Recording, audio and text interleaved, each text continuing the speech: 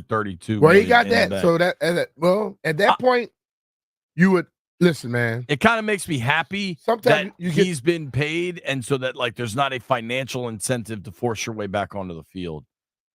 Well, the financial incentive to force your way on the field is the fact that you just got paid. Well, the team, they're going to have all the doctors say what they need him to say. If he's anywhere close, he's playing. I think it's weeks, if not months. Don't you? I think it should be. But specific to him with his injury history, and it was only 2 years ago. He played every game last year, so I guess it was 2 years ago. Remember, he got injured. Started running and collapsed. Yeah. And then he played again. I noticed this. They didn't even show the footage last night of the Bengals game in 22 when he like fully seized up. You remember that one? Yeah. They didn't even show that. And I don't think that was an accident. Yeah. I don't think they like ran out of time or something. I just think, there are certain things that some people are preconditioned for. Pause. Jeff, I have no idea why. Okay. And I'm not blaming you for this. But if you look at the stream right now and B Mitch's camera follows where he goes, B Mitch just grabbed something, a bag of beef jerky, and had it in his lap, and the camera was just on your crotch. I mean, well, we need to get a camera that doesn't follow you where you go. Top of the line technology. It's not like we move around all day where the camera has to follow. Good morning to everybody on the stream that just got that crotch shot. But seriously, I think with Tua, dude, I want to choose my words relatively carefully here because neither of us are doctors. Like, we're unaware of the specifics of, the concussion, brain neurons and everything. Half of the doctors that deal with concussion don't know either, though, JP. Right. And that's not really going out on a limb. I think, there's a lot that people don't know about, like, brains and everything, right? Mm-hmm. Like, a lot of it is probably somewhere between guesswork and estimations, I would say.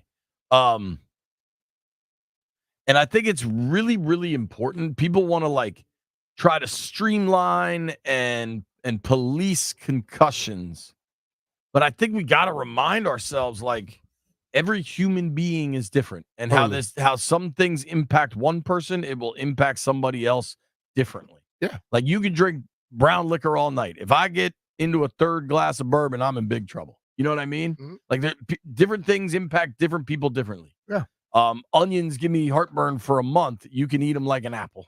Just different things impact different people differently. And I think with Tua and this head stuff, I think not playing again seems like a possibility here. Who knows? Maybe he's playing. I kind of doubt weeks. if he won't play again, but I think the ultimate thing is, and I've said this many a times, it's not necessarily helmet to helmet that's going to cause concussions all the time. Totally. Because there was no helmet that touched him last night. And the part of the guy's body that he hit with his helmet was like the bicep.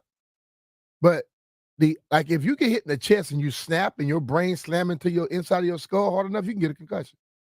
You can hit, because most of his came from being slammed to the ground. When they showed the highlights last night, it was 2 times he hit the ground and his head snapped back, and he got him.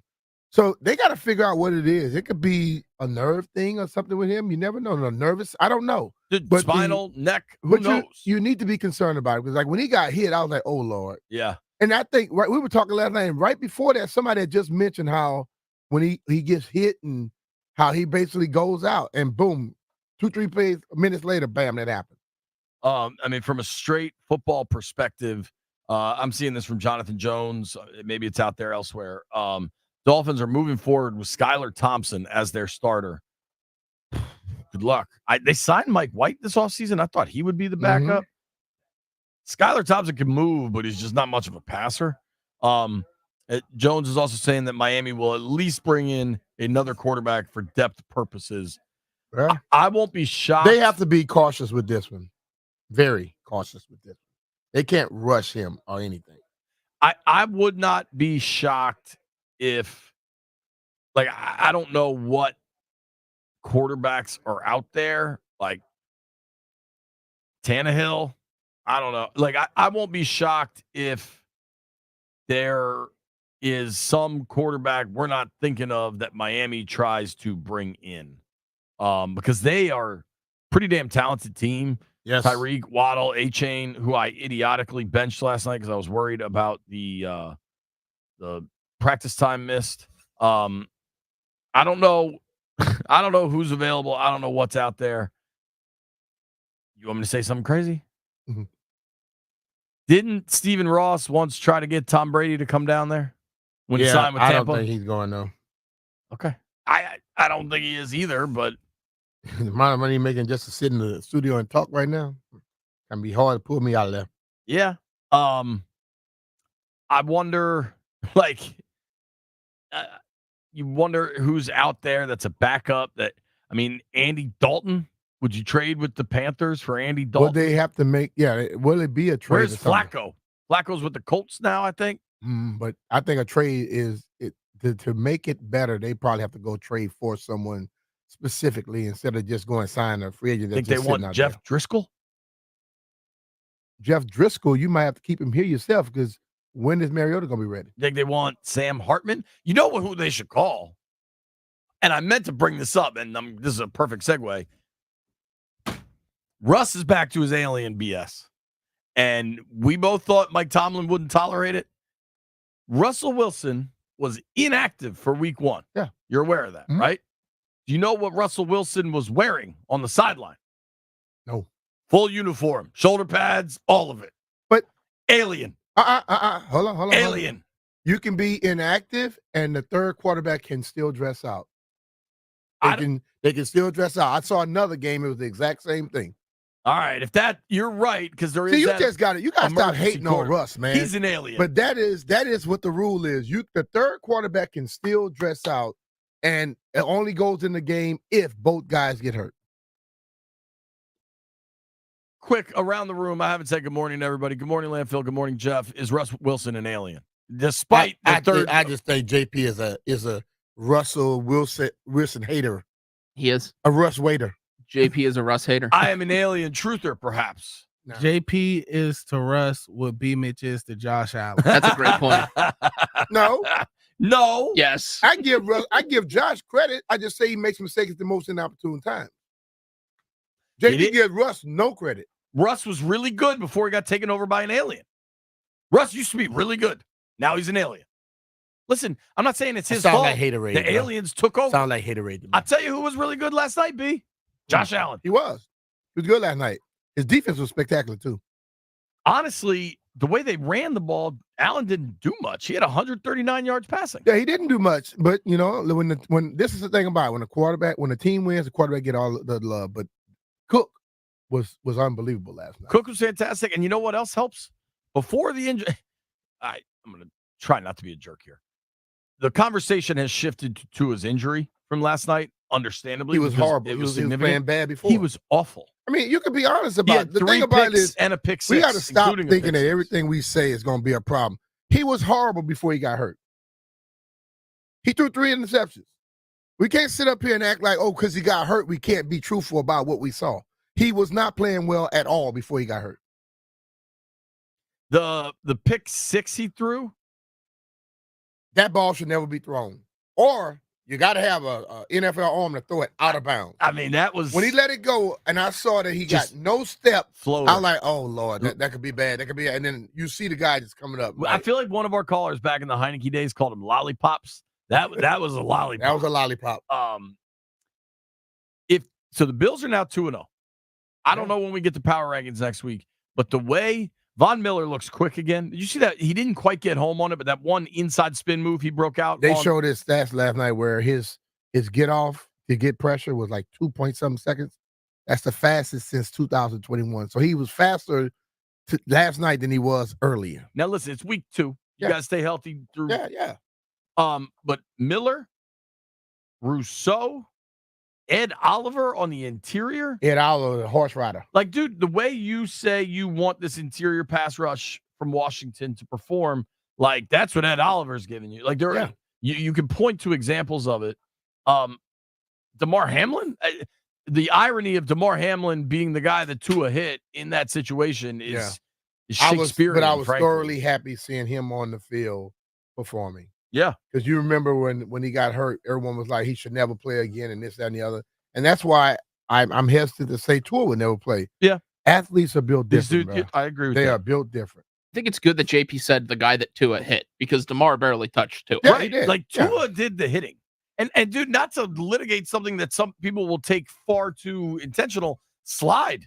Like that's an opportunity to slide. You'd already picked up the first down. Yeah. Like when you can slide is when you see a head-on collision coming at you. Like sometimes you're in traffic, you can't really And there's slide because you don't know nothing- where you're going to get And hit. you know, they're going to be, this is how the world works. Somebody's going to say, well, DeMar didn't have to really be there. He know what happened to him. No. He was coming up, and he was coming up in a way to thinking that he was going to slide or get down. And he stayed up, and he just threw his arms out, and boom. The rest happened. But the thing of it is football, man. Dude. You know, it's kind of hard for me to sit here and go like and look at it any other way than it's football. Things happen in mysterious ways on the football field. Speaking of mysterious ways, just look at the box score from this game last night. The Bills scored 31 points. They only had 250 total net yards and 13 first downs. Yeah, that happens like that when you have turnovers. When you get 3 of them. And one of them, the defense scored 7 of those. The Dolphins ran 30 more plays than the Bills. They had 7 more first downs. They converted 7 out of 15 third downs compared to only 3 third down conversions for the Bills. 3 turnovers. Just The only number that equalizer. consistently matters is points on the board.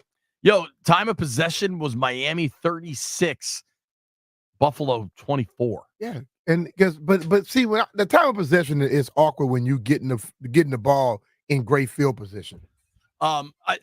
Emmanuel Forbes has been discussed at length now. This happened just after our program yesterday. Mhm.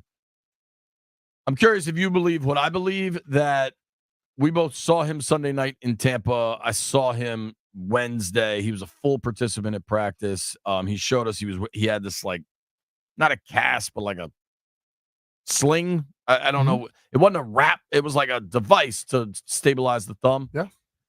I think Forbes getting surgery helps them out of a jam in a lot of ways, where if a player's playing really good and you can have the surgery now, or you can wait and have it later and we can treat it, I think they would wait and have it later. I think this is like, all right, man, let's get this done now. When you come back, we'll recalibrate. I don't think it's like that based off his play, though. I don't think they even play those games with him. I think. But you've always told me, like, guys are like, all right, you're hurt now. Yeah, you can tell people that they're hurt. Like you were trying to keep people on the team in that sense. I don't think they care one way or the other, because I don't think they mind if he don't play well. I don't think they mind benching him. I mean, This lets them not have to bench him. Yeah, but the whole thing is that little thing. You never know how it could be affecting him. So I don't think it's any way of like, oh, let's do this. I don't think Adam Peters really is sitting up here concerned about, somebody's feelings. I agree. But it's like, all right, the thumb's banged up. Let's do the surgery now. Yeah. If it works out, maybe we get him back in November. Mhm. You know what I mean? I think if this was a different player or a player performing at a high level, you try to see if they can gut it out week after week, and then we reassess. Possibly. He was a full participant on Wednesday. Yeah. But you could be a full participant with a hand thing, but every time you go to stick your hand in there or don't want to stick your hand in there because of the injury, that could be a problem too. I think it also maybe Chiganuzium gets called up this week would be my guess. I think Noah Igbenogany, I think he gets to play more. And I don't know that any of it will be worse, right? I don't know that it'll be better, but I think we'll see. Yeah. We get to find out. We'll find out, because I think Mike Davis was signed also. He didn't play a snap. Yeah. And you got they talk about Noah Ide. Yeah. They talk about him. They talk about Newsium. All these guys, we'll see. And I think that's the ultimate thing, where other guys are getting chances now. And listen, if I were one of those guys in this situation, you know what my job would be to do? Make sure that Forbes never get on the field again. Sure. As a player, that's my mindset. I got my chance the same way. Somebody got hurt. I got on the field. I didn't go out there to just hold the position. I wanted to take it. And that was the mindset. The mindset needs to be there for the guys coming in right now. This is a cutthroat league, bro. Like they tell people all the time, don't let somebody do your job if you don't want them to be able to take it. I mean, super cutthroat, dude. Yeah. Chiganuzium is an undrafted kid out of Colorado State. Mhm. This is a kick down the door opportunity. Hell yeah. Assuming he gets called up. That's who I think would make the most sense. But Mike, I mean, the dude Mike Davis, so Yeah. his thing has to be straight up too. Like, well, I'll get this chance now. Because he said he wanted to come here because he felt that Dan and also Joe Witt, those guys would give him the better chance to go out there and perform and teach him to be better. Well, let's see what you learn to be able to take that step. Maryland Governor Wes Moore joins the program next, making his NFL picks.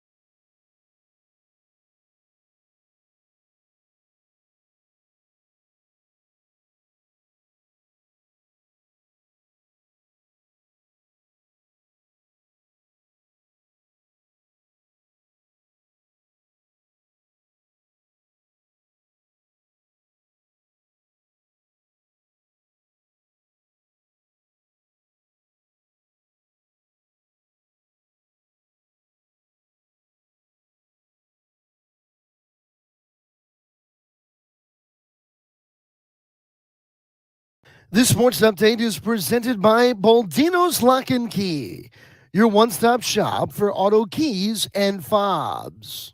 Mitchell Parker works into the seventh without allowing an earned run, but a narrow Nats lead does not hold up late in a 6-3 loss to the Marlins. Game 2 of the series tonight at 6:45 from Nats Park. Listen here on The Fan. The Bills blow out the Dolphins 31-10 on Thursday Night Football in Miami. Dolphins quarterback Tua Tagovailoa suffers a concussion in the third quarter. And Commanders quarterback Emmanuel Forbes will miss time needing thumb surgery. This sports update presented by Baldino's Lock and Key. They make car key problems look obsolete. With 9 area locations throughout Virginia and Maryland, stop by one near you today, or for more info, visit baldinos.com. From the Crop Medcalf 5-Star Sports Desk, this is Adam Pohl on The Fan.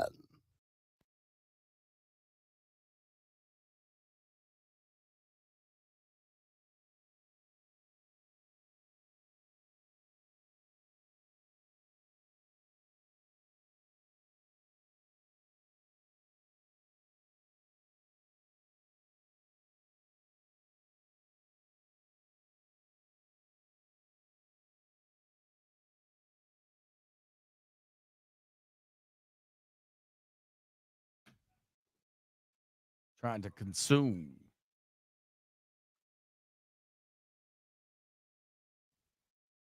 I will apologize and clarify. Brian was correct. Russell Wilson was fully dressed because he was the emergency quarterback for the Pittsburgh Steelers. I will not, however, take back my statements that Russell Wilson is an alien.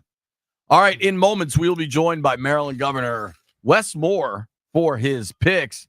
Gov went 3-2 last week. And honestly, if I had to guess, he probably took the Commanders because he wanted them to win, but I don't know. You know what I mean?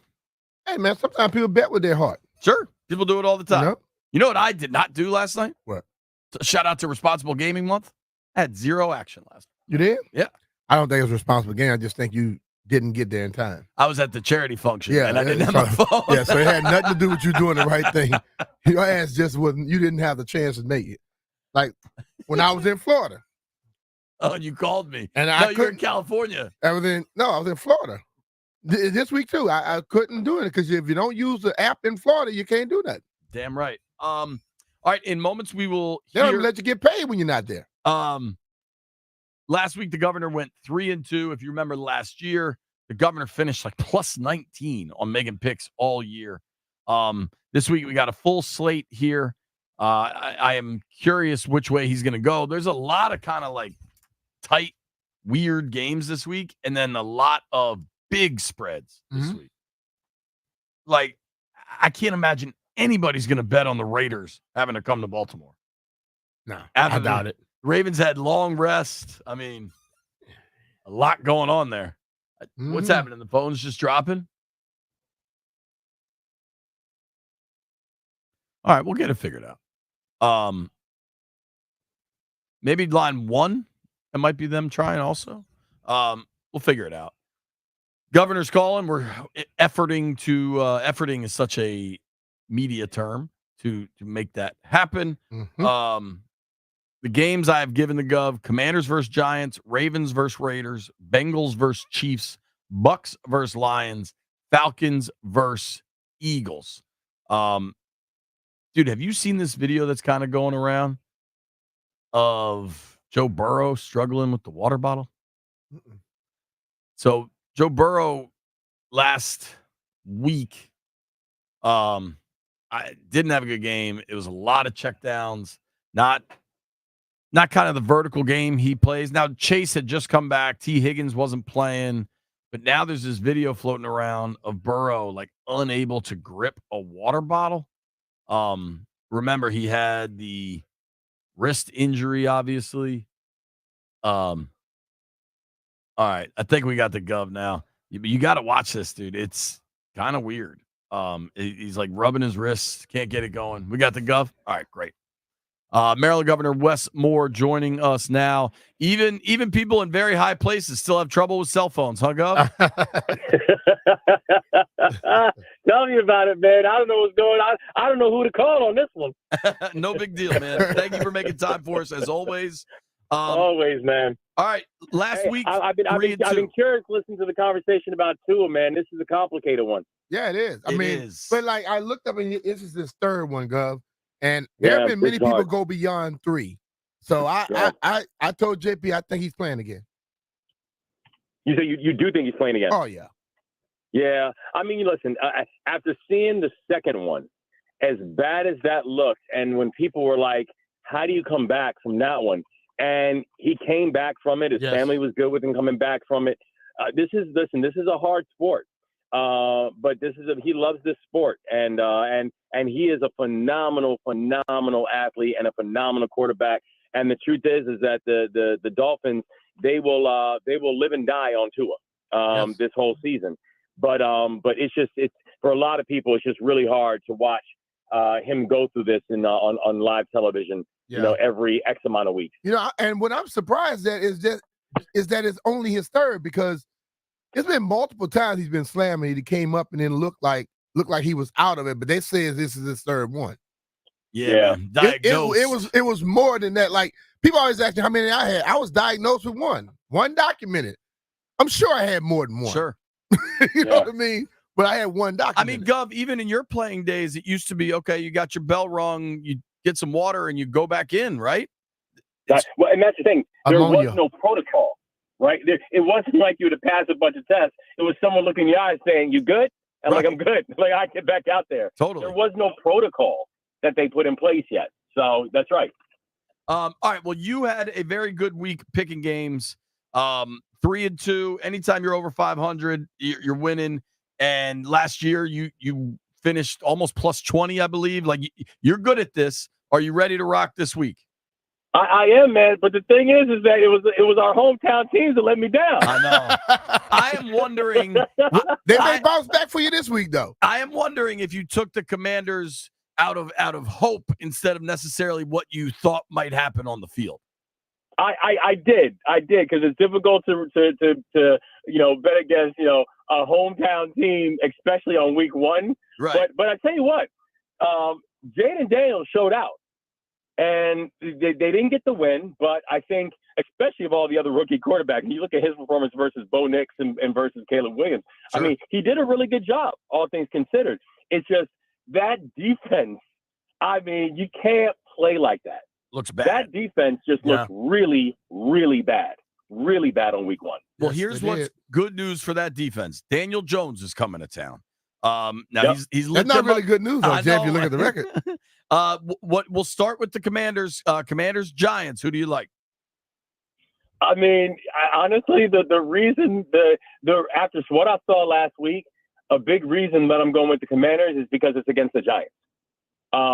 Because as bad as that Commanders defense really looked, the Giants offense, I'm just not sure what's there.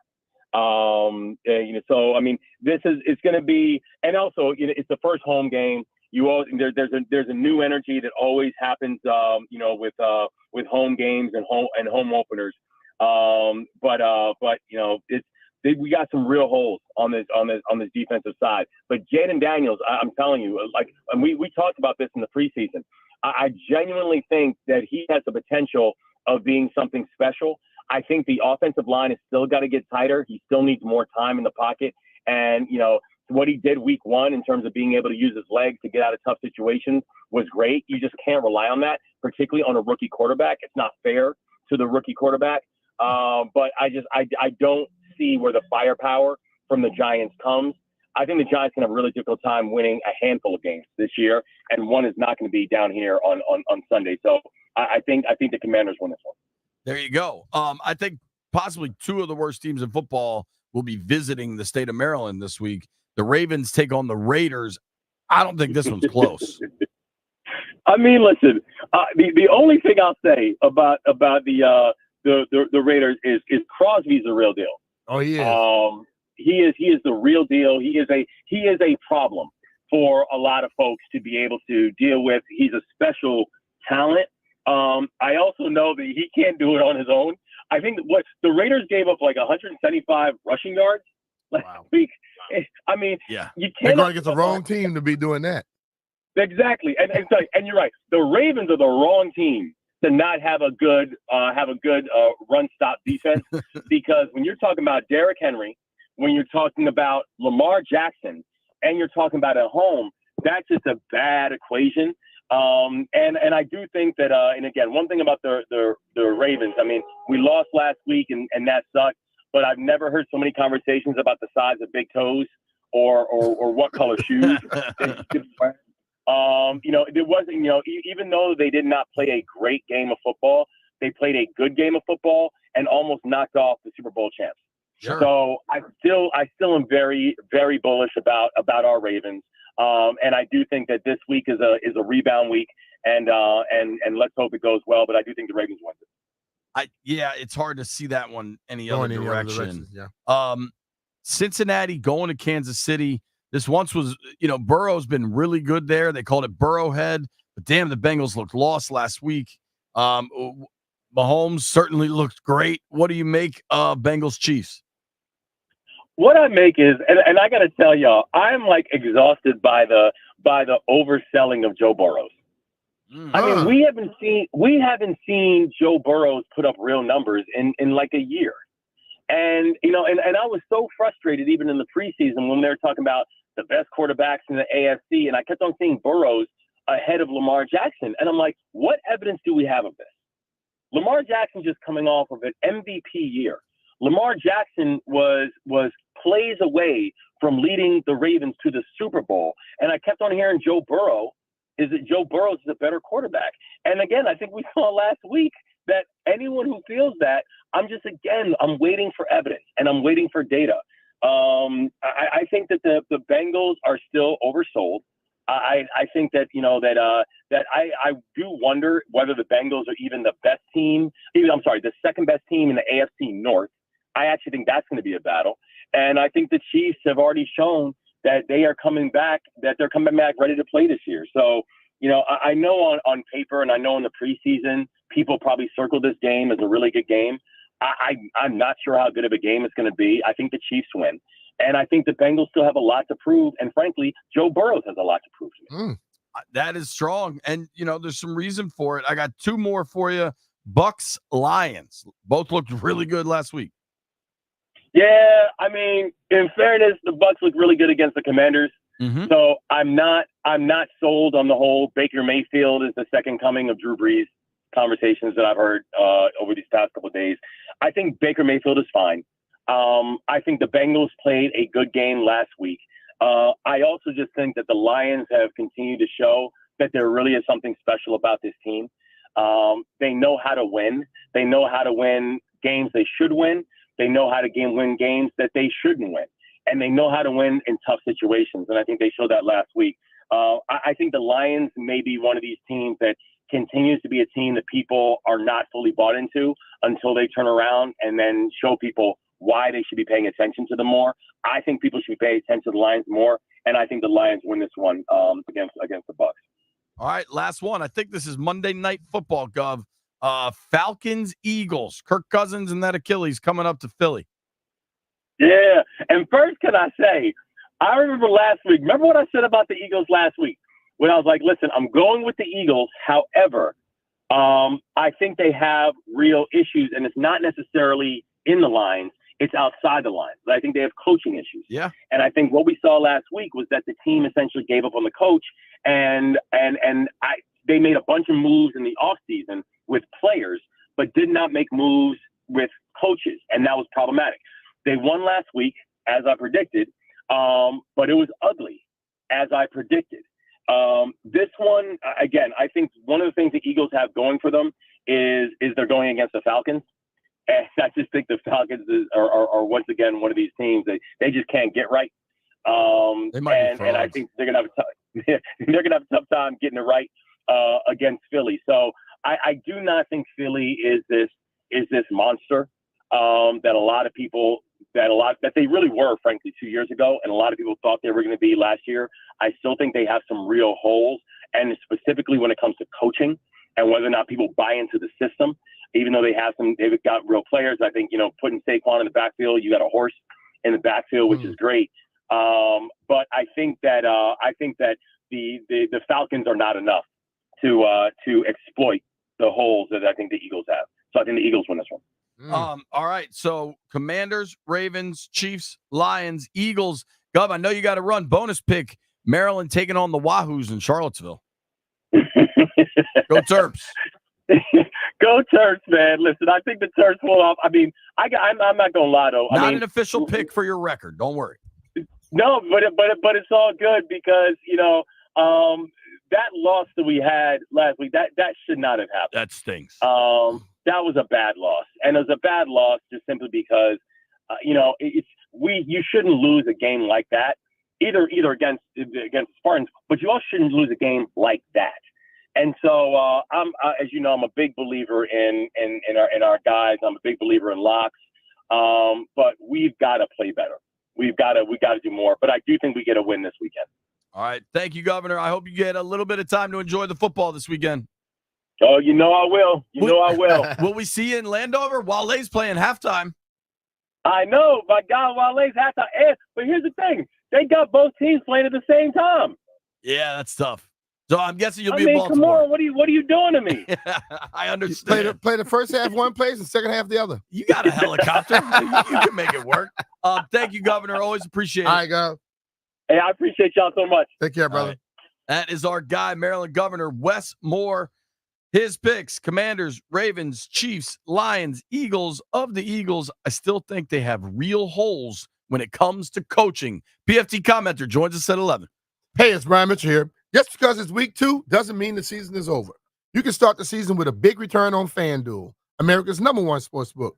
You'll get started with $200 in bonus bets guaranteed when you place your first $5 bet. Let's look at the game this weekend as the Commanders take on the Giants. How about anytime touchdown for Brian Robinson? Over rushing yards, let's go with, I don't know where they're going to put the number at for Jayden Daniels, but I'll go with the over rushing yards and the under passing yards for Daniel Jones. Just visit FanDuel.com/Brian to make every moment more this season. FanDuel, official sportsbook partner of the NFL. FanDuel Sportsbook is the official partner of 106.7 The Fan. You have to be 21 years old and present in Virginia. First online real money wager only. $5 first deposit required. Bonus issued as a non-withdrawable bonus bet, which expires 7 days after receipt. Restrictions apply. See terms at sportsbook.fanduel.com. Gambling problem? Call 1-800-GAMBLER.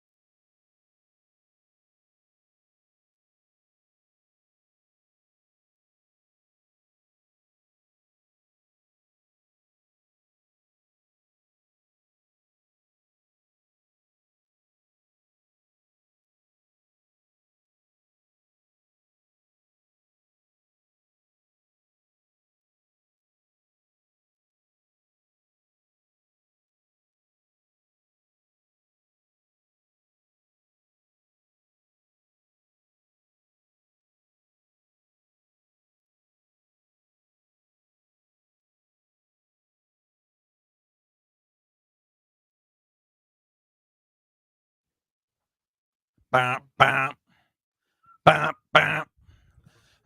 controversy here at 106.7 The Fan. Jeff claims that the Odyssey backpack is dope, and Brian Lamphill and I find that hard to believe. Jeff says he brings it to the club, to which the cluster buster emerged from his palatial office and said, "It is a dope backpack. I back him up." Politics makes strange bedfellows. Jeff and Chris Keinhardt on the same backpack team. Oh, wow. Did you ever think you'd live to see that? Oh, not really. Lamphill, do you think the backpack is dope? I've never seen it. I got the phone bank, the extra battery for the phone. That's Does what it I work? got from the Odyssey rewards. That's actually smart. Mm-hmm. I was going to give my Odyssey points to White Mike because apparently he wants the dope backpack that we're still not sure if he wants. Jeff just keeps saying that. But I don't know my password. B, have you given your Odyssey points away? I haven't been online to check them out. But every time I go on, somebody can have them. I don't care. I am in the same boat. Yeah. My points are there for the taking. Yeah. If you can log in. Yeah, you got to change your number a lot. Yeah, man, it's And mine too is much. long as hell. So It is too I just much. add another $sign every time I change it. Don't tell the people, B. I said another $sign. They don't know what the hell You the don't think number the is. Russians are going to hack your Odyssey points? Hell no. You don't. 'Cause I got that thing mixed up with Who all is it? kind of. Antifa? I got Who's doing all the numbers. hacking? I got other symbols. I have lowercase, uppercase. Nah. You have it so mixed up that you don't know what it is. No, I got it written down. And then I just have to change it. When I go back in, I just have to add another $. You got a plan. I think I don't know what I've got. You got to have a plan, Jay. Everybody's got a plan until they get punched in the mouth, Landfill. Mike Don't Tyson. get punched in the mouth. That's a good point. Quickly, we haven't done a lot of Nats coverage of late. Once football starts, I still watch the games, but it's second screen at this point. 5th straight non-winning season. They're building. That's since the World Series. Yeah. But, they will tell you that they're building. They're rebuilding. There was this sense of optimism that the Nats are going to spend. I don't share that optimism. When it happens, you? I'll believe it. Yeah, I'm going to need because I've seen too many stars leave this city because they wouldn't. So I'm not going to believe that they're going to all of a sudden just change. I remember where I was when I found out they signed Max Scherzer, right? I remember I was with my boy Rudy. It was a crazy moment. We're like, oh my God. When you see a zebra, you see black and white stripes, don't you? Yes. You never see a zebra show up with some leopard print, black Correct. and white, right? Yes. Okay, cool. I do think what may be more important to listeners of this program, and is certainly more important to Mike Beasley, is I think the Nats are a game or maybe 2 games off their win total for the year. So they're going to get home on that, and some people are going to make some money. If you want to make some money, we're going to go through all of what we think are kind of the best bets for this weekend's Commanders-Giants game. It's real easy to want to go over a lot of these Jayden numbers.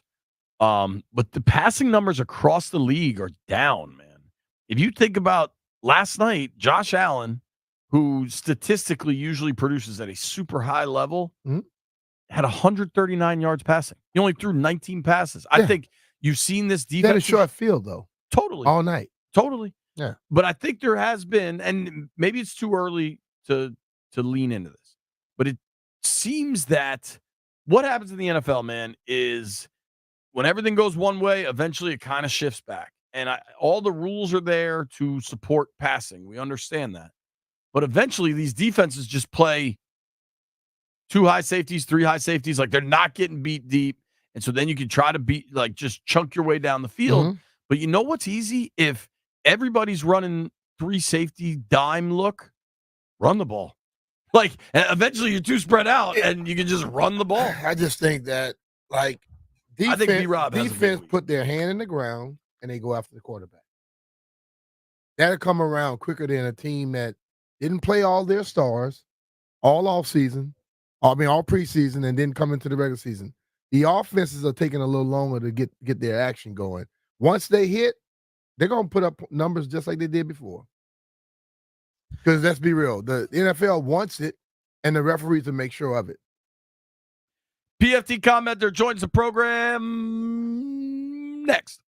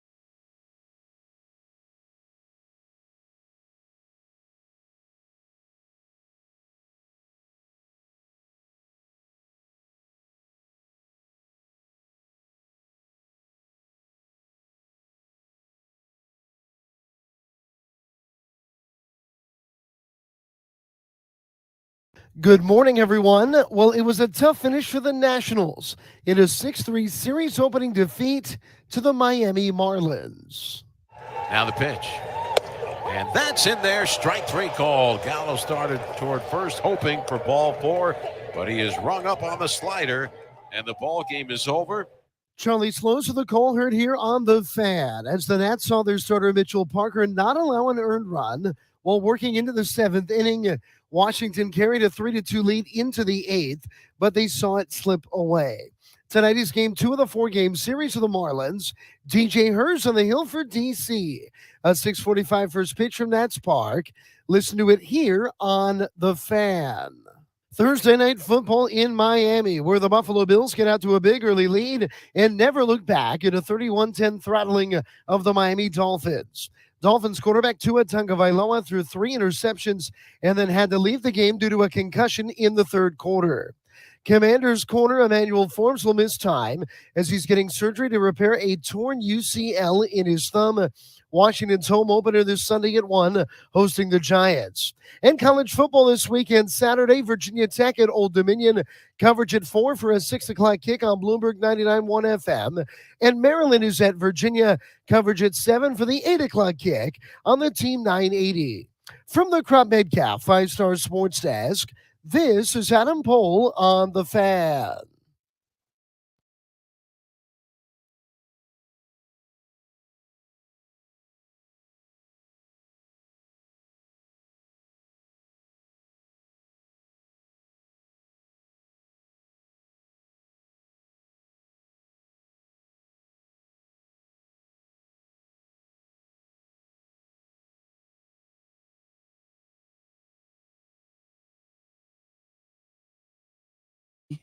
With the Party Rock crew, and drinks are free. All right, folks, it's official. When it's 11 a.m. on a Friday, especially when PFT Commenter's on the line, Scotty's Vodka Red Bull Friday, baby. Let's do it. PFT, what up, man? How are you? Hey, guys. Happy Friday. I'm doing great. It's a football Friday. The world is limitless right now. I'm excited. I'm excited to see football again. I'm not going to take this season for granted. I loved week 1. I did not like waiting for the afternoon game to watch the Commanders play, but there's nothing like a football Sunday. And I think I told you guys last time I was on how anxious I was to see Jayden out there and how I was honestly a little bit nervous about it. Now I'm just pumped. Now I'm just excited to watch him play. So very, very much looking forward to this weekend. So, dude, it's kind of been interesting this week. The absolute biggest concern coming out of the Tampa game should be the defense. Maybe the secondary, maybe the pass rush, maybe just the entire defense, right? But in DC, I think more people were concerned with how much Jayden ran with the football. Where did you land on kind of your reaction from week 1? All right, so I'm sure you guys have talked about Jayden needing to buckle his chin strap a little bit tighter. I'm sure that's been a topic that has come up we believe they need to address that. Just if it's a smaller helmet or a tighter chin strap, let's get that fixed. That is non-negotiable. I think what he does is he doesn't buckle it tightly on purpose, and whenever he gets hit, the helmet goes flying, and you're like, oh, that's a penalty. And I think he got a penalty just because his helmet fell off, which is that's next level thinking. He found the market inefficiency. That's unbelievable thinking if that's what he's doing. Yeah, and he's got the Steph Curry mouthpiece going on. It's a good thing I've never said anything bad about Steph Curry chewing his mouthpiece during games over the 8 years of this podcast. I've always been in favor of that, for the record. Let it show. So the hits were somewhat of an issue, but I think there were only 2 runs that he had that were designed runs up the middle.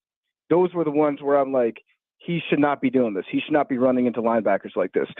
A lot of the others were he looked at one read, maybe checked out his check down, saw a lot of room downfield if they were playing man. So defense with their back turn, saw a big gap in the coverage and took off and got an easy 6, 12 yards, whatever the case was. Mm-hmm. So I think let's keep doing that. If they're not going to respect that, then take it. I'll take 6 yards. I'll take 10 yards all the time, every single time. Yeah, that was the easy stuff.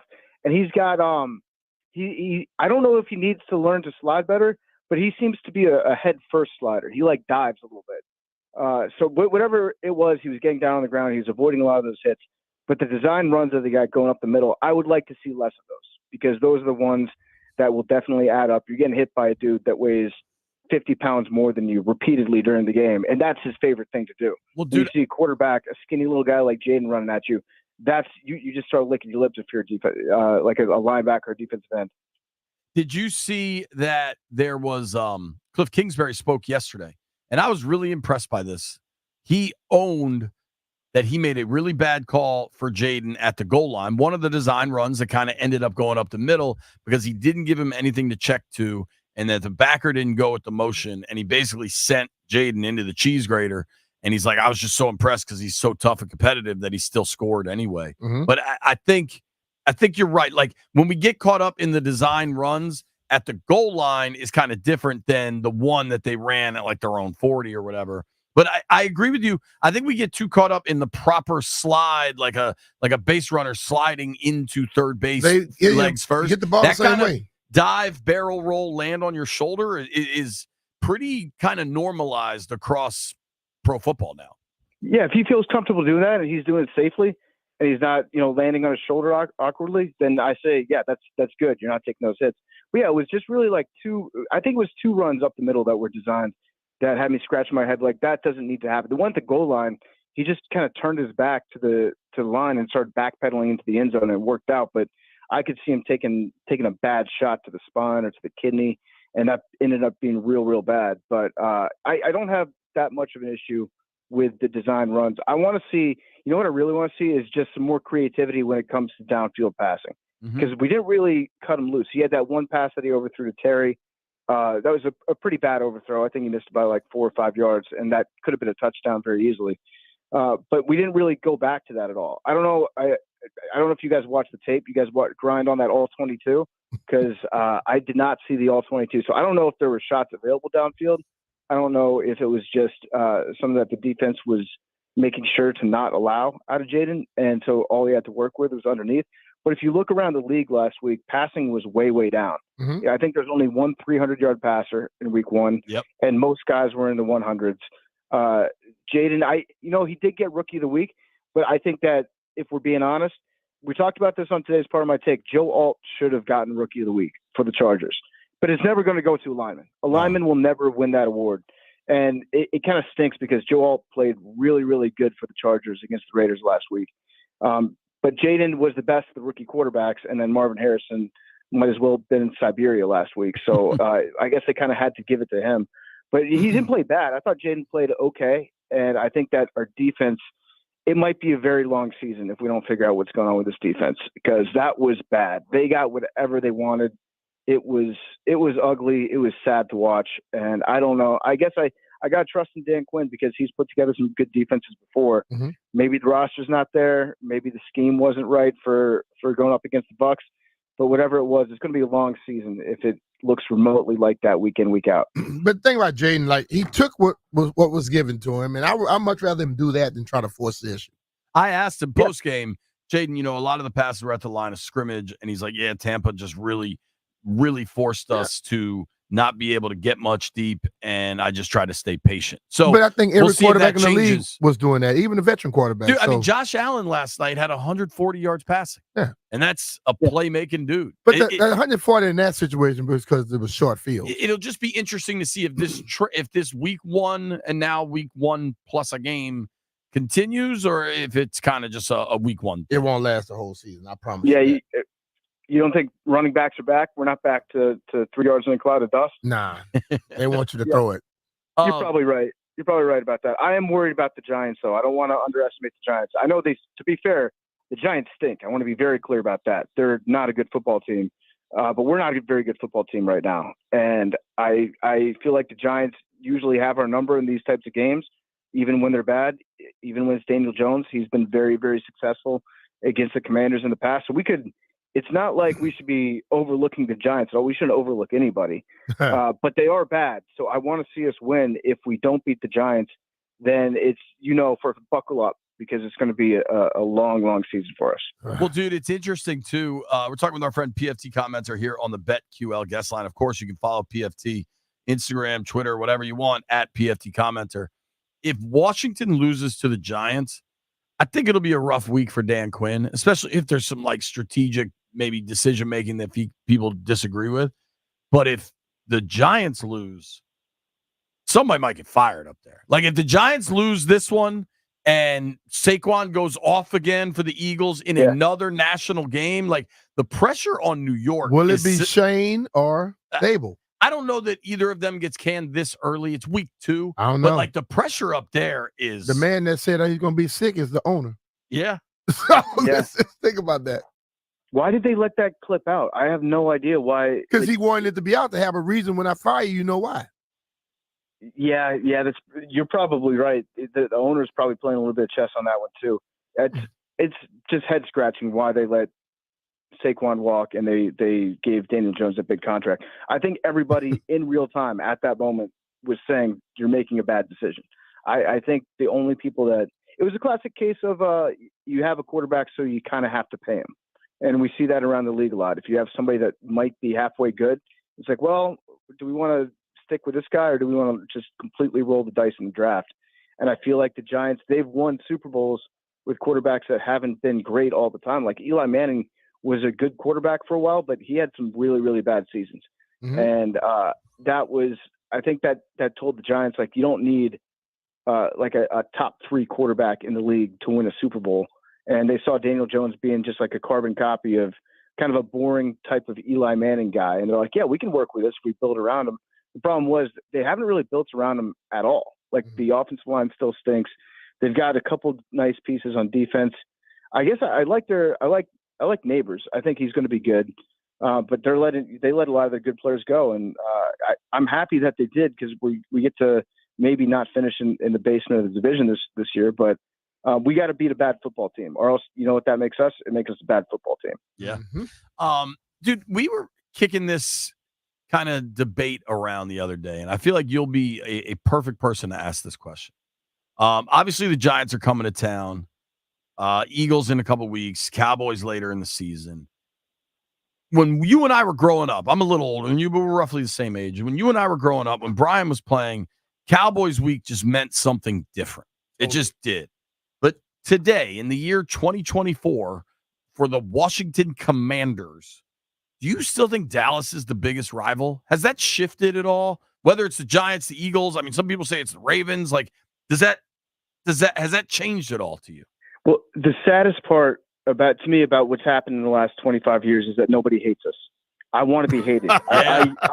I'm with you on that. That's a great point. I yearn to be hated. So when we were in DC the other week, we played that concert downtown here, and there was a big F the Eagles chant that got going, right? And I loved hearing that. It was awesome to hear. And then the next night we were playing up in Philly, and Roan asked me before the concert, he was like, do you think that they're going to get a F the commies or, something like that going? I was like, dude, they don't care about us. I would love to be despised enough in Philadelphia for people to yell stuff at me. Like, they throw snowballs at Santa Claus, but I don't think that they would look twice if Dan Quinn walked down the street. Oh, if they know it's Dan Quinn, they're gonna throw something at him too. They don't like nobody. That's a possibility, but mostly because Dan Quinn was the defense coordinator on the Cowboys. Like, nobody hates the Commanders, and that to me is the worst part about it. Like, I will lead the charge on this. I have to put my hand up and say, maybe I'm not being a big enough jerk online to Eagles and Cowboys fans. We need to give them a reason to hate us, because indifference is really what's killing me. The easiest way to do that is obviously by winning football games against those teams. But I just yearn to be hated by a fan base. And it's very, very sad. It's very, very sad that we can't even be hated. But we might be on the right track back. I'm still hopeful for the long-term future here. But that defense gave me a lot of doubt as to how much hope I should have for this season. And I'm curious to know your take on this. But Dan Quinn, he goes out there before the game. He's got his hat on forwards in the first half, trying to show, I don't know, professionalism. I don't know what the deal was. We talked about that yesterday. He came back out and the hat was backwards. It reminds me of that dude. What's his name? Gary Patterson from TCU. Sometimes he used to change his shirt at halftime. I don't know. That might have been a sweat issue too. Maybe he was like sweating through his white polo and maybe showing a little bit too much to the crowd, and he had to change into a purple at halftime sometimes, and then they would come out and play better. I don't know if Dan Quinn was trying to change the vibes up in the second half, or if he was like, "Hey, I'm a head coach. I better have my hat forwards because Colin Cowherd's going to get on the air and rip me apart if I don't." But that was an interesting move that he pulled. I'm still like I said, I'm optimistic about Dan Quinn being able to at least somewhat improve this defense.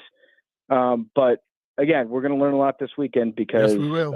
If the Giants carve us up, that's bad news. And it's, you know what? That would be terrible news. It's bad going up against. We need to beat the Giants because we're going up against a team whose quarterback earlier this week on Monday was announced as the starting quarterback. And what I mean by that is like everybody knows that Daniel Jones is the starting quarterback of the Giants. And then Brian Daboll in a press conference said Daniel Jones is our starting quarterback. And everybody was like, "Okay, that's interesting." And yeah, we already know that. that.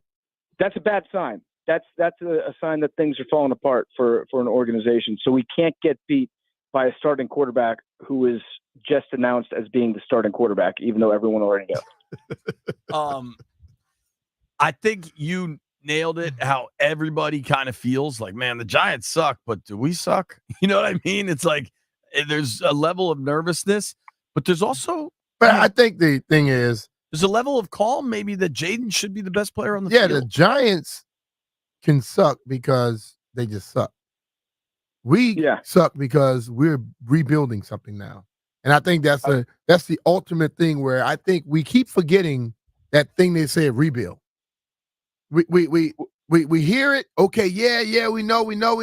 The season start, we judge them based off of the better teams in the league. Yeah, we're. I Agreed. think was it Adam Tampa. Peters that said we're not rebuilding, we're recalibrating. I don't know the difference between the two, but I like that he had a bigger word for it that tells me that he's locked in. It is. We have a good excuse for being bad. Yes, we have a much better excuse than the Giants do. But again, Daniel Jones, I think he's 5-1 against us in games. 5-1-1. 5-1. That's right. That's right. That tie. God, that tie was bad. That was so bad. I'm getting Rivera flashbacks right now. But yeah, he's 5-1-1 against us. So we have no reason to just think that we're going to win this game. Like we have gotten our butts kicked by the Giants before, and this iteration of the Giants. Yeah. So let's go out there and we should be able to score some points. Jayden should be able to look good, and all I want to see is just slight improvement on the defense and the kicking game. The kicking game was bad. Yeah, that was bad last week. Bad. That should be improved based off of you let the kicker go. Dude, I may be on an island here. I don't even care if the defense doesn't look better. I just want to see the offense look better because I think defensively that rebuild is years away. Frankly, if it keeps going like this, I won't be surprised if they're again sellers at the trade deadline defensively. I want to see Jayden take it. Jayden and Cliff, frankly, as a play caller. Like I want to see the passing game look more functional. Yeah, maybe. I want to see both sides. You want to see a win. No, I want to see both sides get better. I don't just want to see the defense. I mean the offense, because we brought in the defensive-minded people to run this team. Yeah. If the defense is not improving, then that's not good. Yeah, that's a fair point. I agree with that. So yes, I want to see the offense look good. Maybe it's kind of a 500 IQ play to have the defense so bad that your offense just gets to spend more time on the field. Like if they give up home runs, if they give up 60, 70-yard touchdowns, that just means more Jayden out there, getting more reps in on offense and more looks for Cliff. But I do think that it obviously has a lot to do with Dan Quinn. And if the defense doesn't improve, then you start thinking to yourself, like, is Dan Quinn going to be the right guy to be at this job for the next 3, 4, 5, 6, 7 years? So that part does mean a little bit to me. But also, I want to win some divisional games. You always want to beat the Giants. You want to beat the Cowboys. You want to beat the Eagles. So I do want to see the defense step up and make some plays. How did you guys feel about Bobby Wagner? Because his arms look gigantic this year. I don't know if he's getting extra reps at the curl bar or what's going on in the weight room, but that dude is a monster physically. I saw a couple plays early on where I was like, is this the same Bobby Wagner? And then you look at the stat sheet later and he's tackling everybody out there. So I don't know what you guys saw, but I was left a little confused about whether or not I should be excited about Bobby Wagner. I tell you what really excited me was late in that game and they're down 3 scores and it's hot as hell down there and humid. and you have a guy that's like a surefire Hall of Famer in the fourth quarter of a blowout making a tackle for loss. Like, I think as much as, dude, he's not the same player he was 5-10 years ago. He's not. Mhm. But I think he's a veteran presence that's a good tackler. They didn't have much good tackling the other day. Yep. I think there's a lot to like there. But I this is not Seattle All-Pro 2014 Bobby Wagner. It might be just a genius move by Adam Peters to bring him in because Bobby wants to be commissioner of the NFL one day, right? And so building that relationship with him, one day he's going to be the commissioner, and then we'll be able to get away with all sorts of cheating. That's how Robert Kraft and the Patriots were good for so long, because they had that great relationship with Goodell, who would just slap him on the wrist or burn tapes and throw him in a back room. So maybe Adam Peters just getting a lot of FaceTime in with his boss 6 years from now. So that would be a very smart play. Chestnut checkers, man. Oh, boy. The other guy I was a little concerned about, and I'm not writing him off. Don't get me wrong. Not going to write this guy off yet, but Sansfield had a pretty lackluster debut. I don't know if it was him getting lost in coverage sometimes. I don't know if he didn't know the assignments. I don't know if somebody else missed their assignments. But I was hoping for big things out of him. It seemed like they were picking on him a little bit. I don't think it was his best. It was day, one play where they gotta correct that. Yeah, him and Quan.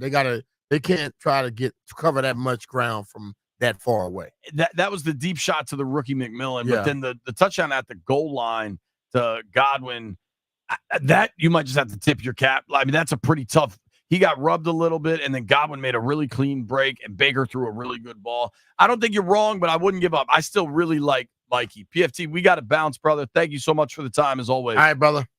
All right, you guys have a great weekend. Let's get this W this weekend, guys. Thanks, man. PFT commenter, legend. Listen to the Pardon My Take podcast. I do.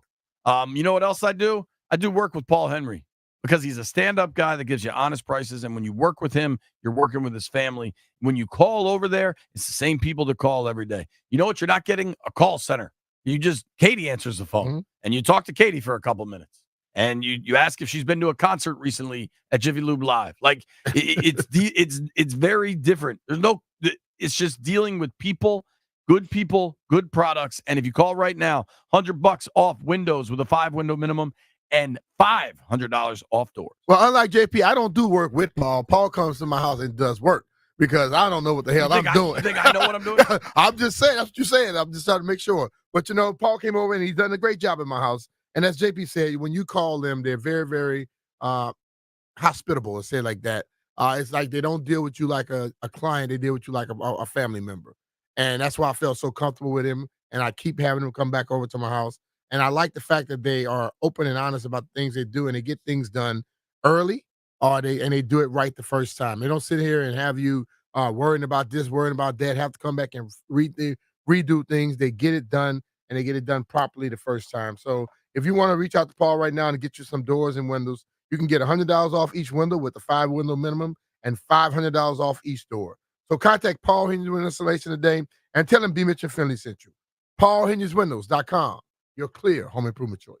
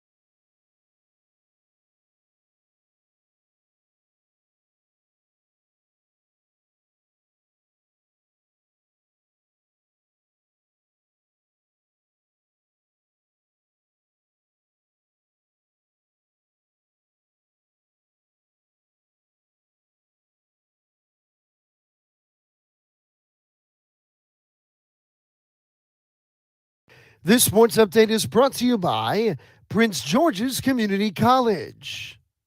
Commander's Corner, Emmanuel Forbes will miss time as he is set to undergo thumb surgery. Week 2 of the NFL slate got going last night with the Bills' 31-10 romp of the Dolphins in Miami. Miami quarterback Tua Tagovailoa suffering a third-quarter concussion, and the Nats succumbed to a late Marlins rally in a 6-3 defeat. Game 2 of the series at Nats Park tonight, a 6:45 first pitch. Listen here on The Fan. Get a degree. Certificates are taken enrichment course. Live within 6 miles of MGM. You can go for free. The local impact grant makes it possible. Visit pgcc.edu for more info and explore the freedom to learn. From the Crop Metcalf 5-Star Sports Desk, this is Adam Pohl on The Fan.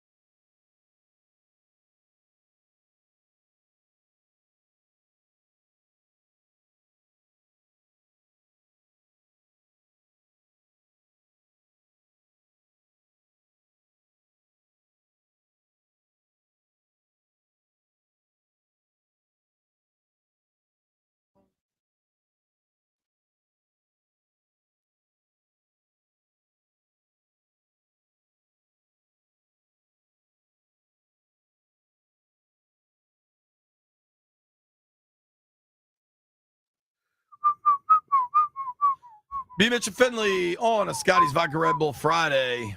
I want to go around the room on this. Everybody's vibing right now. Shout out to Scotty's Vodka. Jeff looked like he was having a seizure. So we have an article for it. I think it might be more fun if we do it, and then I can reference the article. Landfill found this cool article from The Athletic, I think. One word to describe every quarterback in the NFC East. All right. I want to do this because in about 10 minutes, we have the premiere, the debut of Jeff Walker's Week 2 Commanders fight song. So I'm going to try to be on time. I'm going to shock you guys. I also have 2 things of chapstick. If you say pocket. you're going to No be idea on why. time, we will take that as a shock. But you say you're going to try to be, which you never can do. We'll let Jeff start. He's quite the wordsmith. Jeff, one word to describe Jalen Hurts. I got my word. Oh, man. Jeff's at a loss for words. I got mine. For Hurts, tough. I go with strong. I'm going to say inconsistent. Ooh, Landini?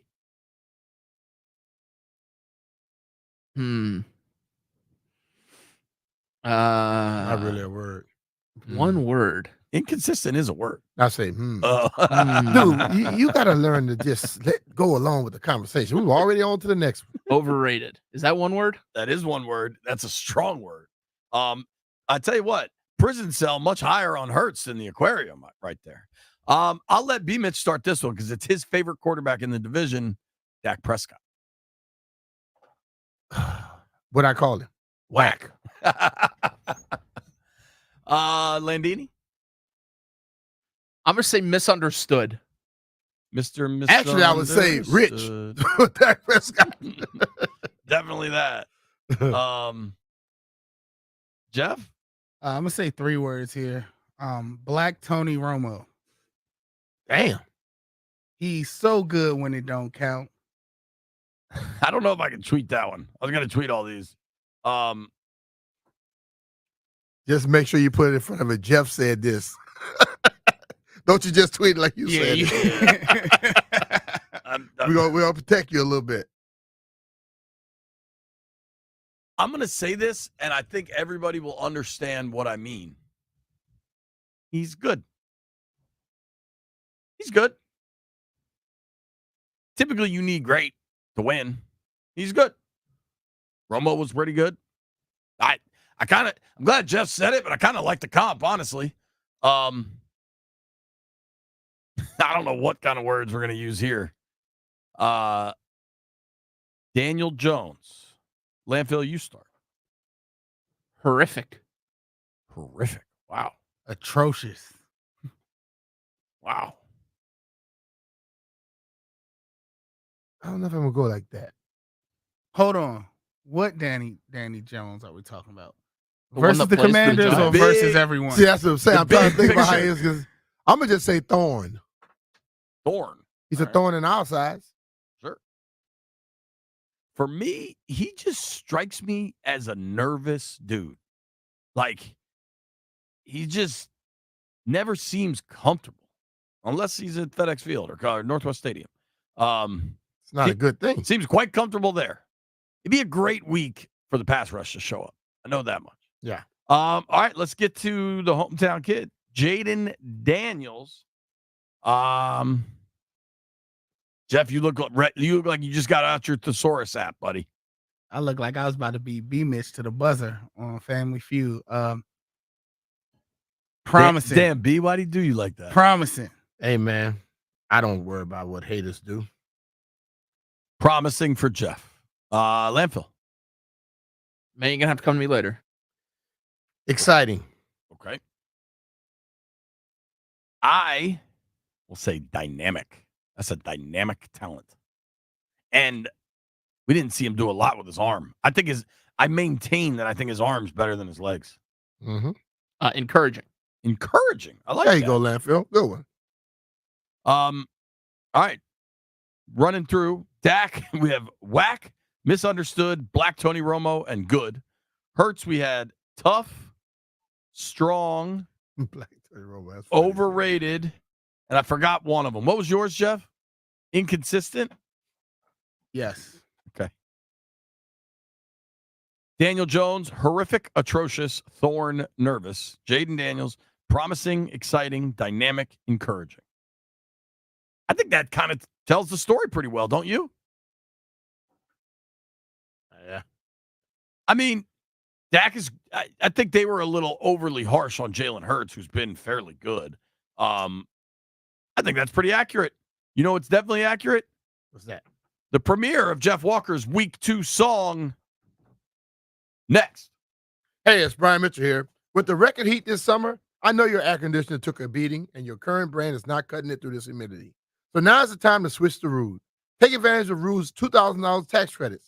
Maryland residents, you can even score exclusive rebates from Rude. I personally switched my house over to Rude, and the difference is night and day. So trust me and visit Rude.com to find your savings. That's RUUD.com to see why they're the MVP of cooling. And remember, if it ain't Rude, it ain't right.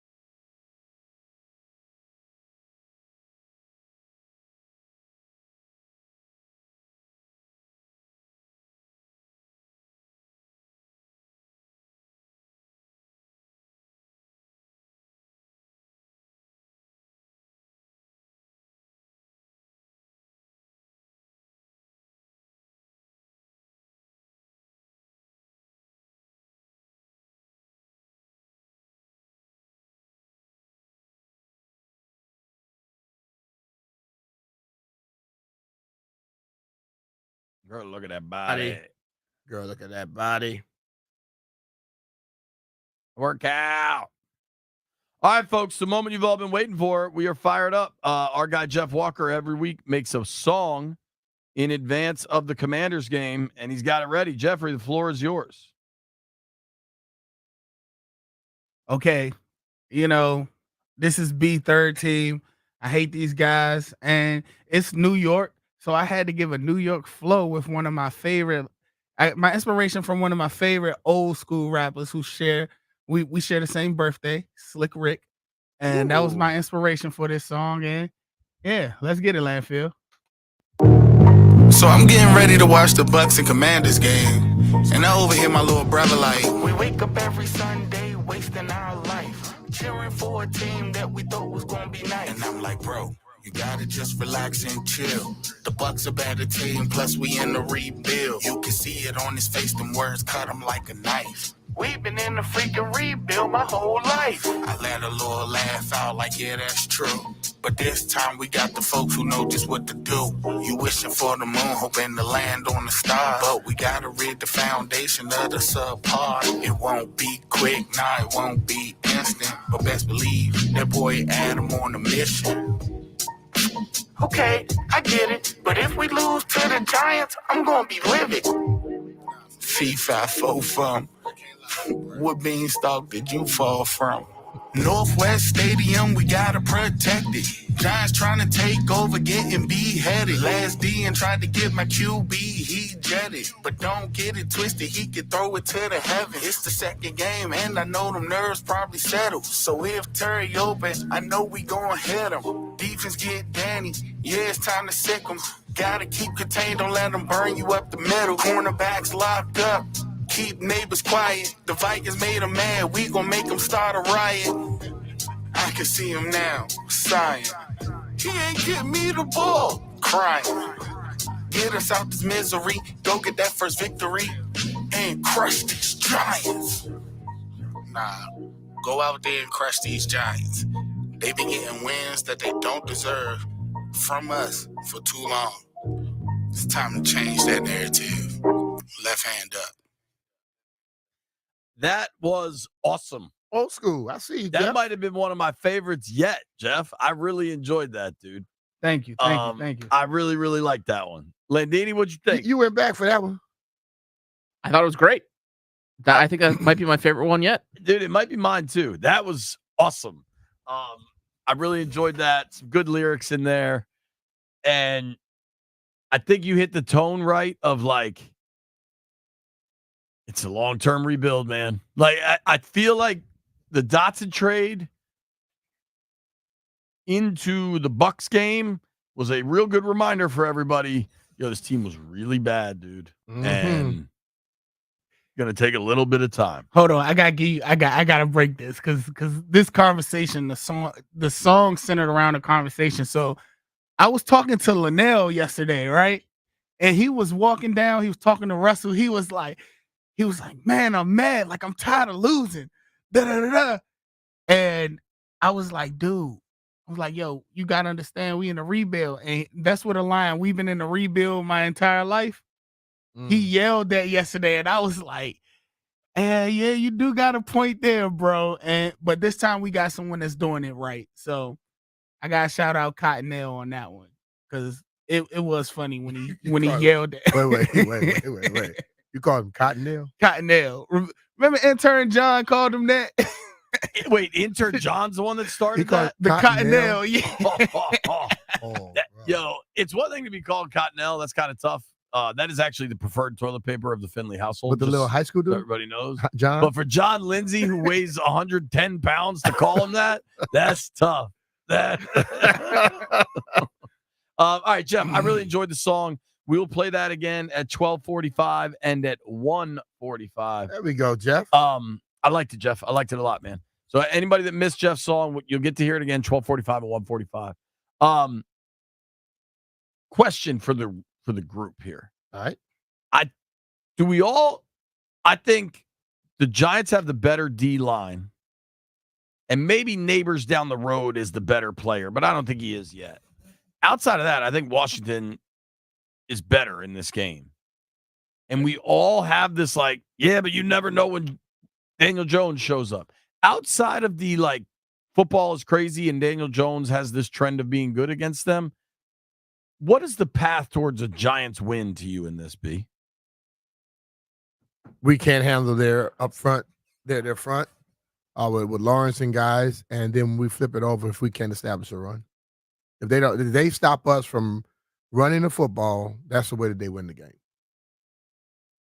But I looked at some stuff where Biotis has gone against Dexter Lawrence several times. And Biotis comes up on the right side of that. He doesn't have a sack or a TFL in all those games. I'm kind of like, we do a little thing on the pre and post game show over there, and that is what I'm looking for. I'm looking for that battle right there because that will depict what happens in this game. I've been talking about, we talk about their front a lot, but our interior line if they can nullify them, we have a great chance of having a huge offensive game.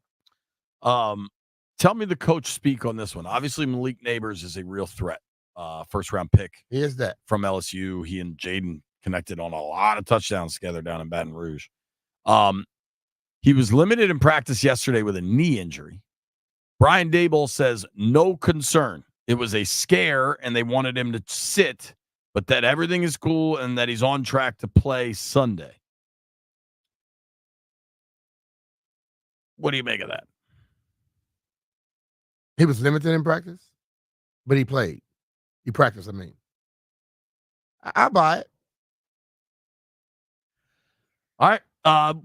We'll see with Neighbors. It sure seems like he's going to play, but I think this is a relatively simple question, Brian. Mm-hmm. They're 0-1. They got boat raced in the first one.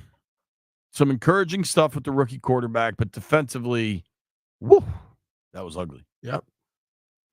Is the Giants game, who I think there were only 2 performances worse than Washington last weekend.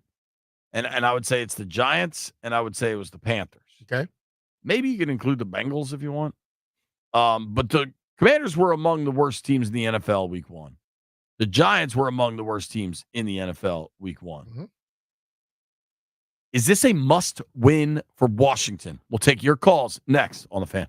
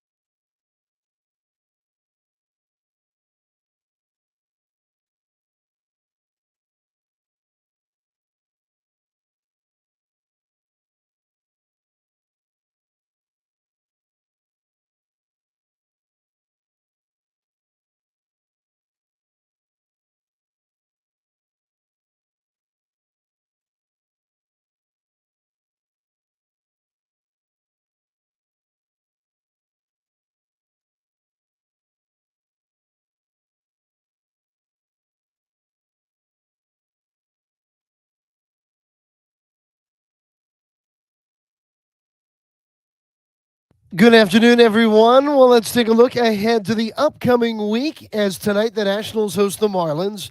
They're looking to get even after their series opening defeat 6-3 last night. First pitch set for 6:45 this evening with DJ Hers on the hill from Nats Park. Tomorrow is a 4:05 start. Sunday, a 1:35 first pitch. Listen to them all right here on The Fan. The Mystics are in Atlanta tonight for a big one. They've won 6 of 8. Washington is a game out of playoff position with just 4 games remaining. Tip time this evening, 7:30 p.m. Local college football sees a few 2-0 teams, JMU and Navy with a week off. Virginia Tech will be at Old Dominion tomorrow. Coverage starting at 4 o'clock for the 6 p.m. kick on Bloomberg 99.1 FM. And a rivalry renewed. Maryland thrashed UVA in College Park last year. Now tomorrow the two meet in Charlottesville. Coverage at 7 for the 8 o'clock kick on the Team 980. And corner Emmanuel Forbes limits time for the Commanders as he is set to undergo thumb surgery. Washington to host the New York Giants from newly named Northwest Stadium Sunday at 1 p.m. Listen to Burgundy and Gold pregame with Doc and Linnell starting at 11 a.m. Sunday right here on The Fan. From the Crop Medcalf 5-Star Sports Desk, this is Adam Pohl on The Fan.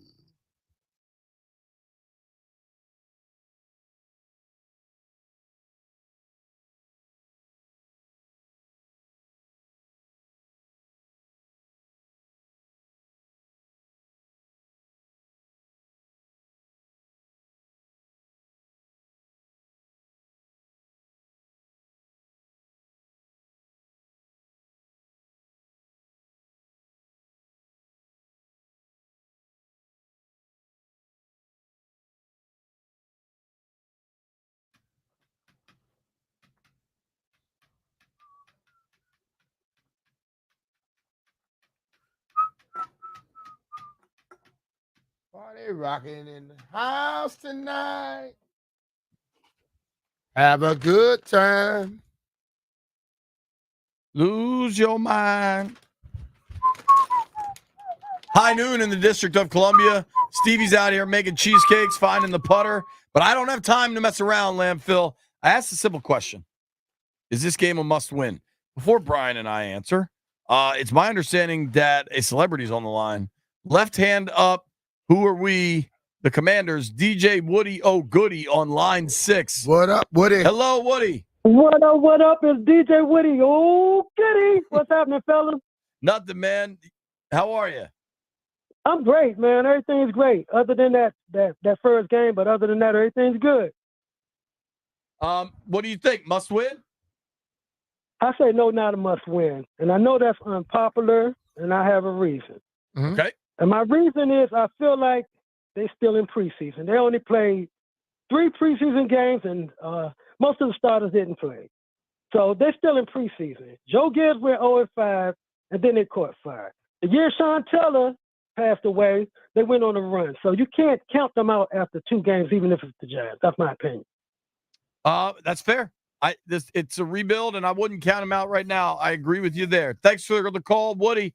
Look forward to hearing the song this weekend, man. All right, y'all have a good day, fellas. Can you give us a real quick left hand up? Left hand up. Who are we? Just give it to us live. I most definitely can. Left hand up. Who are we? The Commanders. Thanks, buddy. Somewhere Danny Thank y'all. And tell Jeff I caught the end of that song and it was hot. I loved it. All right, brother. He would be excited, but he's not here. Thank you. Somewhere Danny Rouillet just punched his dashboard. Let's keep it going. Stan is in D.C. Stan, is it a must-win this weekend? It's a definite must-win. It's a must-win for me because I'm tired of losing to the Giants. If y'all remember one of the last times we beat the Giants when, that hateful owner was in, what he said when he came into the locker room, that's how I feel about this game. We got to beat them. If we don't, I'm watching the rest of the games on the DVR. I ain't going to stop my day, stop my evening to watch the game. I'm going to continue doing what I'm doing and watch it at night to fall asleep. Thank you, buddy. So either win or you're just checking out. Checking out for a little while. I'll be back. All right. Thanks, dude. Must win for Stan. That's very clear. Ed is in Southern Maryland. What up, Eddie? Must win? Hey, what's up, guys? Yeah, it's a must-win. Here's why. I'm going to be in the E41 Command Center with smoked pork shoulder, and we're going to be deep frying wings, and we can't go in there and have it be a sea of blue and just get embarrassed again. I understand that, we got to let Jayden develop, and we got to, hope for the best, and, maybe it's not a must-win from, pure understanding of football, but, from a fan perspective, it's a code red, man. It's a code red. Code red. Hadn't heard that one in a minute. Weren't they down 3 scores in the code red game before Kirk had the comeback? What year was that you liked that game? Thanks for the call, Ed. Appreciate it. What's up with that tailgate? Where is it? Am I invited? Yeah, y'all are invited. It's E41, the E41 Gold Lot. All right. Right off of Sean Taylor. JP will be there. E40 is easy to remember because of the rapper. Thank you, Ed. Appreciate you. Look for the E41 Command Center flags. All right, buddy. I like ribs. What year do you like that game? Was that 15? That was about 14, 15, something like that. I think it was 15. All right, yeah. So they were 2-4. They had just lost to the Jets. Gruden said it was what did he say? Code red game against the Bucs at home, going into the bye week. And what was it? So it was 10-0. Where's the scoring in that game? They were down. All right, here we go. Dude, they were down 24-0 in the second quarter. That is an impressive win. And it was. Kirk hits him with the "you like that." You like that? Kirk connected with Jordan Reed with 20 seconds left to take the lead in that. What's funny is, so as we remember it, it was all right, man, they won this game. It was a code red game. Then they went on this hot winning streak, right? No, they had a bye, and then they lost to the Patriots in week 9. It wasn't until late in the year when they really got hot. Well, see that code red game showed them if you hunker down and focus, you can win. They won 4 in a row to close out the year. If you remember, they had the game against the Eagles the day after Christmas, and then they beat the Cowboys at home. That was a fun little trip down memory lane. You like that? Keith is in Maryland. What up, Keith? Hey, good morning, fellas. How y'all doing? Good evening. Good. It's a must-win, buddy. Dude. I think it's just the middle of the day. Oh, it's a must-win, man. We need this game. Because ain't this the reason we brought them here, to win in the division? And you telling me the worst team in the division, we lose to them on TV? Come on, man. It's a must-win. This season is pretty much cooked. And what's going on with the discipline? It's we don't have no discipline when we playing. If we the first game, they looking tired. We resting them on preseason like they superstars. I don't get that. I know they worry about people being hurt, but the way they played Sunday, man, that's terrible play, man. Thank you for taking my call. Yeah, I think it's a whole league thing with all that, though. Seriously. How much does it bug you? What, that they don't play? Yeah. That bugs me a lot that they don't play, because I understand, listen, man, you got to practice. You can't learn to get good at football without playing football. And I'll go to my grave saying that. But I understand what they do. But then the league has to look at it. See, the league want to tell us all the things like the after the fact stuff about, well, we got to do this, got to do that. But do a study about people not going full speed, then all of a sudden just going full speed when it counts. And tell me how many injuries come from that. See what I'm saying? You got to have a period where you actually ramping up, because I didn't see much ramp up over the whole league. But Ravens and the 49ers and the Chiefs show came out full speed. I think a lot of things, a really interesting theory going into this game is Dan Quinn and Joe Witt in Dallas had a ton of success, right? Bob Papa told us that yesterday. While he was the DC of the Cowboys, they never lost to the Giants. And if you go back and look at week 1 last year, wasn't it 40-0 Dallas in the Meadowlands? Destroyed them. Yeah, remember that. That was like the first game of the season, wasn't it? So clearly, from a game plan perspective, Dan Quinn can come up with a game plan to shut down Daniel Jones. Yeah. But he also had Micah Parsons, Tank Lawrence. I mean, they had some players. Do you think, what is more important this week? The players, or that they have a game plan for it? I think we need players to live up to their potential. Because let's be real, a coach can draw a game plan up, and if the players aren't executing it and bringing it to potential, it doesn't make a difference. A coach can also draw up a bad game plan, but the players can just have a mindset, I'm going to whip his ass one-on-one, and that can make a difference. So I think whoever has a certain level of ability and what you're supposed to be, your capabilities, play up to it. That's what I believe needs to happen. I think it's easy for us to always the coach. Players make plays. If you're a player, go make some damn plays. It's going to be fascinating to see. I'm not in. Where do you land on must win? I don't think it's a must win at this point. I think it's especially in a year when you're saying that you are basically rebuilding. You're trying to build something. You want to build through the draft. It's not through free agency. It takes time. So I understand the fans that said, I understand that point. But as the caller stated, in the football aspect of things, it's not. As a fan, it is. And I understand that. But ultimately, overall, for the people that are putting this thing together, it's not. But still, even they want to win because it changes the narrative for a moment. You know what I mean? Yeah. You could go win this game and still not be a much better team. But the ultimate thing is must win? Nah. You know what a must win is? When you're in the NFC AFC championship game and you're trying to make it to the Super Bowl. That's must win. You got winning in to make the playoffs week 18. That's must win. Drew, our guy Drew is on line 2. What up, Drew? Is it must win? Hey, guys, this is the easiest question you guys have ever asked. I'm going to give you 3 answers for it.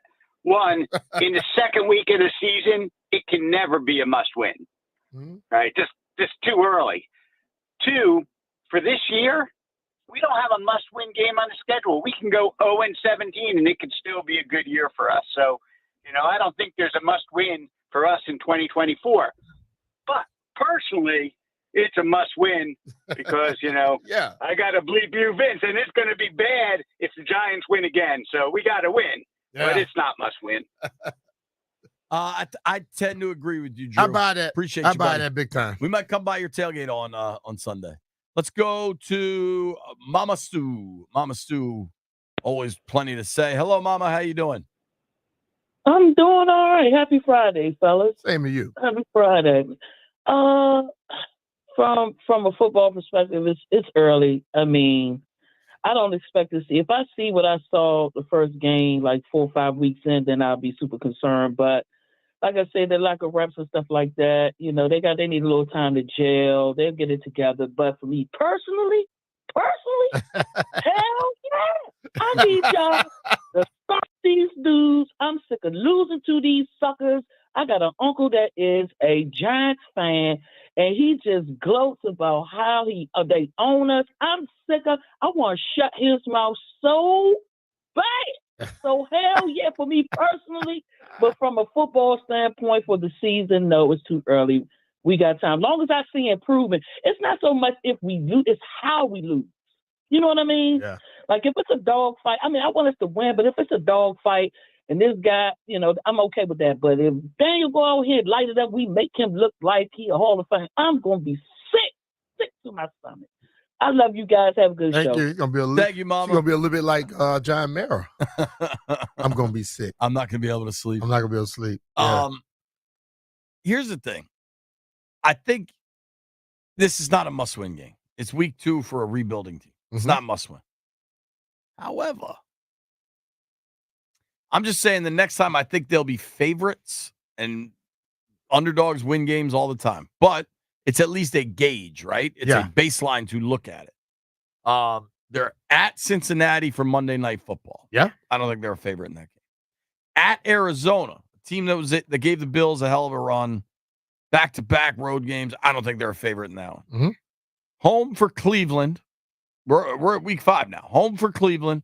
Cleveland looked quite bad in their opener against the Cowboys, but they still have some good defensive pieces. I mean, they might have to bench Watson and go to Jameis. I don't know there, but I kind of still feel like Cleveland would be a road favorite there. Week 6 at Baltimore. They're not going to be favorite in that. Newsflash. I don't know that they have another game that they would be a favorite in until week 7 against the Panthers. Back to this question. If they were to win the game against the Giants, you think they're going to be favorites in those games after that anyway? No, I don't think it changes much. I'm just saying, if you're looking at opportunities to get wins, like this is one of the opportunities, I would say. I'm with that. You look at Panthers, maybe the Bears week 8, Giants again. I don't know. It's going to be interesting to keep an eye on. Landfill. It's week 2. Is this a must win? I don't think it's a must win, but the vibes would get pretty terrible if they managed to lose this game. Might want to win. Yeah. Yeah, there you go. You know who I think will get hit the hardest should they lose? Who? Especially if it looks like it did in Tampa. I definitely think so. Who? Dan Quinn. I think Dan Quinn has largely gotten some honeymoon period here. I think there were some real questionable decisions made week 1. And I think for a lot of fans weren't that into the hire. And then the more you get to know DQ, he's like a really energetic, charismatic person. And so you start to buy in. Mm-hmm. But if they start 0-2 and the defense that he was brought here to, improve doesn't, I think that'll get a little toasty. It may, toasty. But ultimately, does he have the defense is the defense what he really wants right now? Probably not. No. So I think, he may get that comes with the territory. And I'm not saying that the job at all is under scrutiny. That comes. But I think fans come for him. I think he's top of the list. If they start 0-2, but that comes with the territory, though.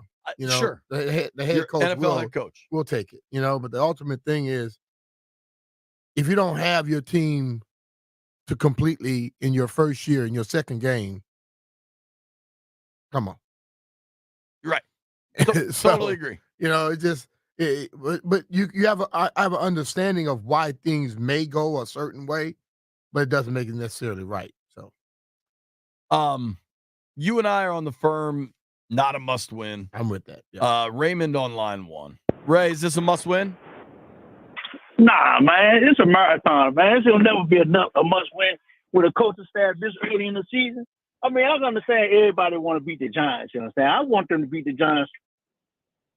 Nah, it's not even nowhere near a finished product, man. You don't even have all the players that you want on your squad right now. They just making they making up the players as they go in the free agency and whatever the case may be. But they don't even have all the players that they want for them to run their scheme. You gotta remember, you got over 10 new head coaches, almost 60-something new players, and everybody wanna go 18-0. No, that's not gonna happen. It's just like an earlier caller said. They can go 0-17 all I care. I just want to see improvement somewhere that we can say, okay, we got a good future, like Jayden Daniels. Yeah. I've already, my folks on my end, we set at the quarterback spot right now. That's one position we don't have to worry about. Barring injury, we set at that position. But every place else, man, we don't even know if that's the players that they want. That's just the players that they have. So everybody just need to calm down with this. It gotta be a must win. Or somebody here gonna come on a chopping block. No, it's not. I would love to see them beat the hell out of the Giants. Anybody in the NFC East, I love to see them beat. Yep. But do they have? In my opinion, nah. Thanks for the call, Ray. All right, man. Appreciate you, buddy. Good call, brother. Strong call there. I don't know that I wholeheartedly agree with some of that. Listen, I'm very high on Jayden. I don't know that we can declare Jayden indisputably at this as the point, guy. there's nothing that says he's not. I mean, you draft a guy in the second round, he has unbelievable talent. But I'll be honest with you, in this area, I get to a point where we question everything all the time. We never ever see something and go with the positive and have that mindset. I'm with the positive. I just think it's a little much to say we got our guy definitively. Well, you have to think you have your guy until he does something stupid. And like the guy say, barring injury. Yeah, but you've always said rookie quarterbacks, you got to wait 6 weeks, all that I stuff. say all of that, but I'm not saying I'm just saying you could have your guy. You can't say you don't have your guy at this point either. I agree with that. Yeah, for sure. Dan Quinn talking to the media. there is some interesting news coming out about Emmanuel Forbes. We're going to get that audio for you. You'll hear it all. Before we go, though, it is September, and it's not only the start of football season, and we're all fired up, but it's also Responsible Gaming Education Month. If you decide to get in on the action this season, the American Gaming Association wants to remind listeners to have a game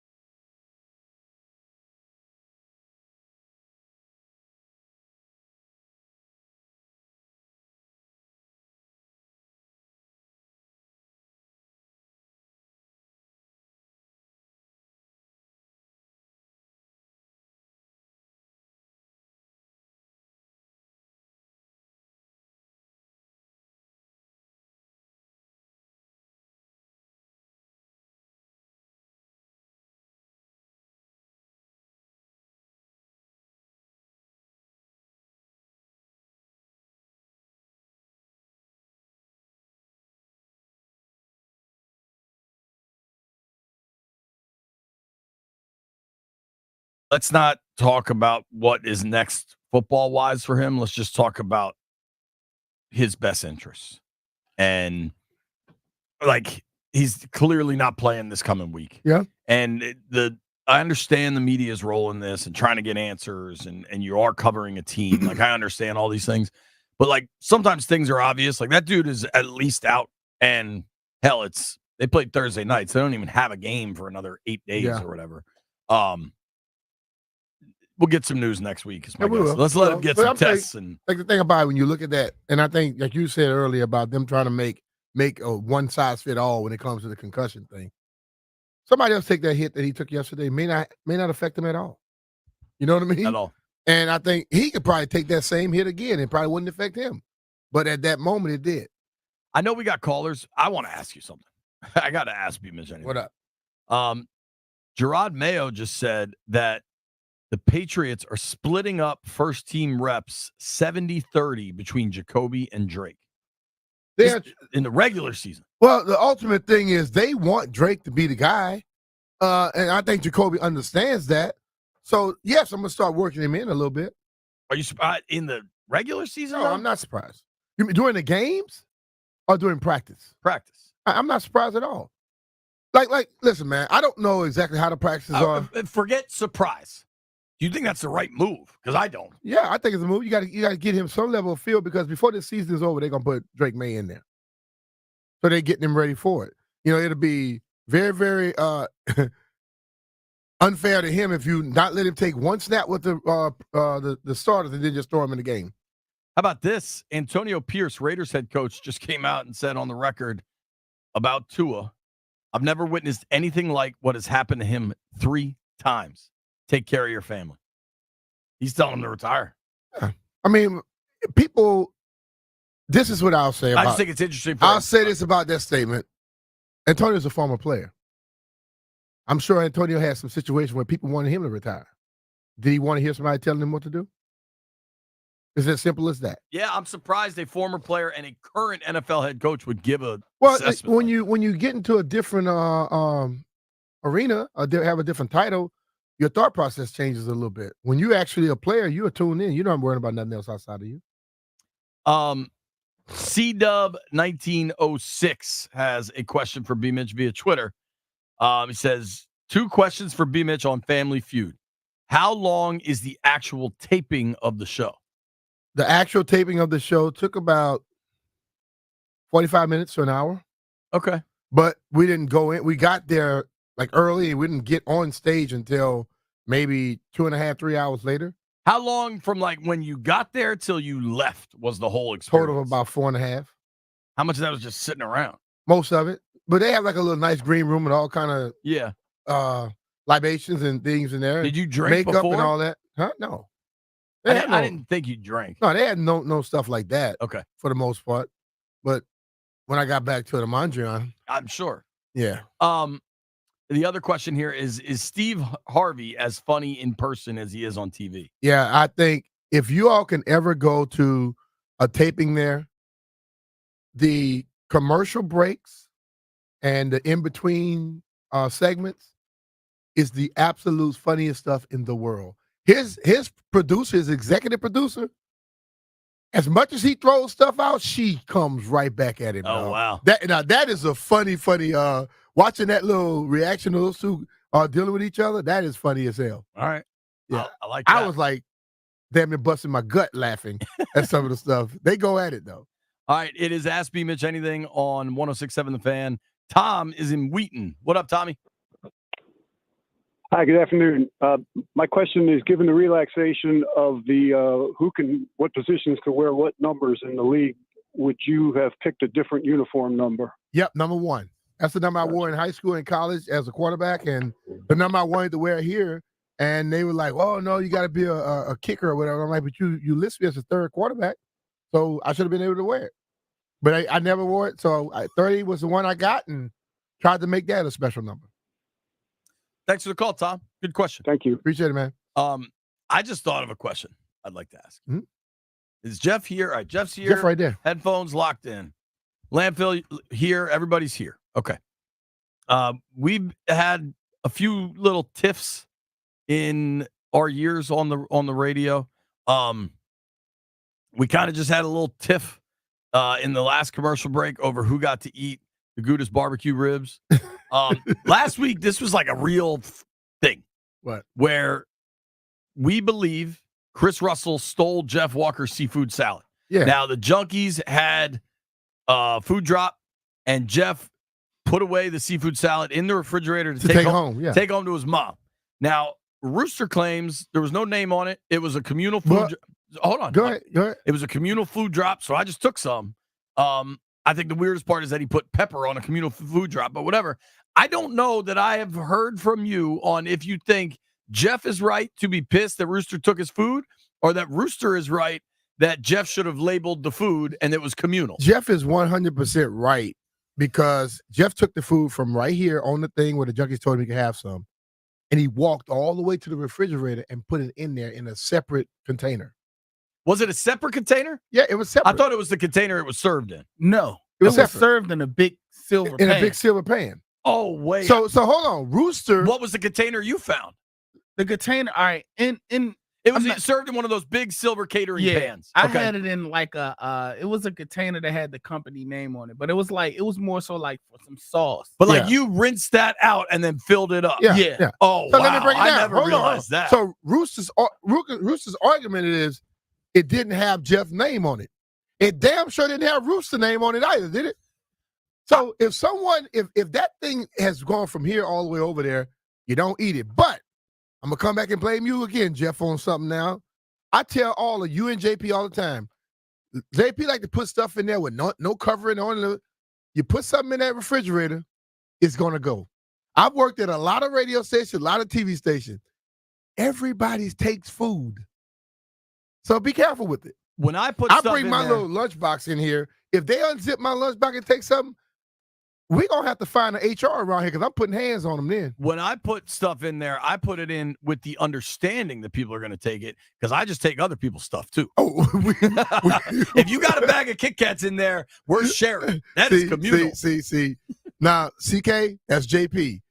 I don't touch everybody else's stuff. So I was unaware. I thought Jeff just took the leftover seafood No, salad. that's not what he did. The fact that you transferred containers, Rooster is a straight up thief. And it's absurd. They trying to argue it. That is absurd. and that's the thing.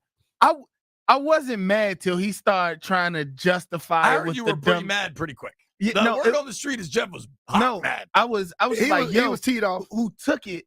But my thing is, it would have been funny if you wasn't really trying to justify why you did it, like, and you was serious. I'm like, Rooster, my 4-year-old nephew knows if he didn't put it in the refrigerator, It's not don't his. go and take it. Yeah. I'd like to hear from the only one amongst us, I believe, that has a PhD, widely considered the chief BSologist of the program. BSologist, that's a new way. Professor Landini, who's wrong?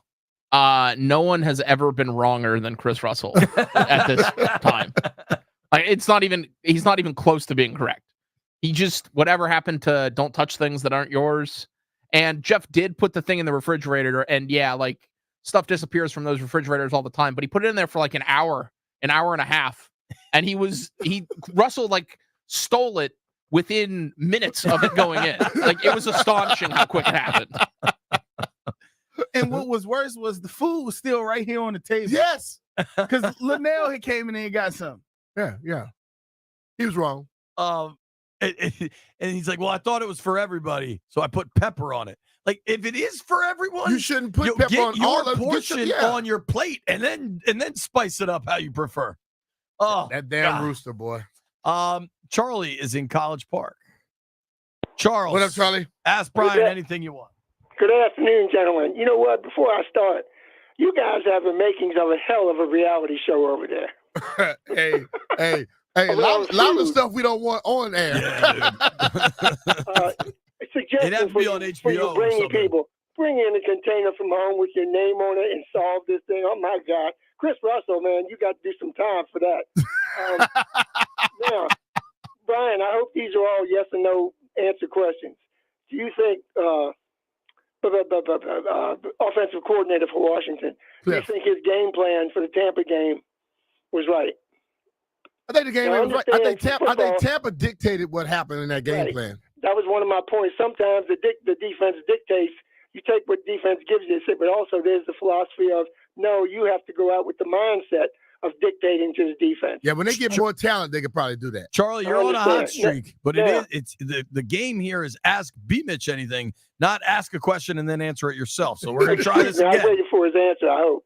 Do you think Terry McLaurin should get at least 10 balls per game? I wouldn't say per game, but I'll say some games he should. Like this game, he always has a good game against the Giants, so I think go to him. Having not seen any of the game, nor able to listen to any of the game, to my regret, do you think Brian Robinson, you think the running game should have been a lot more running in the game? I think they should get more running into it, and I think this game they probably will try to establish it. I hope so. Thanks, guys. All right. Thanks, Charlie. Go Terps.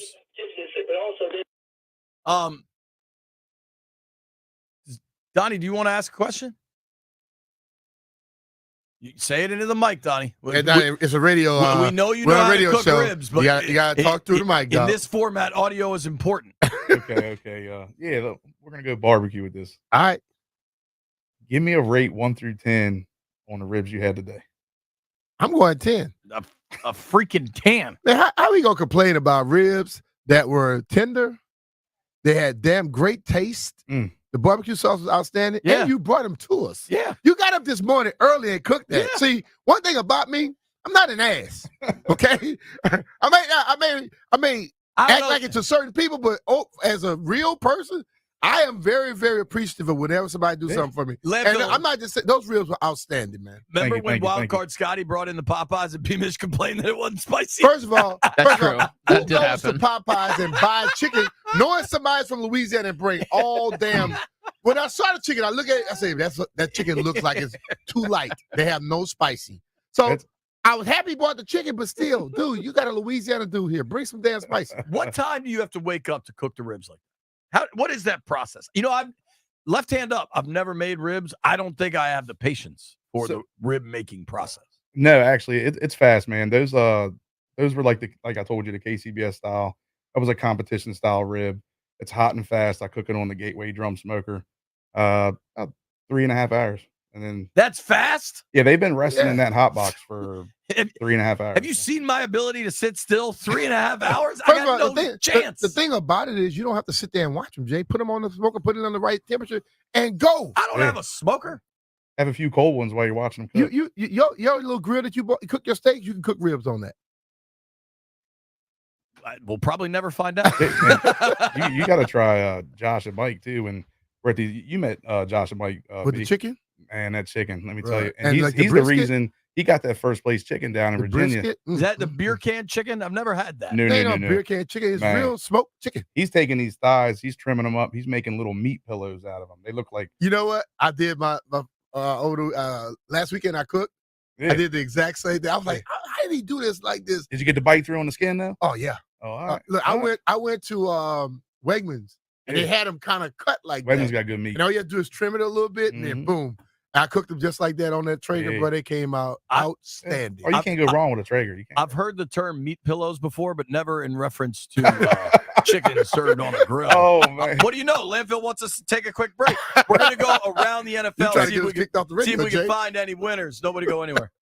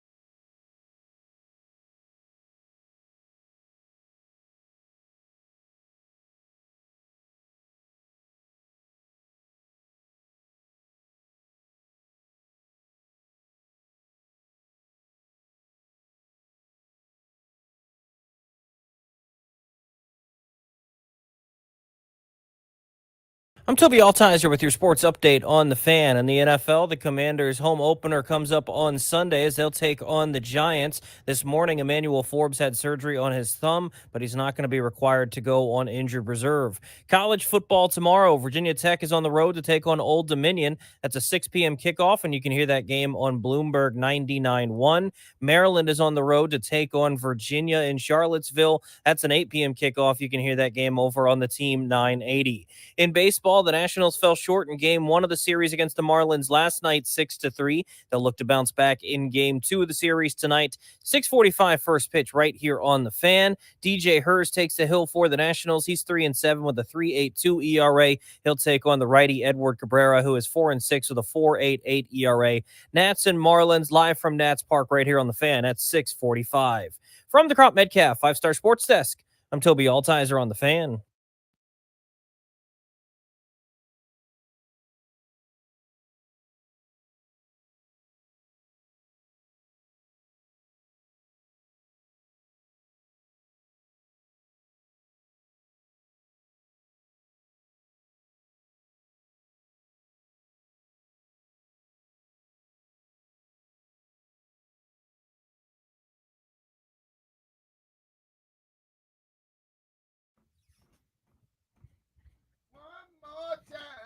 One more time, we're gonna celebrate. B. Mitch and Finley. All of our football coverage on 106.7 The Fan is presented by T-Mobile. Switch to T-Mobile and you can get tons of benefits and still save on every plan versus AT&T and Verizon. Check out the savings calculator to find out how at T-Mobile.com/switch. Yeah, fair dues. If you keep a track at home, I've had 2 pieces of cheesecake. One member of the Grant and Danny show in the afternoon has had 3. I'll let you guess. Now, why you always telling on people, dog? I didn't tell on anyone. We're gonna start calling you the snitch. I didn't tell on anyone. Well, you told on is one of the 2? Not the whole program. That's 4 people plus updates. Yeah. Okay. Here's what I want to do. It might not be who you think, Brian. I want to go around the NFL real quick. Well, I know who it is. I saw him.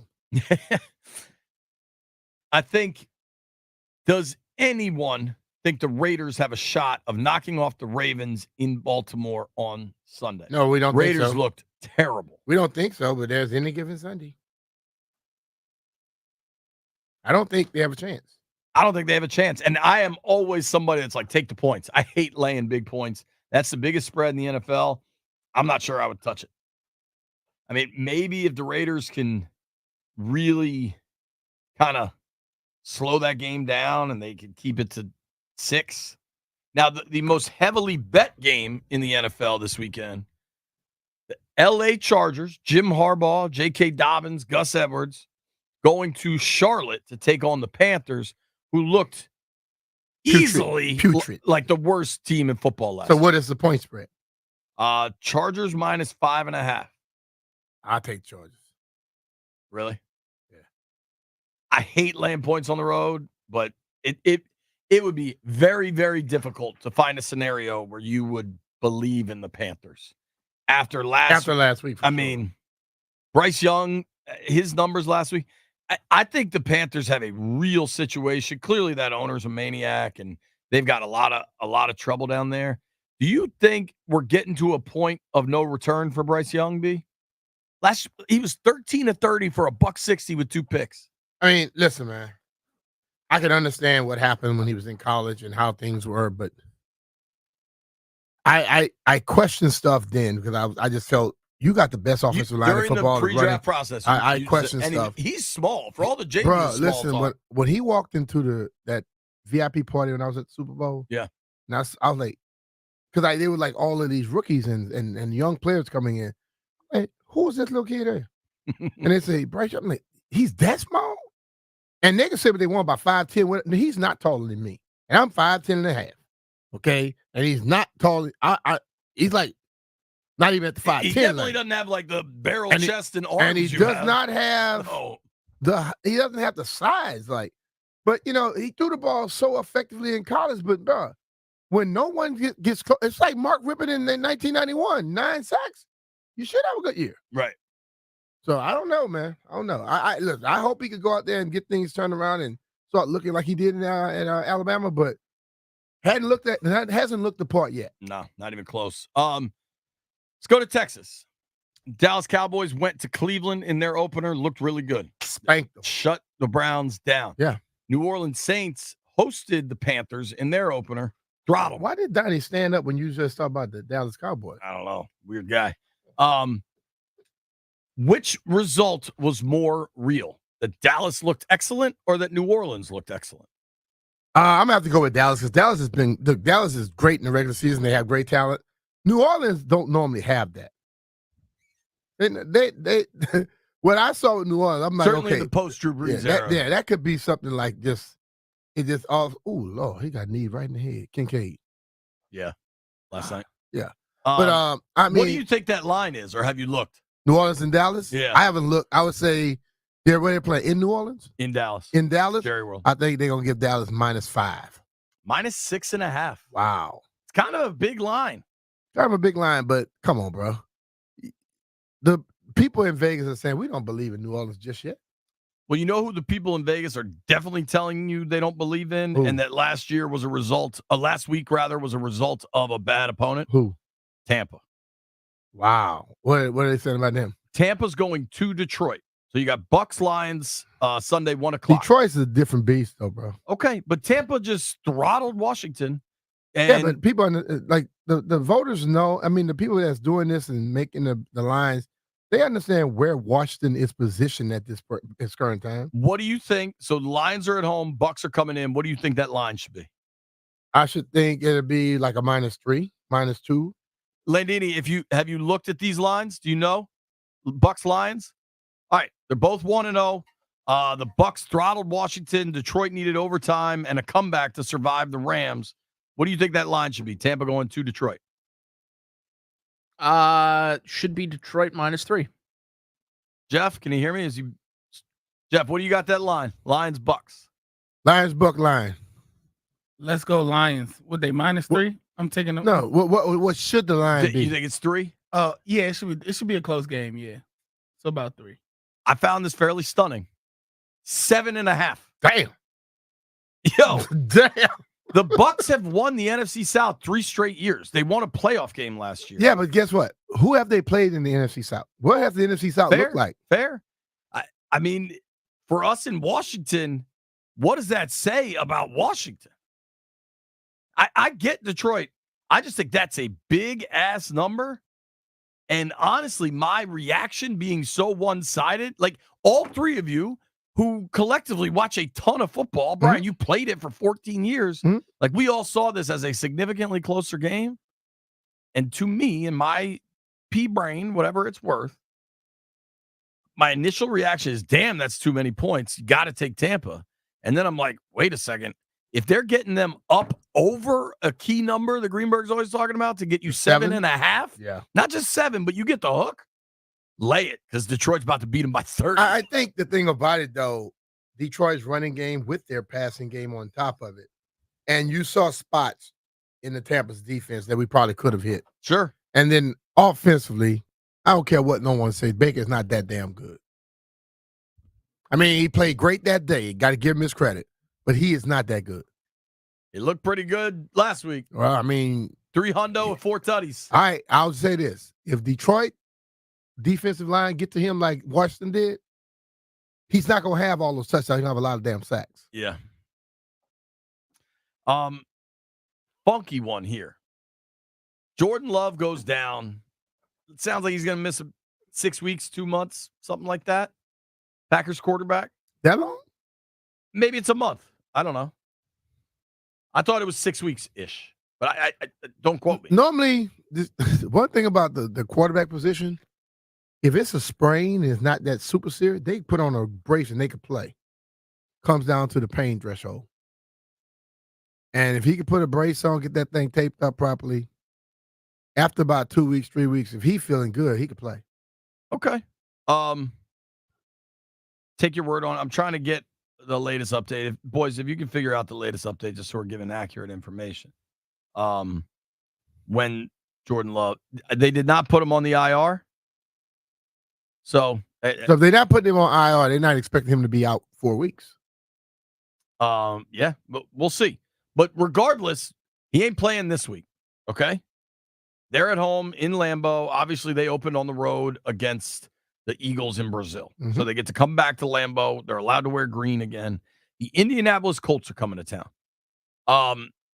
If you didn't actually watch much of that Colts game week 1, it came down to the wire against Houston.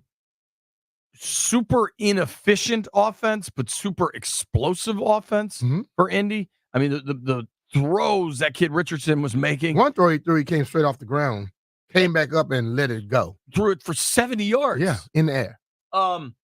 He completed 9 passes for 212 yards. That's pretty remarkable. I mean, incompleted. He was 9 of 19. Okay. The Colts are a 3-point favorite in Lambeau in this thing. That's because of Jordan Love. Totally. I just find it kind of a weird line. I just think Jordan Love is out. So the Colts come in and they're looking at what the mindset of the Packers are going to be. What do you think the mindset will be? Who's the quarterback? Malik Willis, Liberty Flames. Ooh.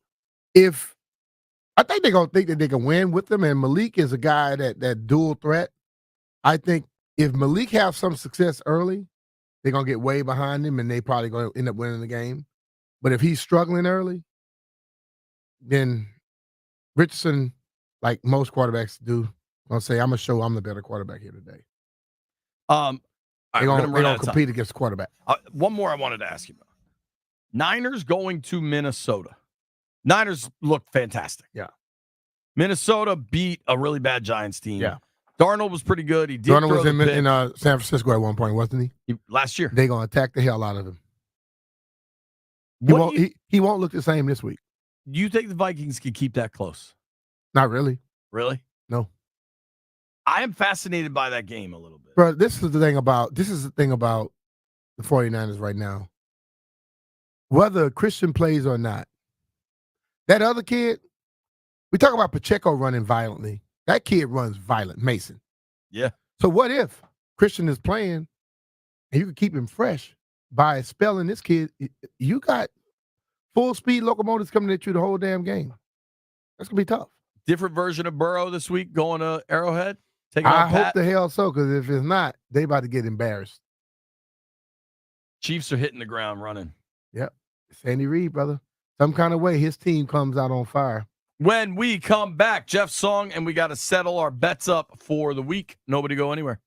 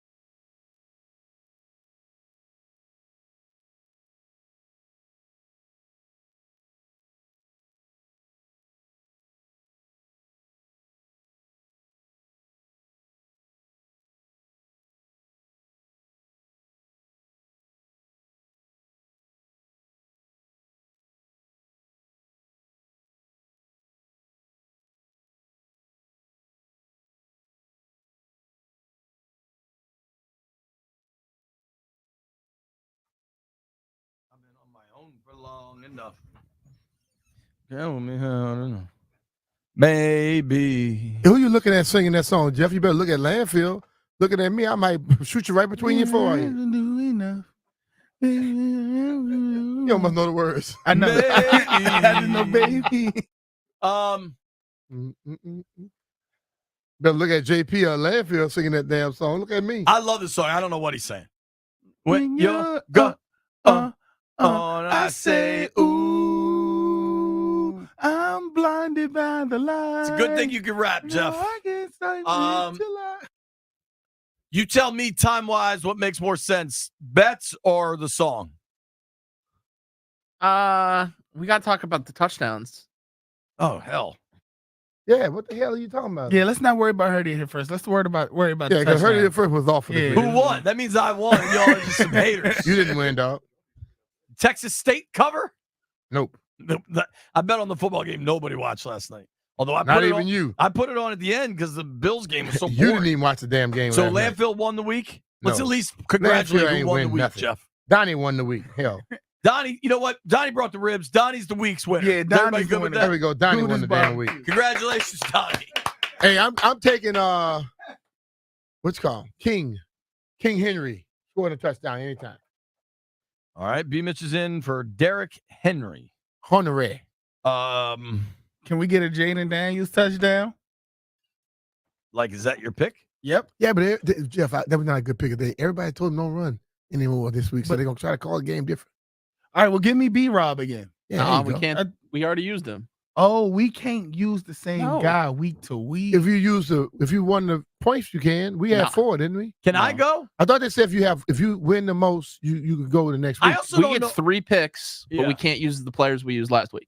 I thought we had 4 picks last week. But we lost one. No, it was voided, I thought. Because I had McCaffrey and then he didn't play. It's not a All right. loss, it's a void. So All right, well, I got Henry. are the Junks playing by those rules or is this Grant's game? This is Grant's game. Okay, we're like in the middle of 2 games. We're in the middle of 2 shows. We're in the middle of one game. We're a rose between 2 thorns. What's the guy who what's his name? Who filled in for McCaffrey? Mason. James Earl Jones. Mason. Last name is Mason. Isn't it Mason, right? Yes, Let's, Jordan Mason. let's go with a Mason. Jordan touchdown. Mason, yeah. But McCaffrey might be playing. But they're gonna put him in the game, son. Yeah. Because they're gonna protect McCaffrey until the playoffs. Can I take did anybody take Saquon last week? I will take Scratch Saquon. that. I will take Saquon Barkley. That's my pick. Is anyone keeping track of this? Landfill, I think. So Give me an Austin Eckler touchdown. you've been That's what all I'm over the talking place, Jeff. about. Yeah, that's my final one right there. Austin Eckler. All right. Final So answer. to recap, B. Mitch has Derrick Henry. I have Saquon Barkley. Jeff is handing Landfill a piece of paper and taking Austin Eckler. And Landini, did we get your pick, sir? I'm taking Mason. Okay. All right. I will text Grant. So we got Mason, Eckler, Barkley, Henry. You texting? Yeah. Landfill texting. I thought Landfill Landfill was can. doing it. Either way, whoever texts him. I'd rather Landfill do it because JP will forget. I texted him last week, for the record. Whatever. I'm going with Landfill. Couple picks have come in. Landfill's taking the Jags -3 this weekend. B is taking the Niners -5. Ahmed's taking the Chargers -5. It's a lot of road favorites getting taken. Jeff, you have a lean? Tell me it's the Commanders, buddy. I don't know if I want to take the Commanders this week. Don't put because- that bad luck on Yeah, them. I put the luck on the Dolphins last night, so I don't want to put that on the Commanders this weekend. What you put on the Dolphins last night was not luck. That wasn't luck. No, I'm talking about the bad luck. No, that was just Yeah. that was some. I'll tell you off air, but that was official Commanders prediction. Commanders by 2. Washington wins 26-18. Something funky, some weird score. I'm going 21-19. 21-19. That would cover. It's 1.5. Landini, you got an official? I got 17-10 Giants. Oh, Landfill's a hater. 100% hater. These haters can't stand us. Jeffrey. Every time I I say think- left hand up, he I put his think right Jeffrey's hand up. about to take the Giants based on either you're drunk and trying to be cute or something, or Jeff is very worried about having to pick the Giants. No, I'm really taking the Commanders to win money line this week for the weekend parlay. Let's get it. that juju of the Giants coming in and beating us is not happening. Oh boy, it's not happening. Look, it sound. He looks so confident in saying it, but it don't even sound right. I'm confident, and I'm saying this with my chest. All right, mic drop then. Let's let Jeff's song take us into the weekend. We don't have time for that. All right, well, Jeff is confident. I hope you're right, dude. I hope you're right. Party at Northwest. Does Jeff have tickets to the game this weekend? He may. I think I may have something for him. We'll see. So you don't know, or you still need me to look out for you? Yeah. So is this the way Who hanging with you? What happened to I always pay for my tickets? See, look, you going to buy yourself? Now listen. This is the thing. Well, I got you then. When I was like, I always pay for my tickets, but when B said I could probably get you, I was like, all right, scratch that. I'm saving my money. Actually, he called me and asked me. Asked you. Yeah. Leadville, does that sound like I always take care of I always pay for my tickets? Hey, it does not. 2 out of the last 3 years, I'm 66%. I don't even know what that means. I mean 2 out of the last 3 years. I paid for my own ticket. Leadville, if you had to guess somebody that asked me and B Mitch to get him a pair of tickets for this weekend, who would you think it is? That would be Jeff Walker. No, it wasn't me this Somebody time. else. Jeff only wants one. You know, somebody else in the building, probably as goofy as Jeff. Ryan, perhaps goofier. Yeah, yeah. Now I'm going to tell my boy. I'm going to tell the full story here. Stallion texted me, and it was just like this. It was like, "Hey, buddy, any chance you can get 2 silly tickets for me for this weekend?" He said. And I said, "No, but you should ask B Mitch." And then he hit me and said, "Yo, man, I was wondering." Because JP told him to call me. I mean, it's not sold out. It is now. Oh, it is now. I think it sold out last night. Okay. Thank you to everybody that listened to the program today. Thank you very much to Governor Wes Moore, PFT Commenter, and Tiki Barber. Thank you to everybody that called in. Thank you to Donnie. The ribs were phenomenal. Thank you to Stevie. The idea of having our week home opener tailgate was phenomenal. Chris Russell, stop stealing my guy's stuff. Chris. Else. And then try to blame somebody else. Grant and Danny coming your way next. You made it this far. Jeff owes you some seafood salad.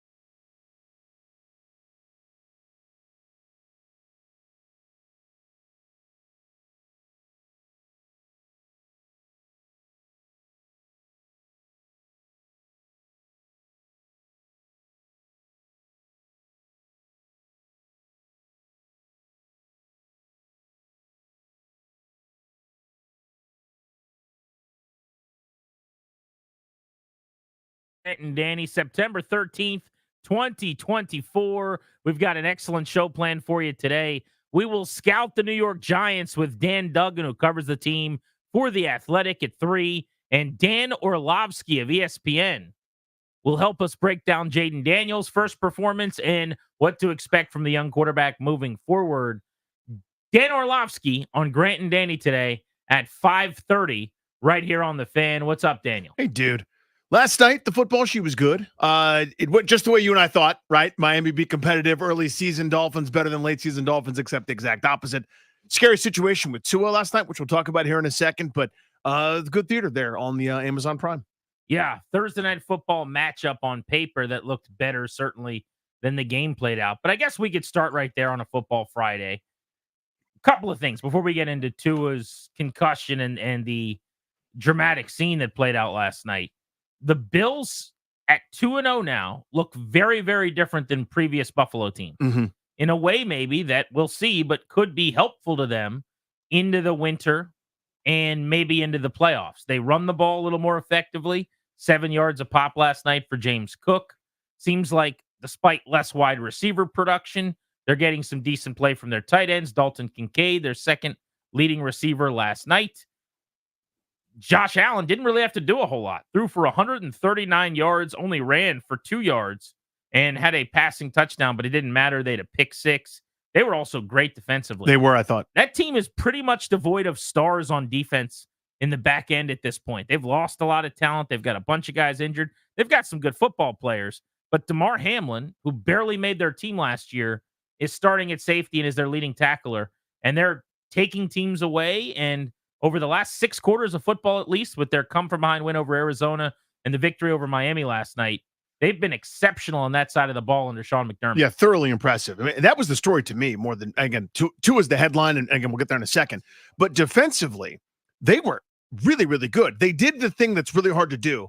You took multiple big plays and options away. There was no Tyreek Hill streaking past everybody. There was no Jalen Waddle if you spend too much time on Tyreek Hill. I mean, they got theirs. They got a few receptions here and there. I mean, Hill went 3 for 24. Waddle was 4 for 41. You sign up for that sight unseen. They allowed Devin Achane to run over them a little bit here and there. They got gashed on the ground some, but that's fine. If Miami has to do that, you'll take that every single time if you're Buffalo. I thought defensively they were outstanding. Von Miller looked like, 7-8 years ago, Von Miller getting by people. Again, not like 8 sacks or anything, but he was constantly in the backfield. His presence made it known. I thought Buffalo defensively last night was beyond impressive. I also thought last night in some ways was kind of a referendum on fandom and how we all act during games, me, you included, everybody, all of us, in the sense that Tua was playing bad football and he was just getting destroyed by every Dolphins fan, by every NFL analyst, and everyone's crushing him. It's not personal, right? You're just talking about how a guy's playing. But then immediately that was forgotten. He was a human being laying on the field with yet another concussion, very obviously, after a 3-pick performance with a pick 6. And all of a sudden you go, who cares about that? Mm-hmm. Who cares that he didn't play very well? His career is in jeopardy potentially. He, for those of you that didn't see, ran forward on a 4th down. I think probably, Danny, because the game had gone so badly for him individually and for the team, kind of felt like on that 4th down, he didn't have a choice but to go move the chains, desperation mode, change the narrative a little bit. Trying to make a play right there. I get it. Stays in the middle of the field and doesn't slide. He does the fall forward thing that we've been talking about a lot with Jayden Daniels and others. Lamar Jackson does it. And I didn't even think he took a massive hit. No. Damar Hamlin, by the way, who once died on the field, was the guy on the tackle for the Buffalo Bills. He didn't do anything wrong. It wasn't dirty, but it was a very awkward hit on Tua, whose head got bent to the side, whose neck kind of gets, basically he goes into draft mode. The neck's as long as it can be as he's getting jammed back toward his body. Mm-hmm. And immediately in that fencing posture that we've seen from him before is on the field, and it was just a petrifying scene. One of those things where on your timeline, everyone's just saying, oh no. Yep. The reaction in the bar is silence. And on the field, it's the old, Joe Theismann just got brought to the ground and everyone's waving to the sideline to say, this ain't good. This yeah, we know this isn't your normal run-of-the-mill hit. And as you said, it looked not innocuous, but it looked closer to that than one of those, okay, you can see this is a devastating blow that was delivered. This is two freight trains hit each other head on, a helmet spins around or something crazy. It looked awkward, but not to the point where you go, oh my God, this is devastating. But then, of course, the subsequent reaction, and it's not lost to me that it was Hamlin. I don't really have a bigger picture thing to say than that, but the same guy that a little, not that long ago, as you said, was dead on the field and had to be brought back to life by first responding paramedics, was the guy that, quote unquote, delivered the hit. All he did was step up to try to make the tackle, try to make the stop there on a 4th down, and Tua goes down. This is now 3 pretty serious concussions, it seems like, within not that long of a time for the Dolphins quarterback. So this was the play last night on Amazon Prime, Thursday Night Football, as Tua leaves with concussion. Pressure. Tua steps up. He's going to run for the first down and takes a shot at the 6-yard line. Kaylee Hartung, the reporter soon thereafter on the sideline, had this on Prime. Once more to Kaylee. Guys, the Dolphins tell us Tua Tagovailoa will not return to this game. He has been ruled out with a concussion. They were able to determine that just 6 minutes after he left the field and went into the locker room. A little irony there. He got hit by Damar Hamlin, who, that history. So that was Al Michaels last night on the call. A lot of different ways we can go with this. My reaction, though, really to the reaction has been, I don't know how to say it other than I am uncomfortable with the number of people that are telling Tua Tagovailoa what to do. The amount of people that have come out and said he has to retire, you should retire, do what's best for your family. Many of whom, I'm sure, in the football analyst business as former players or former executives or whatever, probably have met him, but a lot of them don't know him at all. But it really doesn't matter. I've been borderline uncomfortable, Danny, with how many people are so comfortable saying that. Now, everyone's entitled to their own opinion. Mm-hmm. Like, I can tell you personally myself, as a father with 3 kids, I believe he has 2, I'd have to think long and hard about it. But to me, that was a weird immediate reaction, and I understand how we get there. I don't think it's nefarious, but I guess I'm Team Mike McDaniel, who talked about it today and basically said it's not in his best interest. And McDaniel made a great point. He's like, if I come out and say I think he should retire, and Tua hears that he doesn't want to retire, well, that's terrible. If I come out and say, no, I want him to play football, and he wants to retire, well, that's terrible. He said there's really no upside to me giving that opinion or anybody else giving any opinion. It doesn't help him at all right now. And I tend to agree with that a little bit. It's an interesting perspective, because I don't think me saying, so I'll introduce my thought. If you're asking me, Danny, what's your advice? No one is. But if you're asking me, I'd go, you should retire, dude.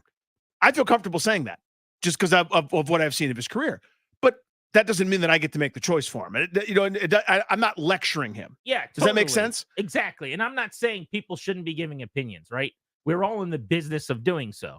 And so if someone said, hey, Grant, what would you do if you were Tua? And maybe that's what everybody's doing. But it feels more, at least online, I would say, more of like a, what are you doing, dude? You have a family. And I don't know, that to me just crosses a strange line where you have no idea what it's like. Number one, what the conversations are like with his family, with his parents, with his wife, what they all want. But also just in general, his whole being is tied into this identity in football. I can relate to this, having basically broadcasted since I was 10 years old. If this thing's ever ripped away from me, I'm going to have some long sessions on somebody's couch at some point, right? I mean, so much of your DNA and what you think you provide is tied into like what you've been and how you're seen. It's just really easy for people as they dip into the bag of chips again to go, dude, you got to retire, man. I don't want to see you in the fencing position again. And I think that's different than just saying no one should have an opinion, if that makes sense. No, I know. And I try to offer the distinction there. So obviously it's up to him. My recommendation is to retire immediately, walk away. I had the same one for Alex Smith after his injury. My own personal viewing, it was hard for me to stomach it. I'm sitting there cringing every time he drops back.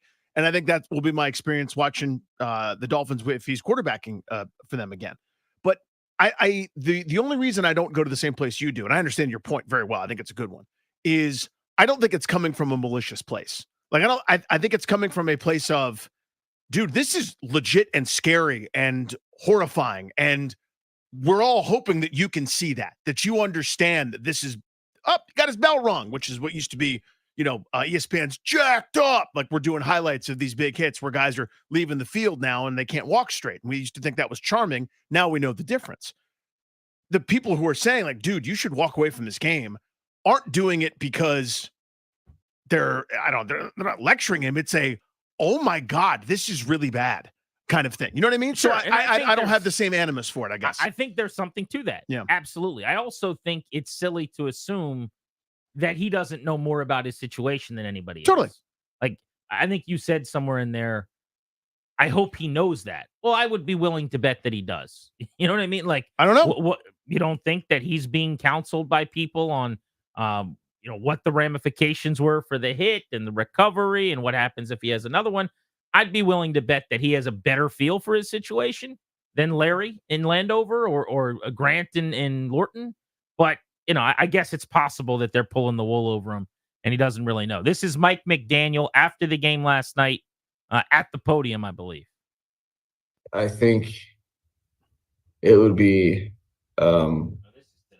so wrong of me to even sniff that subject, and it's more in line of actually caring about the human being, and that's something that entirely, you're talking about his career, right? His career is his, and that's something that I think I just really, really, really wish. I totally understand it, and it's not misplaced. I totally get how that's where people want to go to. I just wish that people would for a second hear what I'm saying, that bringing up his future is not in the best interest of him. I should point out that was McDaniel today. Yeah. With the media, not last night. Antonio Pierce, who's a coach of another team in the NFL, was asked about this, which is interesting. Yeah, it was odd. And he gave an answer. This was one of the ones where I thought, again, this is very powerful. This is a strong statement, and I'm not saying he's wrong for making it, but it's just strange to me that another team's coach is giving Tua advice on what he should do. I'll be honest, I'll just tell him to retire. It's not worth it. It's not worth to play the game. I haven't witnessed anything like I've seen that's happened to him 3 times. Scary. You can see right away the players' faces on the field. You can see the sense of urgency from everybody to get Tua help. I just think at some point, he's going to live longer and he's going to play football. Take care of your family. I don't think you said anything wrong. And I think as a former player, he's got a perspective that's certainly better on this maybe than anything I could provide. But you don't see that very much. No, that's unusual.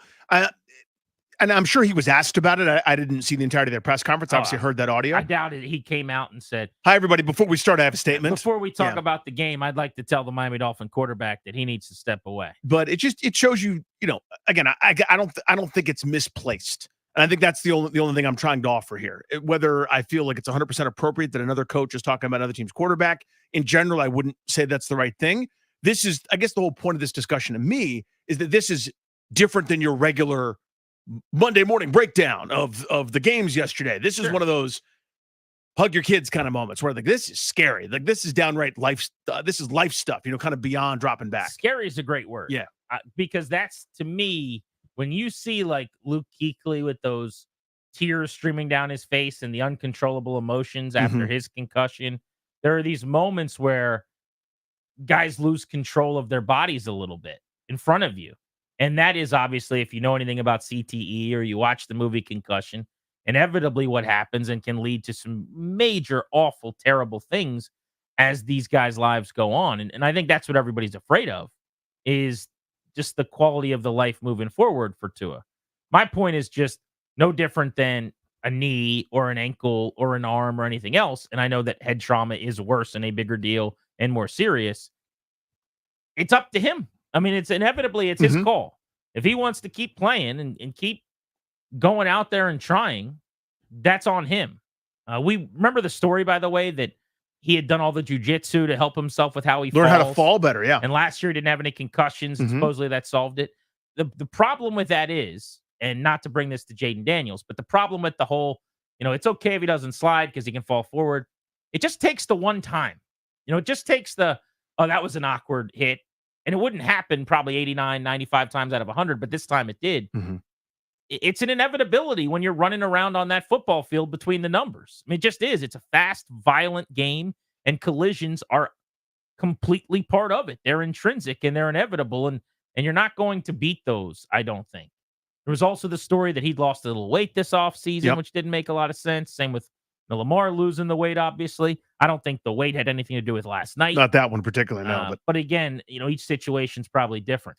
Taylor's in Upper Marlboro on G&D. What's up, Taylor? Hey guys, how's it going? Thank you for taking my call. Got it, buddy. I actually called 2 years ago when he had the really, really bad concussion. And if you watch those tapes of the replay of the concussion or the hits he took last night, they all just seem to be back of the head type of hits, right? And again, we saw the play. It didn't look like it was like a super bad, knock him off his feet type of thing, but it leads me to think that he may already have some bruising or some type of damage to the rear of his skull or to his brain that is allowing these hits to be so severe or affect him as much, And it's sad to see because, we're literally going to have to spend probably the rest of the season watching this man decide between his dreams and, his life. But, I mean, to me, again, I'm not a medical professional or anything, but I feel like the stacking of the hits and the fact that he's landing on the back of his head almost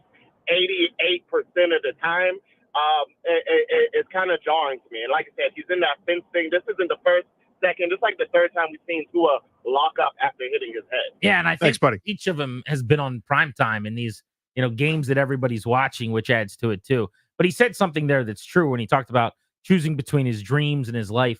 I mean, I don't think it's overly dramatic to say, a lot of people's fear when you say this is not coming from a bad place. It's not just hey, this is uncomfortable for me to watch.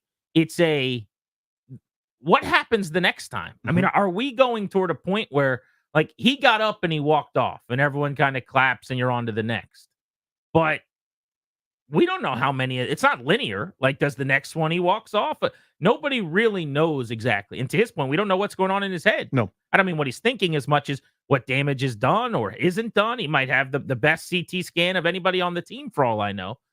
But it's also possible he's got irreparable damage already. I'm not a doctor. I don't even know if doctors can tell. A lot of the tests that get done for CTE can't even be done until it's posthumous after the fact. And you find out tragically, how banged up an issue in the skull was. So it's a mess. It's not a good situation, but man, it seems like it's always national TV for him and everybody's weighing in. It's very, I mean, the NFL's public as it is, but this is extremely public for him. His situation especially. Now, I should qualify this with his recovery is all that matters. But I do think from a football standpoint, maybe a question people have is about his contract because he signed that $53 million a year contract this offseason. Again, we do a football show. I'm just pointing this out. A Spot Track posted this today. The deal included $167 million in guaranteed for injury, $43 million of which has already been paid. So $167 million for injury is Tua's, even if he doesn't play again, if he just decides to hang around. If he's medically cleared to return, the Dolphins, let's say, who have a say in all of this, if they go, hey, Tua, you don't have a concussion anymore. You got to come back and you got to play, or they want him to ultimately, and he opts to retire still, then he would forego the rest, that $124 million that's guaranteed. If he's medically forced into retirement where they say, we don't like the scans, we don't like what's going on here, then he can still collect the $124 million, and there's really no reason for him to play because you're getting the money anyway. Now, again, all that matters is his health. I understand that. I just think those numbers, a data point, in case people are wondering, what are some of the things that could be weighing on his mind, that's how it would work, is basically, would the team be willing to say, we're giving you your guarantees, medically it's just not right for you to keep playing, or would they be of the position that they want him to come back and play because he's no longer having concussion symptoms, and at that point, $124 million is kind of hanging in the TBD. balance, yeah. I mean, it is, you're right. I mean, in the obviously immediate concerns are him, his health, and whatever next I think will be dealt with. But that is something that's kind of hanging over the franchise's head. I mean, so the deal is signed because the double concussion, I think it was 2 and 4 days, if memory serves, for him in 2022 when it happened. His head slammed to the back of the ground a couple times. He was in the game. The independent neurologist allegedly checked him out and said that he was fine, which is absurd. And he was back at practice the next day, whatever the hell that saga was. I may have the details fuzzy there, but that was an embarrassment for the league's concussion protocols. So 2023 happens. I learned kung fu or jujitsu or whatever, so I'm not going to fall hard. He gets through that year concussion free. So now the Dolphins signed the contract, and here we are now in week number 2 with what looked like a pretty serious thing. So yeah, I mean it's an uncomfortable discussion certainly to have when you have to approach it. Tyler says saying Tua should retire is in the best interest of his health. If he continues, the reality is repeated brain injuries will ultimately lead to death, and I don't want to see it. It's negligent and inhuman to allow this to continue. I don't disagree that he shouldn't retire, but I'm going to defer to doctors, rather than just your opinion that it's negligent and inhumane. I can have my own opinions, which are probably not that different than yours in terms of what he should do. But I'm a big believer in the grown-ups and the professionals in fields kind of making those decisions. And what the medical people tell him to do is what he should do, in my opinion, not what, Frank in Section 413 thinks. Grant and Danny on the Fan. The Commanders are getting ready for the Giants this weekend. What do you need to see from Washington to feel better in week 2? We'll get into that next.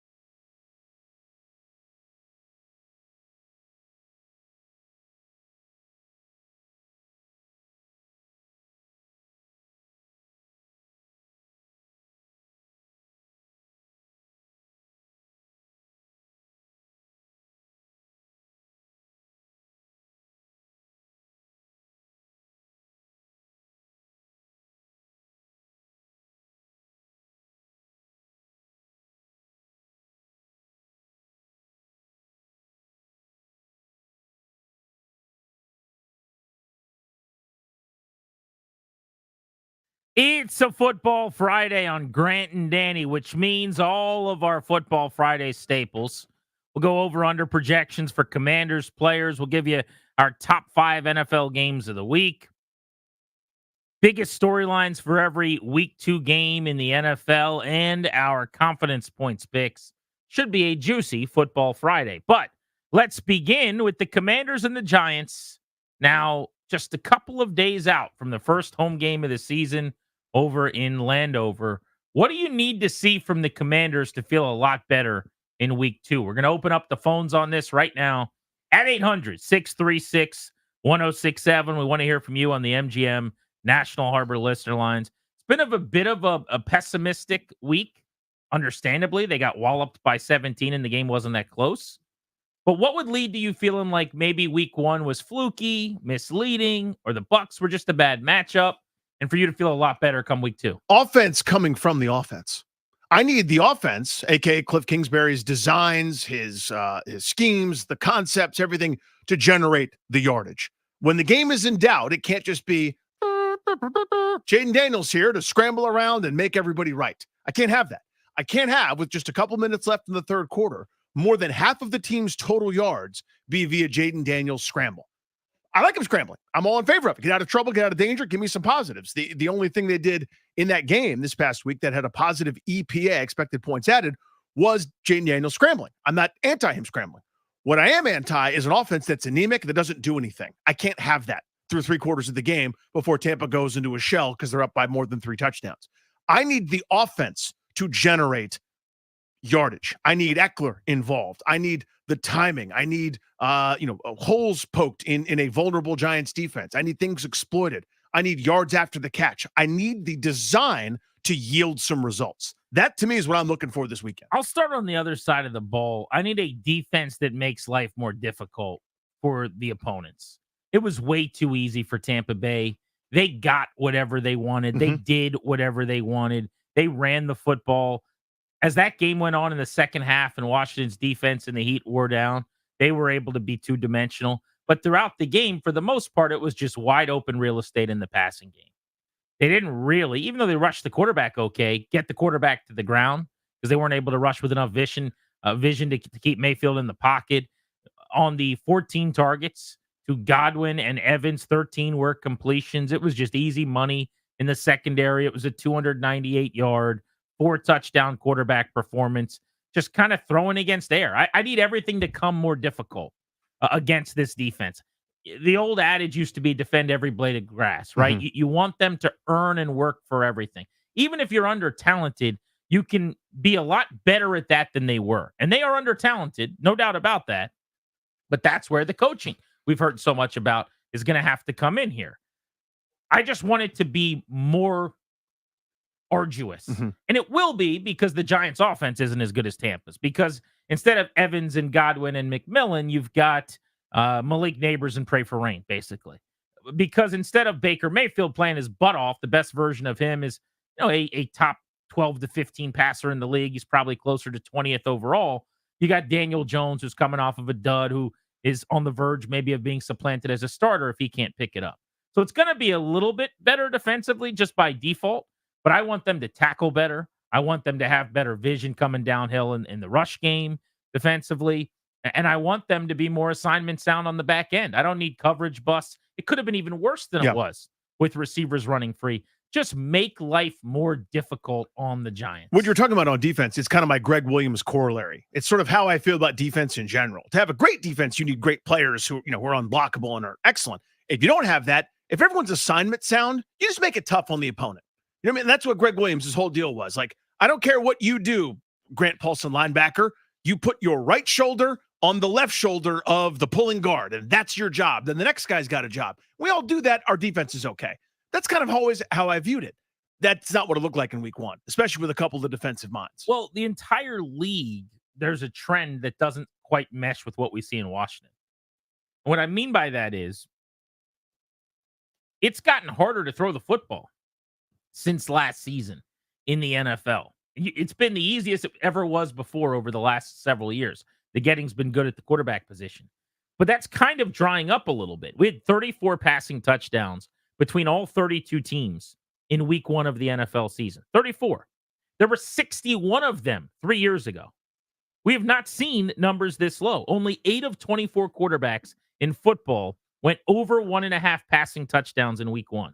Think about that. Now, obviously, Baker Mayfield was not only one of them, but he's one of the league leaders in every category. 17 quarterbacks threw the ball 20 or more times and had under 200 yards passing. That has not happened since the merger. 24 quarterbacks had 1 or fewer passing touchdowns despite 20-plus attempts. That has not happened since the 1970 merger. So the trend in the league is everybody's running with cover 2, deep safeties, basically forcing you underneath intermediate, and you're having to go on these 10, 12, 14-play drives. You're either going to run the football and get your 3 to 5 at a time and just go on a long drive, or you're going to have to throw the ball short and safe. Not against Washington last week. Nope. They didn't get with the program. Not against Washington at any point last year where this was the trend in the league. So I don't know why they can't do that. Just be like everybody else. Not every defense is great. You have your safeties deep. You force things underneath. You make a team go on a 10-play drive like the Giants that's not that good, by the way. Actually, I think that's really smart, Grant. There's a penalty that sets you behind the chains. There's a turnover eventually. They're not going to score 30 if they got to get 11 plays to get their 75 yards. You're a bit of a crossroads here. If you're Dan Quinn and Joe Witt, your ideal defense isn't that what you're just describing, because these guys are wired to think our defense can be so good, we'll generate turnovers, we'll wreak havoc, we'll dictate to people, and all the machismo words that you use at press conferences about violent arrivals and people aren't going to like playing us and we're thumping, whatever you want to call it. You may not have the players for that yet. And that's kind of my point, is this may be a swallow your ego time and go, you know what? We're going to have to give some stuff up.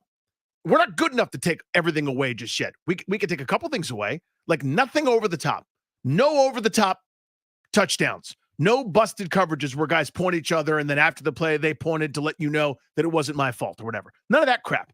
Play in the shell. Make Daniel Jones throw it to Wan'Dale Robinson 4 or 5 times on a drive and see if that gets you a punter hopping on the field. Maybe you have to check your ego at the door. Let's go to Brian, who's in Leesburg. What do you want to see done differently in week 2 for the Commanders against the Giants? Well, I tell you, the one thing I want to see, and it's going to be kind of like pushing a snowball up a sand dune, is I would like to see a coverage sack. I know that's near impossible, but that's one thing I'd like to see. And the other question I have for you guys is, do I have to go to a specific gate at the stadium to pick up my waffles? Great question. Or can you get them anywhere? It's a great question. It's a great question. Brian. Thank you. Thank you. Which gate was it? Do we know? There's a I think it's called the supermarket gate. Supermarket. I think you have to go to that one. I think there's like a Wawa gate. Maybe you Yes. could buy some frozen ones. Bisquick in the supermarket. Mhm. I believe is the only place Go to to get your waffles. Wegmans. Kevin's in Arlington. Hello, Kevin. How are Great you? answer. Hey, happy Friday, boys. Buddy. Yeah, I just read something that our expected points added on D was a negative 16 plus. We were 32nd, boys. 32nd in the NFL in the opening weekend. Now, I've talked on this station with you guys before about the significant investment on D, from coaching to free agents to draftees and to the salary cap allocation. That is unacceptable. Part of that, obviously, is we didn't get them off the field on third down, et cetera, but I am expecting a completely different performance defensively, because if we don't get that, what are we doing here? The offense is going to be fine over time, I think. It's got obvious limitations at wide out, et cetera, but they're not the problem. It's defensively a huge problem, and I can't accept it anymore. I'm pissed. Appreciate you, buddy. Thank you, bud. I'm not digging into the rankings after a game. After 2 games, I'll look at them. After 3, I'll start caring about them. So it's a little early for me. I think they're 29th in yards per play defensively, but not really on my radar just yet. Because as an example, the Ravens are 31st. I think they're going to be a really good defense. They played the Chiefs in the first game of the season, kind of got to a point where it was a little bit of a shootout back and forth at the end of the game. So some of that can just be matchup and weird stuff. But I understand the frustration for sure. Yeah. That it was as bad as it was in the secondary. They don't have Emmanuel Forbes. They're going to run more Michael Davis, more Noah Igbenogany. Maybe that helps. But what do you need to see to feel better about the Commanders in week 2? That is the question. 800-636-1067. If you'd like to hop on the MGM National Harbor listener lines, we're Grant and Danny, top of the hour. Dan Duggan, who's going to join us from The Athletic, covers the Giants, will help us scout the opponent.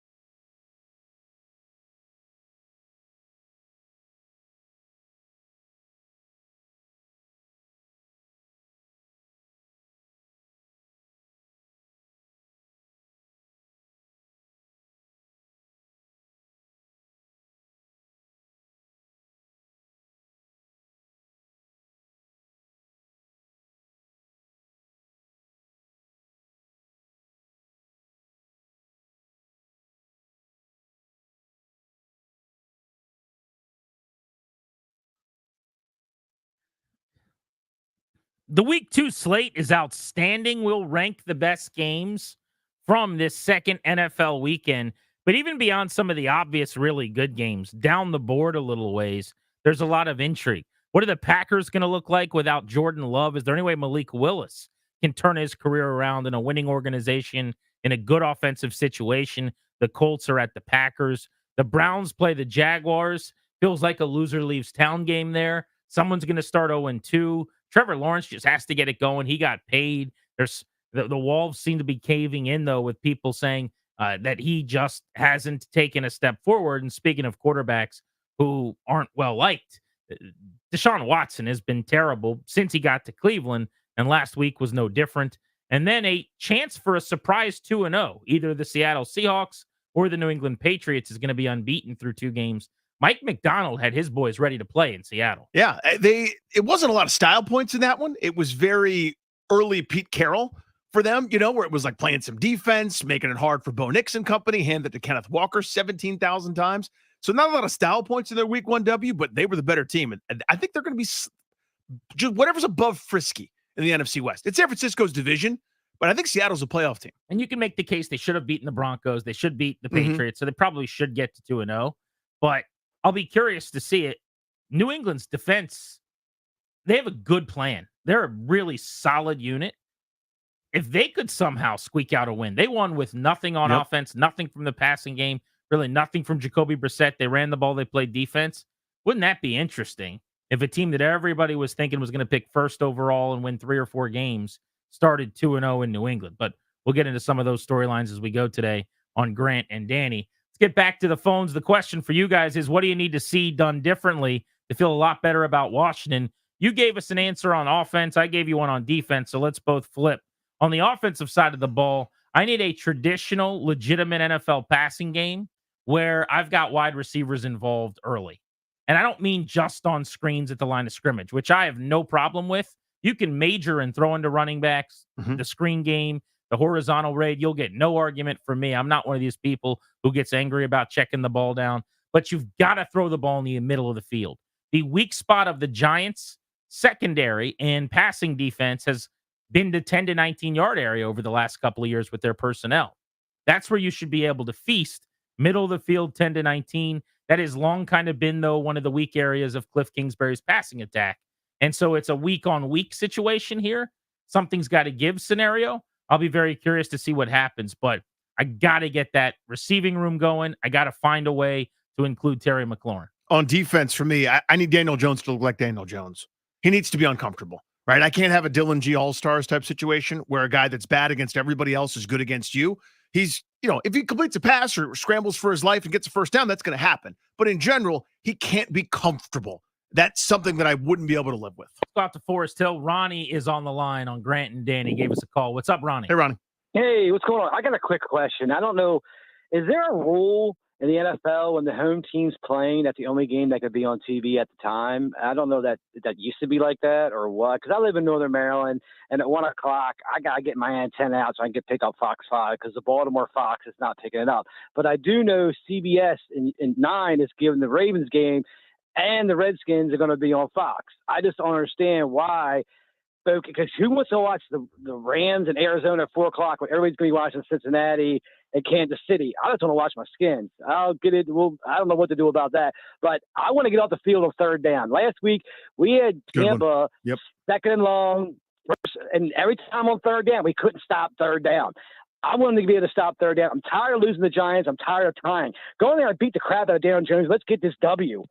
Yeah, let's not make it look harder than it should be. Yeah, 9-13 last week for Tampa, to his point, on 3rd down. That's a good call. And it was worse than that because that doesn't include the penalty conversion. That's right. And they had, I think, 3 of those in the game. At least, yeah. 4 penalties on the defense, 3 came on 3rd down. Oof.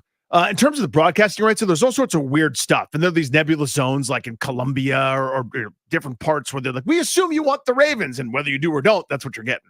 Yeah, I don't know the answer to that. But there's no rule that 2 games can't be on at the same time because 5 and 9 routinely have 2 games on at the same time. That is a problem of the past for your pal, thanks to my good friends. Oh, look at that. At NFL Sunday Ticket. Look at that. Let's go to Luke in D.C. on Grant and Danny. Hello, Luke.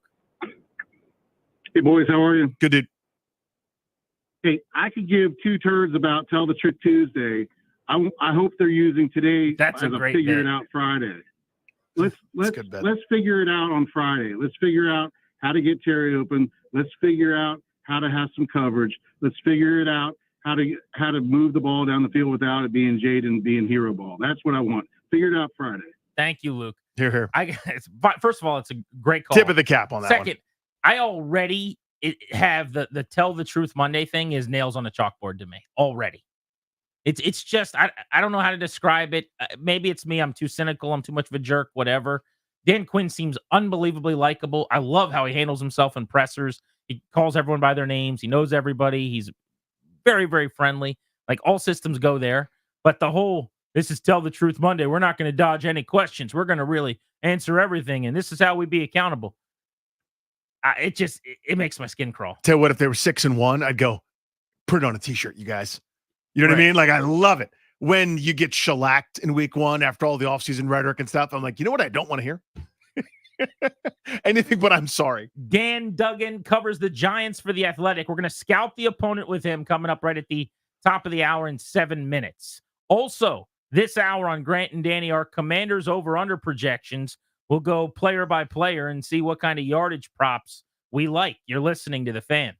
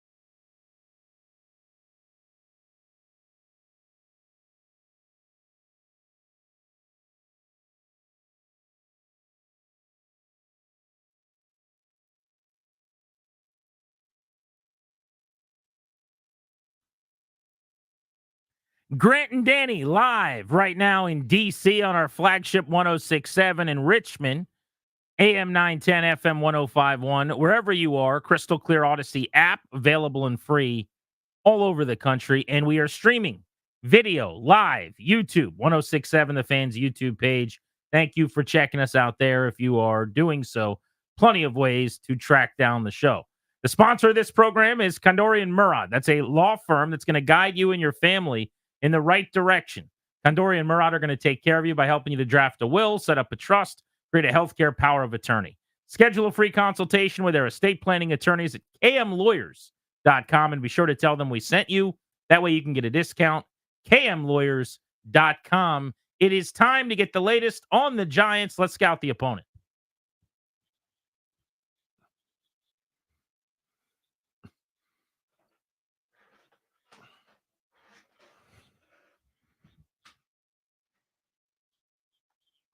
And to help us preview Sunday's game, we've got Dan Dugen, senior writer for The Athletic, who covers the Giants. So, Dan, why don't we begin with how loud the noise is surrounding Daniel Jones going into week 2? I don't know if you mean literally, because the boos started after the second play of the opening drive. So it was pretty loud in the stadium on Sunday. But I think that kind of sums up how ugly things and how toxic things really have been around him and the team. And it's only continued through the week. The one thing that's always kind of stood out about Daniel Jones and kind of remarkable, there's lots of bad quarterbacks. There's lots of overpaid players.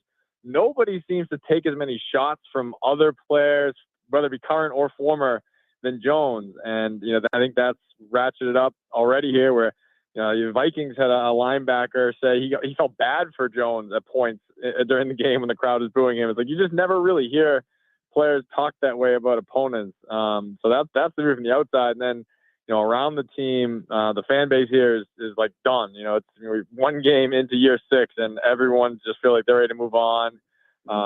Further inside the walls, the team is rallying around him, but you can't imagine there'll be a very long leash if he performs like he did in the opener.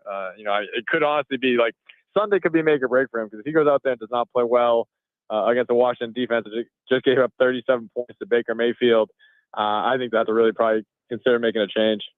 Yeah, whether he's good or not is a whole nother conversation, to your point. But why is he such a punching bag, as you put it? I always say with quarterbacks, you're either in the cool kids club or you're not. Like you get the jacket where, Baker Mayfield has stunk for a long time. He's now played a lot better here since last year in Tampa. But he was a dog, though, and guys liked him and rallied around him. Daniel Jones just never had that cologne. I don't know if he went to Duke or he's nerdy or he's just quiet. What is it about him that makes him such a target? Yeah, I don't know. It's probably like a sociological experiment to do. Yeah, is it like he comes from that sort of privileged background, a Duke guy, and I think this probably he came into the Giants, and everyone thought he was going to be the next Eli Manning, and he was just sort of put on a pedestal maybe he didn't deserve. But you go back, he got booed by Giants fans on draft night when that pick got announced. So he didn't have a very long runway. And then even funny to talk about Baker Mayfield, he's come up in the first 2 answers. He took a shot at him in a GQ interview before Jones even played a game, saying basically he was saying how teams don't know how to draft quarterbacks, and he used Jones as an example of this guy's never won, and a team took him in the top 10. So yeah, I don't know what it is exactly. He just sort of has that aura about him where people don't really like him and don't give him the benefit of the doubt. And then his play has certainly not helped quiet that down. And it's obviously, had the one stretch there in 2022 where, they thought maybe he could be the guy. And then since then, it's been just an absolute disaster. Basically since the ink dried on that contract, it's been all downhill from there. The Athletics' Dan Dugen with us here on Grant and Danny. So, Dan, this is tough to quantify, but just want to get your sense of this. My neighbor, my buddy of mine, is a Giants fan. And this is what he said to me. I actually hope he doesn't play well this weekend because I don't want anyone to have any kind of excuses. How common do you think that sentiment is among Giants fans? Almost like actively rooting against him to force some kind of change versus just booing because they're frustrated.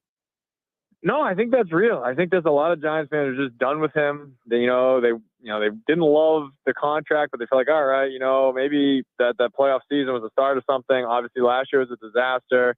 A lot of fans want to move on in the draft. We saw in Hard Knocks that, Jerry Shane and the Giants wanted to move on, which that adds sort of a backdrop. I think it kind of takes a little bit of the safety net away, is where the team can't shield him and say, oh, we love Daniels. Like, no, we saw very clearly that you were willing to trade up. I mean, Brian Dable's in Hard Knocks saying he'd be willing to trade up for Jayden Daniels. So that just kind of makes for an awkward backdrop to a lot of this stuff. Like this week, Brian Dable has to answer questions about that. It's just kind of awkward.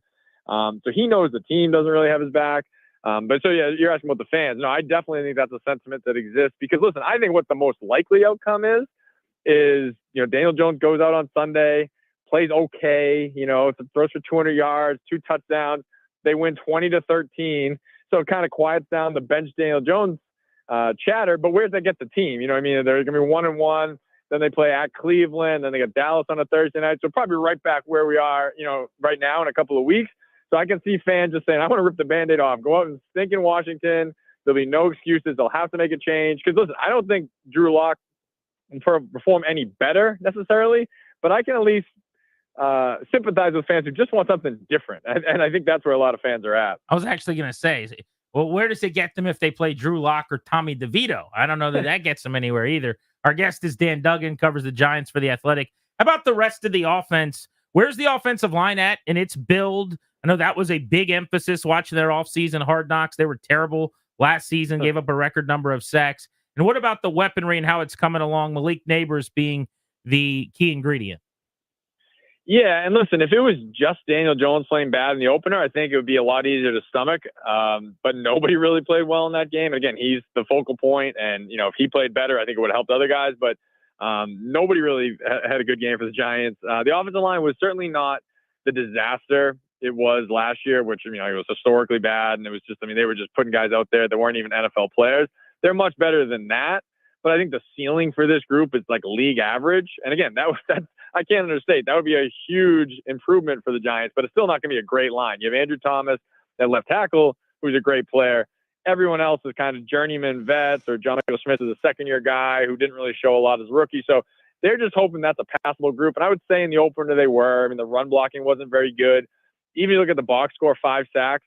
One of those was Jones trying to scramble, and he got caught like at the line of scrimmage. A couple, he kind of, I think the protection was fine. He either held the ball too long or scrambled into sacks. So the O-line was fine. It wasn't great, but it was fine. And then, the weaponry, obviously, they watched Saquon Barkley score 3 touchdowns last Friday night. And then, I think they know there's a downgrade there, but certainly Devin Singletary and none of the young backs really distinguished themselves. Neighbors is the guy. I mean, he was awesome in training camp. Even last week, it was his first game. It was a quiet game. The offense really didn't do much. Still had 4 catches for 60-some odd yards. So if that's going to be a bad game as a rookie, I think it kind of tells you the impact he could have. But aside from him, nobody made any plays. It was just a really depressing effort. I mean, they scored 6 points. Both of them came on short fields after turnovers. So it wasn't as if they even had one really good drive. They just did not play well. I mean, as I said, started at the quarterback, but nobody had a great game for the Giants. Dan, you've chronicled this thing for a while, and we're talking about sort of the state of the union for the Giants here. Regardless of what's been going on over the last several years, the Giants have just owned Washington 8-3-1 over their last 12 matchups. I know neither team is particularly good, but that's like Chiefs over the Raiders kind of stuff. You know what I mean? Do your best, quantify it. How's that happened? How's it been that way? No, it's crazy. And that's why I'm if you're Daniel Jones and you have to have kind of a make or break game, he couldn't have picked a better opponent. No this is certainly the team that he has to feel confident going against. Now, I know it's kind of silly for us to say that because you go back to some of those wins, that's 2 or 3 coaching staffs ago for the Giants and probably for the Commanders, as I think about it. But there is still something. He goes in that building. He certainly feels comfortable. Some of the players obviously have been there for a while. But I do think there is a difference where, I think he allows his success against Jack Del Rio defenses. So, and he did not have very much success against Dan Quinn defenses the last 3 years. Now, again, I know the personnel in Dallas much different than what you guys have in Washington right now, but that might be a little bit of an equalizer. Whereas, I think that they were very comfortable going against that defense the last couple of years. So I think at least schematically, it'll probably be more of a challenge this week. Again, I don't know if Washington's personnel is kind of up to par, but listen, if you're the Giants, there's nobody you want to see on the schedule more this Sunday for, things are already looking pretty bleak here. So if you're going to try and turn things around, seeing Washington on the schedule has to be kind of the best case scenario for them. Dan Dugen covers the Giants for The Athletic in New York on Grant and Danny. Am I wrong in assuming Neighbors is the only guy really who can dominate Washington secondary, which is a real poor spot for this defense? but I don't worry about anybody other than Malik Neighbors. Yeah, I mean, listen, I would say this, like the Giants' strength of their offense has to be their receivers, but yeah, it's a lot of it is kind of potential or young guys who haven't really, made their marks yet. But so obviously Neighbors is that guy who I think, if someone kind of a game-breaking performance would be him. You have Wan'Dale Robinson, who, he's kind of an underneath guy, sort of a slot, gadgety guy. So, he'll have the ball in his hands a lot. So, maybe he makes the big play. Darius Slayton's kind of like old reliable here where, no one ever seems to want him. And then by the end of the year, you look up and he leads the team receiving. And then Jalen Hyatt's kind of the wild card. He really didn't play a lot in the opener, but a guy that traded up for in the third round last year, I believe against Washington, the game here last year, he had a long catch or two. Like he'll do that. Like if you leave him one-on-one on the outside, he's a threat to, have a 40-yard catch down the sideline. The problem and why he didn't play a lot is he hasn't really developed much of anything else. But so, I mean, that's four guys there that at least bring something to the table. So again, if Daniel Jones is going to have a bounce back performance, it's going to be because of those guys downfield and chiefly Neighbors. I mean, he is definitely the guy who has that ability to really be a kind of a game changing presence. Dan, you mentioned the Hard Knocks offseason. It was great theater for us. I can't imagine it was, anything less than that for you guys up there, especially, just the access is just unbelievable what we got, a lot of insight. But I wonder what the feeling was after that or kind of even during for Brian Daboll and Joe Schoen, respectively. Just to me, I wouldn't be inspired if I was watching that as a Giants fan going, they're talking about players the way like me and my fantasy buddies talk about a guy like, did he have a good year last year? Nah, I was kind of slowed down as a running back or just, it was like this surface level conversation making these multi-million-dollar decisions. What's the big picture thought right now on Daboll and Schoen? No, I'm with you. I definitely had that impression too. Like, really, that's how you made these decisions. I mean, listen, we have to at least acknowledge that, they're in these buildings 16, 18 hours a day, and we're getting snippets of conversation. Right. And I'm sure some of maybe the real granular stuff, either HBO edited out or the Giants didn't want out because of competitive reasons. They don't maybe want to get into their analytical breakdowns of certain players. But yeah, some of those conversations definitely came across very surface level. I think what happens a lot of times with how these regimes are evaluated, the coach is kind of the one who's in the firing line. He talks to the media every day. You see him on the sideline every Sunday. But I think Daboll has probably done a better job in his 2 years. And listen, that's not saying much based on where they are right now. But if you look in the totality of it, he won Coach of the Year in 2022 because he got a pretty weak roster to the playoffs. No one saw that coming. Won a playoff game. Shane came in, obviously inherited a bad situation, like every new GM does. Not too many GMs win the Super Bowl and then ride off into the sunset. So he had a bad roster, bad cap situation. But now we're in year 3. This is the time when you want to see that first draft class. You had 2 top 10 picks, Kayvon Thibodeau, Evan Neal in that first draft class. You want to start seeing those guys making strides. You want to see the free agent additions, the trades, all these things he's done really start to get your team, over the hump. And it feels like at best they're running in place. So, I mean, I think that this is a big year for both of those guys. Again, usually the GM, he has like more grace. But I mean, I just look at this roster right now and man, for year 3, there's still a lot of holes. And, the biggest one being quarterback, they've been here 3 years. They haven't addressed it. They obviously doubled down on Daniel Jones after 1 year. So now you're going to go into next offseason if we fast forward and things don't change. Still needing to fill the most important position on the field and then not feeling like at least the rest of the roster is in great shape. So yeah, it's like I said, you can probably hear it in my answers here. Things are pretty bleak around this team right now. And I know it's only 1 week and things can change, but it was a very discouraging start. That's relatable content, I will say, Dan. Although with year 1 of a new quarterback and a new coach, we're going to be a lot more patient. But I think people were expecting a lot more than we saw in that first game, something you guys know all about. Speaking of expectations, though, the one area of the Giants that I feel like just needs to be good because the talent is there is getting to the quarterback. They trade for Brian Burns. They still have Kayvon Thibodeau, who only had 1 pressure last week, but is owned Washington. Dexter Lawrence is one of the best players in the league at the position. So I guess number one, how did they do against Minnesota? I know Sam Darnold lit it up, just getting home. And then secondly, is there any reason to believe they shouldn't be able to win the line of scrimmage up front against Washington this week? Yeah, no. So Minnesota disappointing, like I said, all the way around. The only guy I think you could probably say showed up was Dexter Lawrence. I mean, he is just a monster. Like he really is at that point now where he could maybe take the mantle from, Aaron Donald being retired. And, I know Chris Jones is still kind of at the top of his game, but he's going to be in that conversation, I think, this year. I mean, he just dominates guys. It's crazy. And I assume you'll see it again on Sunday. I know Washington's interior is maybe better than their tackles, but I mean, I don't think anybody there is going to be able to match up with Dexter Lawrence one-on-one, and he beats double teams. So it's like he's just a problem week in, week out. But the edges were a disappointment. You know, I mean, like I said, they made all that investment in Brian Burns with the trade and the huge contract. And like I said, I touched on Thibodeau, number 5 pick a couple years ago. Like, they have built this team and this defense. If they're going to win, it's because the pass rush is going to dominate games. I mean, the secondary is young, it's unproven. So it needs to be, that front four just getting after the quarterback. Did not happen. Sam Darnold completed his first 12 passes, was never really in trouble, just kind of picked them apart methodically. That obviously, that's why you lose games 28-6. They just couldn't impact the game enough. Now, you fast forward to Washington. The one thing Minnesota has is really good tackles. I look at Washington's tackles; they're certainly not in that class. And if Brian Burns and Kayvon Thibodeau don't, kind of dominate this game or have a big impact on this game, that would be alarming. Because I mean, you just look at the talent you're going against and what the Giants have invested in these guys. They need to take this game over. I mean, I guess with Jayden Daniels, maybe you're not going to get as many sacks because he's obviously elusive and he's going to take off. But they need to be chasing him out of that pocket and making life hard for him. Because again, that's how this defense is built to win. It's not going to be because they have this great secondary. It has to be the guys up front taking control of the game. Dan, any key injuries or maybe like half a dozen guys that probably just need to rest to give Washington a good chance? And then give me your prediction.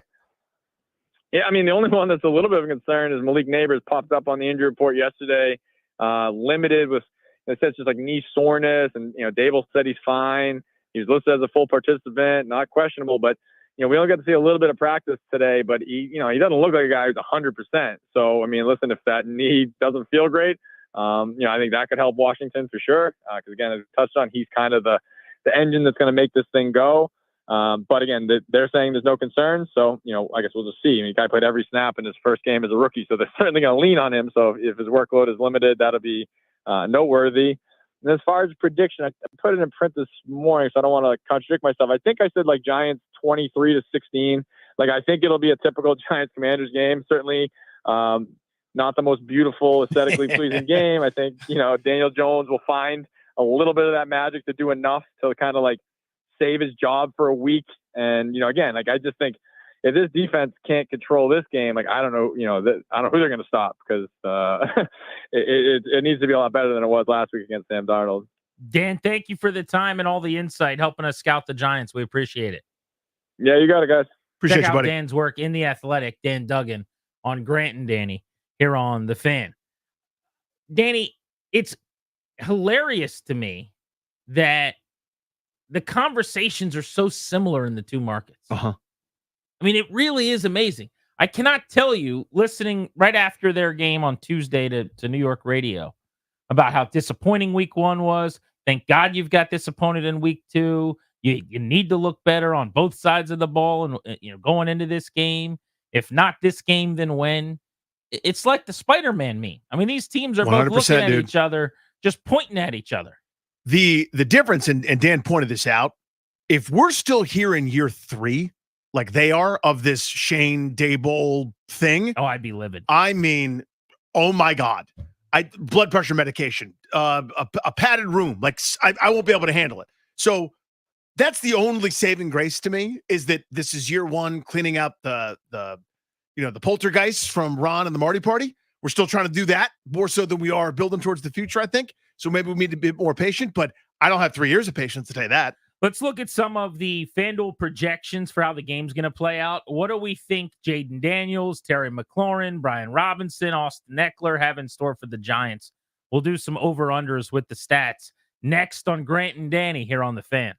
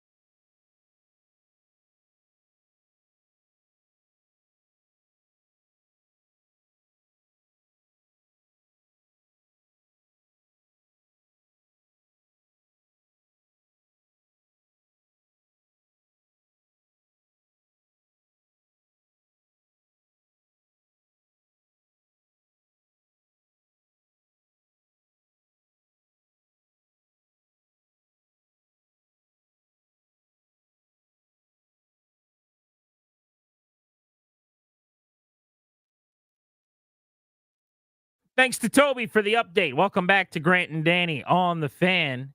I heard him talking about Maryland, Virginia as part of the college slate this weekend. Used to be the ACC rivalry. I remember that. We would get that one every year. Here's what I don't understand, though.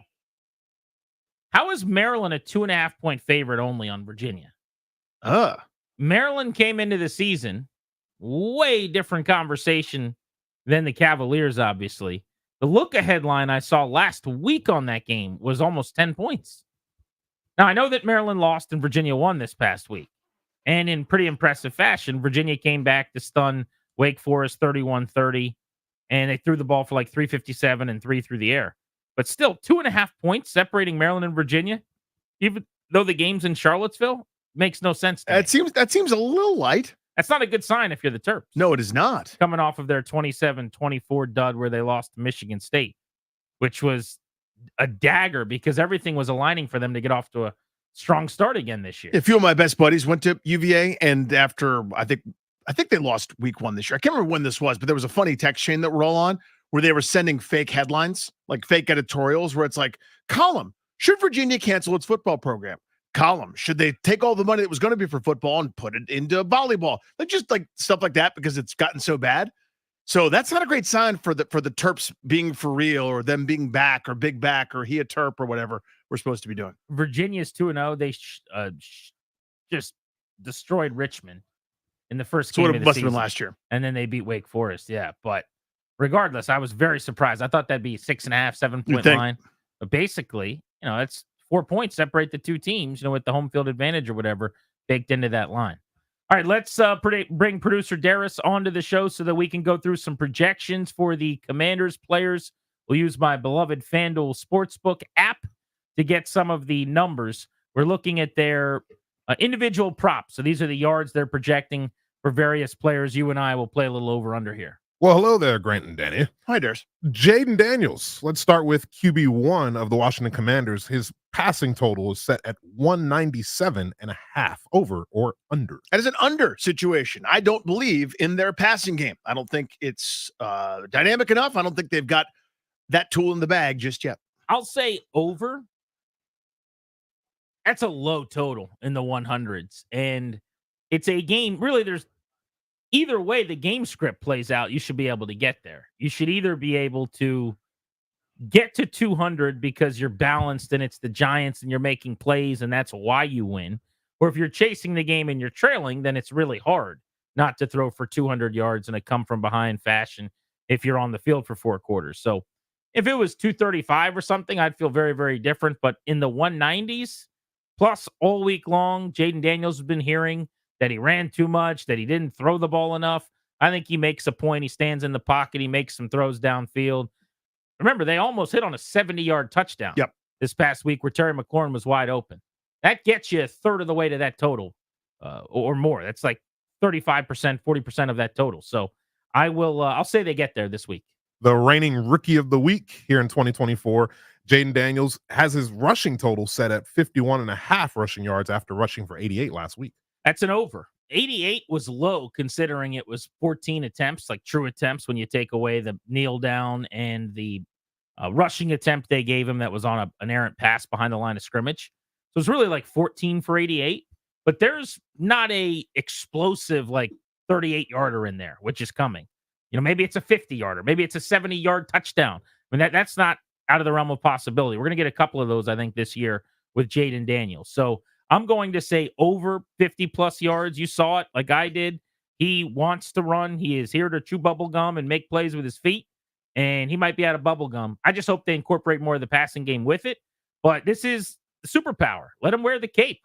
Let's do this thing. I'm hoping for like a 7-8 carry performance where he's in the 60s or 70s rushing, and I think he'll get there. This is what the offense can do. He is going over that total. That's going to be my sort of stance here until further notice, until proven otherwise, until defense is taken away, until this offense adjusts and shows me signs of life. I'm going to hammer that over.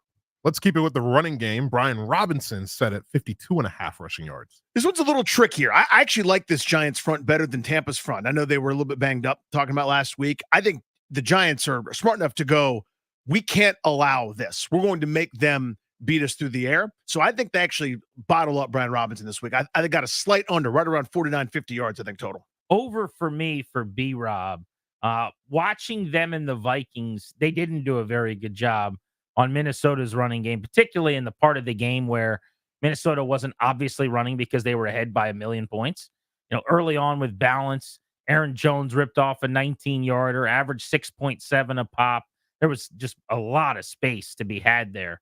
The Vikings did the correct thing with a smart offensive-minded head coach who I love and admire in Kevin O'Connell. They came out throwing the football to set up the run, and it worked very well. But I think there's going to be enough room there. Robinson's going to run for over that total. And we'll close out the rushing totals with Austin Eckler, our weekly guest on Tuesdays at 5 o'clock on Grant and Danny, of course. 18.5 rushing yards. Under, and I'm annoyed about it.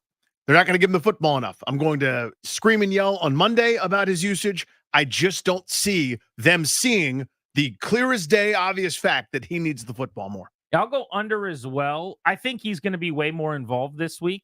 I've got to imagine that they saw what I saw when they watched back and saw that he was shifty and had some wiggle in the open field and just did a lot of things well. But I think they're going to prioritize getting the football through the air.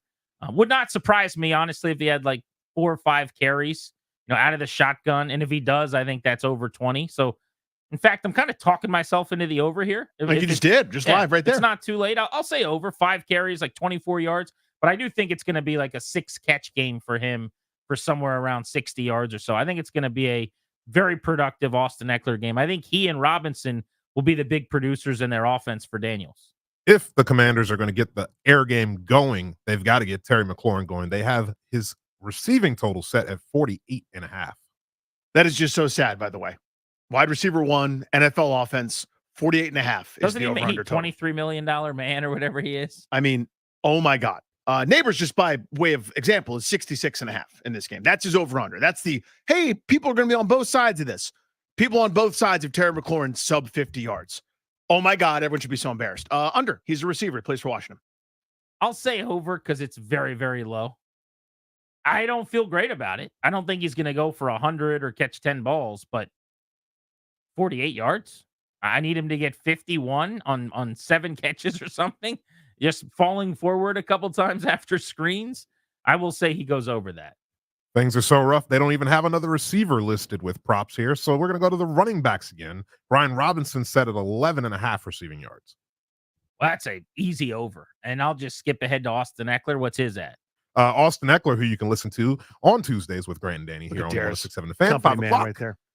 19.5 receiving yards for Austin Eckler. Over for both. I mean, again, I think they are the keys to the offense. I'm watching Austin Eckler mic'd up today. The Commanders put out this like 6-minute video of him mic'd up in Tampa Bay. And he's, as you can imagine, as advertised, like so likable and just a good dude roaming around talking to everybody. But at one point, like after, and we don't know what drive it was, but presumably one of the 2 good ones, Dan Quinn came over to him and Brian Robinson. And he's like, there you go, guys. Way to do it. That's who we are right there. Keep it up. And I don't know if he meant like, he basically said something like, you guys got it going. That's who we are. Like, there was never really a drive where they ran it well with those 2. So I'm guessing he means who we are is we're going to throw it to you 2 and you can matriculate the ball. I don't know. And there wasn't enough context there, but I do think they're both going to catch a lot of passes this season, and they're both going to go well over those totals. Yep, over, respectively, for Robinson and Eckler. That is something I'm going to I might even wager some money on that because they're not wide receivers. This is where the offense is going. That's what they do. Still looking for a prop on another wide receiver. Scan. No, Keep don't have one scrolling here. down. I mean, Theo Johnson has a prop in this game. Who is Theo Johnson?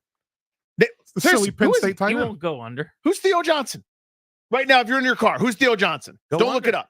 You feel so good about Theo Johnson being a nobody. I don't know who Theo Johnson is my point. I have never heard the name Theo Johnson until I read it. That guy's got a prop on FanDuel. All right? No other Washington wideout has a prop. Come on. It's early. Why do you sleep on the silly tight end from Penn State? What's going on? Come on. Theo Johnson. Theo Johnson. Zach Ertz, they do have a prop for him at 22.5 receiving yards. Over. Yeah, I'm shocked he didn't do more last week or wasn't targeted. He had 30-some last week, right? He did, but a couple of those were on the final drive, garbage time, a couple little hitch routes. He needs to be more involved. There's no reason. I mean, if you're not going to throw to receivers, by God, please throw to a tight end. I've got over there also. I think he can fall down 3 or 4 times. Just get past that marker. We'll do a couple Giants here just for fun. Daniel Jones, they have his passing total set at 208.5. 208.5. I am right there. I'll say over. I'm going to have him at like 217. Now, I think they run the ball pretty well in this game. That's the Giants do? My sneaky thought. I think Ooh. this is a Devin Singletary game. But I think Malik Neighbors goes for like 86. And Daniel Jones goes for about 215 or so. You know who's going to have a big game? Theo Johnson. Theo Johnson. By the way, he's now destined to have a great game.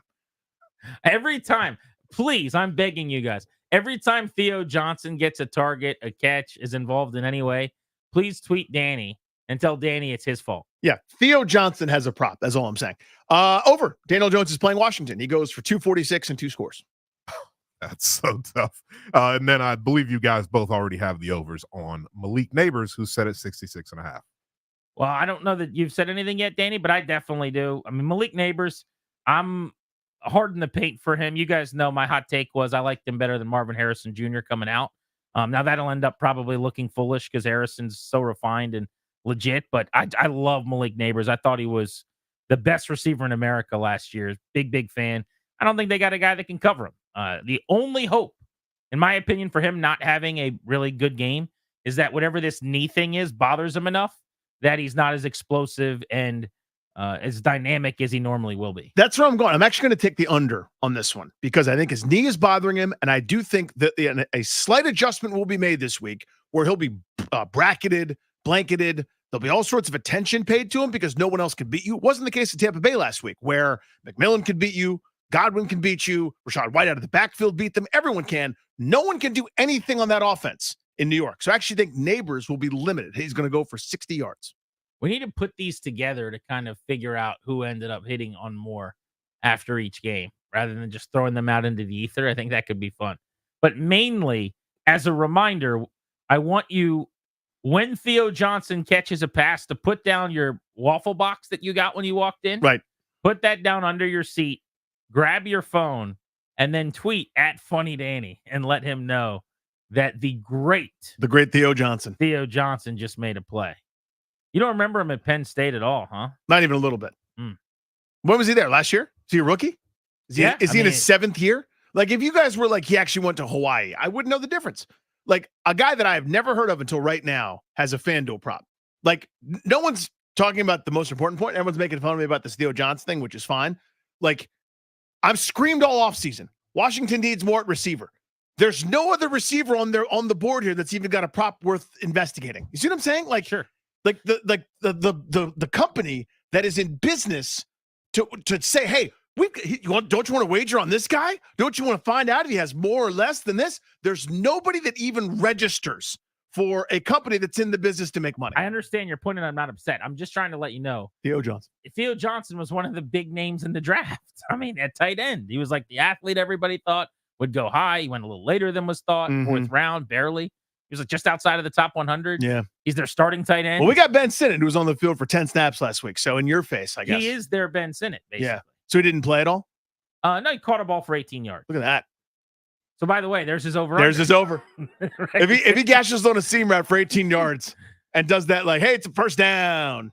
Friday means we went off the field. What little tiny thing made your day better, made you smile that nobody else would care about? We'll open up our phones so that you can cheer people up with a little what if next. 800-636-1067. We're blitzing coming up in 20 minutes on the Fan.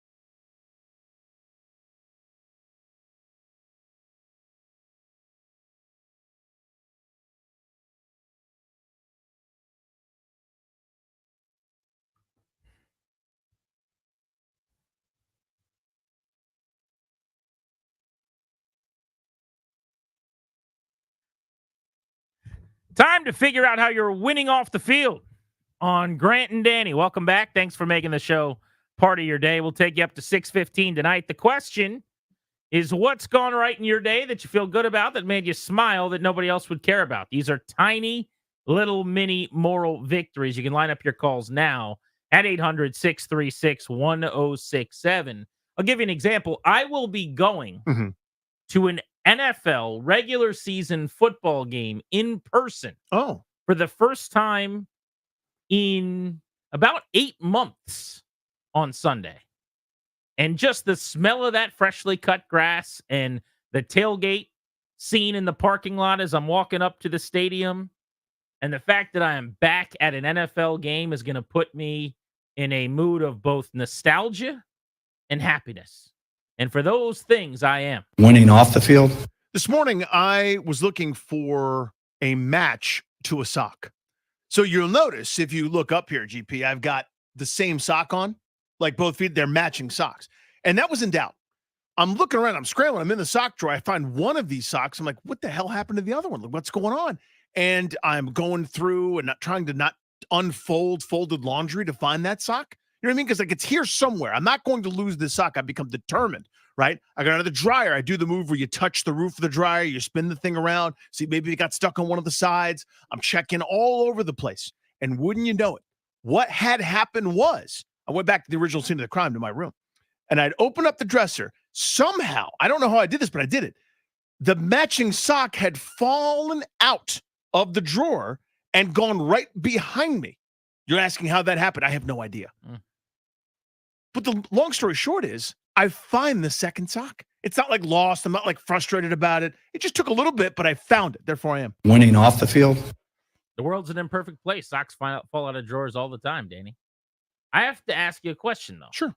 Do you normally fold your socks into like the firm ball? Yeah, I do the ball up. Are you the guy that just the top of the sock folded down? No, I do the ball up, and I do too. So you have balls of socks in your drawer. And every once in a while, like generally the way it works around the homestead is like I hate all things laundry. Like if my wife didn't exist, I would pay to have my laundry done, folded, and returned to me. Whatever the cost. I hate it. There's nothing I hate more.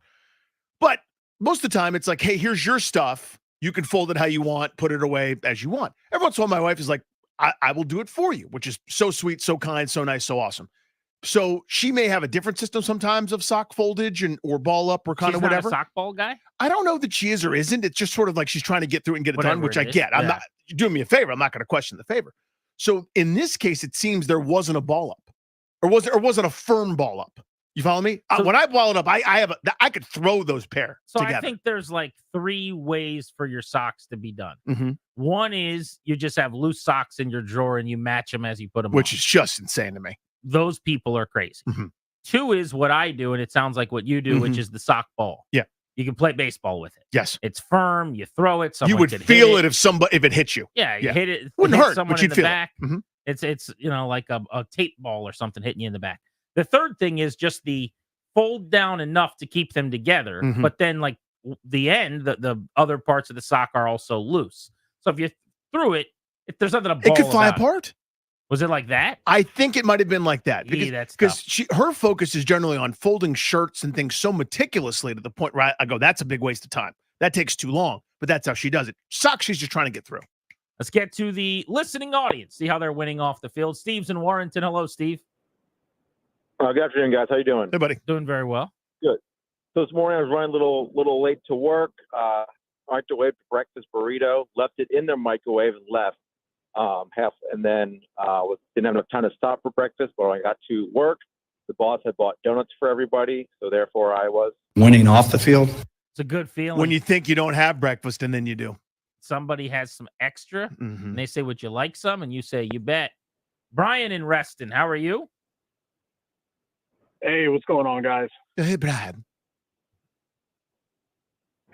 So Grant, you were saying a couple weeks ago that you went to an Arsenal bar and had a blast, right? We did. We were in Richmond. We just stumbled in, yeah. So this weekend is a massive, massive game for Arsenal. It's the equivalent of Cowboys, Commanders. I almost use the old term. Sure. But first thing first, if you're going to be an Arsenal fan, you have to learn what do we think of Tottenham and what's your reply to that. Okay. Anyway, Can we say it on the two air or we twin can't? boys. Do we? So we don't like them? It is not safe for work. Okay. It is not We don't safe like for 'em. work. And yeah, we don't like them at all. But I have two twin boys named Kieran and Declan, and I actually named them after Arsenal players, and I ordered new kits for them, and they just came in the mail with their names on the back and the little numbers. Therefore, I am Winning off the field. There you go. There Yeah, it is, for those yeah. of you that missed the story, Danny and I had an event in Richmond. Mhm. That was a lot of fun to kick off the football season with some of our listeners down there on AM 910 and FM 105.1. The sports bar that I know down there that I used to go to all the time when I would go to Redskins training camp is called Gus's. I walk in, and there's an Arsenal game on TV, and there's 700 Arsenal fans chanting and screaming and doing the whole thing every time anybody kicks a soccer ball. And by the end, I had just kind of fallen in love with the whole vibe and decided I needed to watch more games like that. Yeah, and I was there already somehow. Like, Yes, that was also I'm, weird. I'm hanging with my buddy Brad. We got some time to kill before we had to be at the venue. And he's like, hey, there's a bar around the corner. You want to just go grab some wings? I said, yeah, great. And we walked in, and it's like, we all know, we sing a song. Everybody sing, all sing. I'm like, how does everyone know the words? What is this? It Where are reminded we? me of almost like a cheerleading routine where Yes. one of the cheerleaders just says a couple words like aggressive, and everyone's like, be aggressive, B-E aggressive, BEAGGRESSIVE, or whatever. Yeah, And but then these guys from Richmond are singing with like, we're British accents, and we sing like this. And it's like, I don't know what this is. But like one don't get guy it. would shout something and everyone knew it. And they knew immediately. Tony in Woodbridge, what's up? So nobody wanted the tickets that I was so graciously offering. Oh, so boy. I'm going to have to go to the game. But not all is lost. At least I get to see Wale perform during the halftime. So therefore I am Winning off the field. There you go. Lucking out by way of nobody wanting your tickets. There you go. Silver linings playbook, I Playbook. think, is what we're Beat me talking to it. about. Beat me to it. Alex is in Woodbridge. Hey guys, happy Friday. Hey, buddy. Tottenham fans, I have to say, if you hate Arsenal, stand up. Oh. That's about why. We got a Right, we have rivalry stumbled brewing into something here, on by the way. phones. Wow. Maybe I got to now watch a game at a Tottenham bar, and I'll tell you. Are they? which- Is it more fun than which Arsenal one is bars? more fun. Irish channel, the Irish channel right by where the Caps and Wizards play, is a Tottenham bar. Okay, I am intrigued. Wow. Okay. So my dad is sick. He lives in North Carolina. I had to go visit him, help take care of him. And my teenage son plays high school football here in Northern Virginia. It's raining in North Carolina this morning as I'm driving back. And I'm like, man, I do not have it in me after dealing with my sick dad to sit through the rain to watch high school sports. Because, this is the good time of year for the weather, usually, for watching your kid play sports. You're not too hot, you're not too cold. And I'm just like in a crappy mood as I'm driving through North Carolina. I get to Richmond, sunny blue skies. Attaboy. It's going to be a perfect night to watch high school football. And I am, therefore, winning off the field. Winning off What the field. team does your son play for? Is he a Viking? He plays for James Madison High School in Vienna. In Vienna. All right. The Warhawks. Yeah. Madison Warhawk. Yeah. Attaboy. All right. Well, thank you, Alex. We appreciate you, and all the best to your father as well. Sorry to hear that. Let's go to Vinny in Seat Pleasant on Grant and Danny. What's up, Vinny? Fellas, how you doing today, man? Hope all is well. Chilling. You too. Last night I went out to the movies with a close friend, to the Alamo Draft House. Got there a little late. They gave us a 15-minute grace period, but we missed it. They locked the doors and we couldn't get in. So couldn't do anything about the refund because I got the tickets through Fandango. But on our way out, the manager caught us at the door, gave us some free movie passes for tonight and some free movie snacks. So therefore I am. Winning off the field. What movie are you going to see, Vinny? Beetlejuice. Okay. All right. I'd like to say I'm going to see that, but I'm not going to. You got no But interest in that one? I just don't. I'm sorry. Because the original one came out before you were really around, or it seems weird. The costume, the whole deal. It's just not for me. it is definitely weird. It's a Tim Burton weird movie, but Yeah. the first one was great. You could stop at Tim Burton. Right. It's not just not for you. I'm just pretty much out. But here's the deal. Is there popcorn? Is there some Coke Zero? You could probably trick me into it, but you'd have to work at it a little bit. But I just have zero interest. But I'll go to a movie. There's something else I could see. I'll go with you. Is anything out right now that's You can worth the go damn? see Beetlejuice. There isn't actually, because I was just looking the other day and I was like, nah, I don't really want to see that. Don't really want to see that. There's a couple things I've already seen that were pretty good.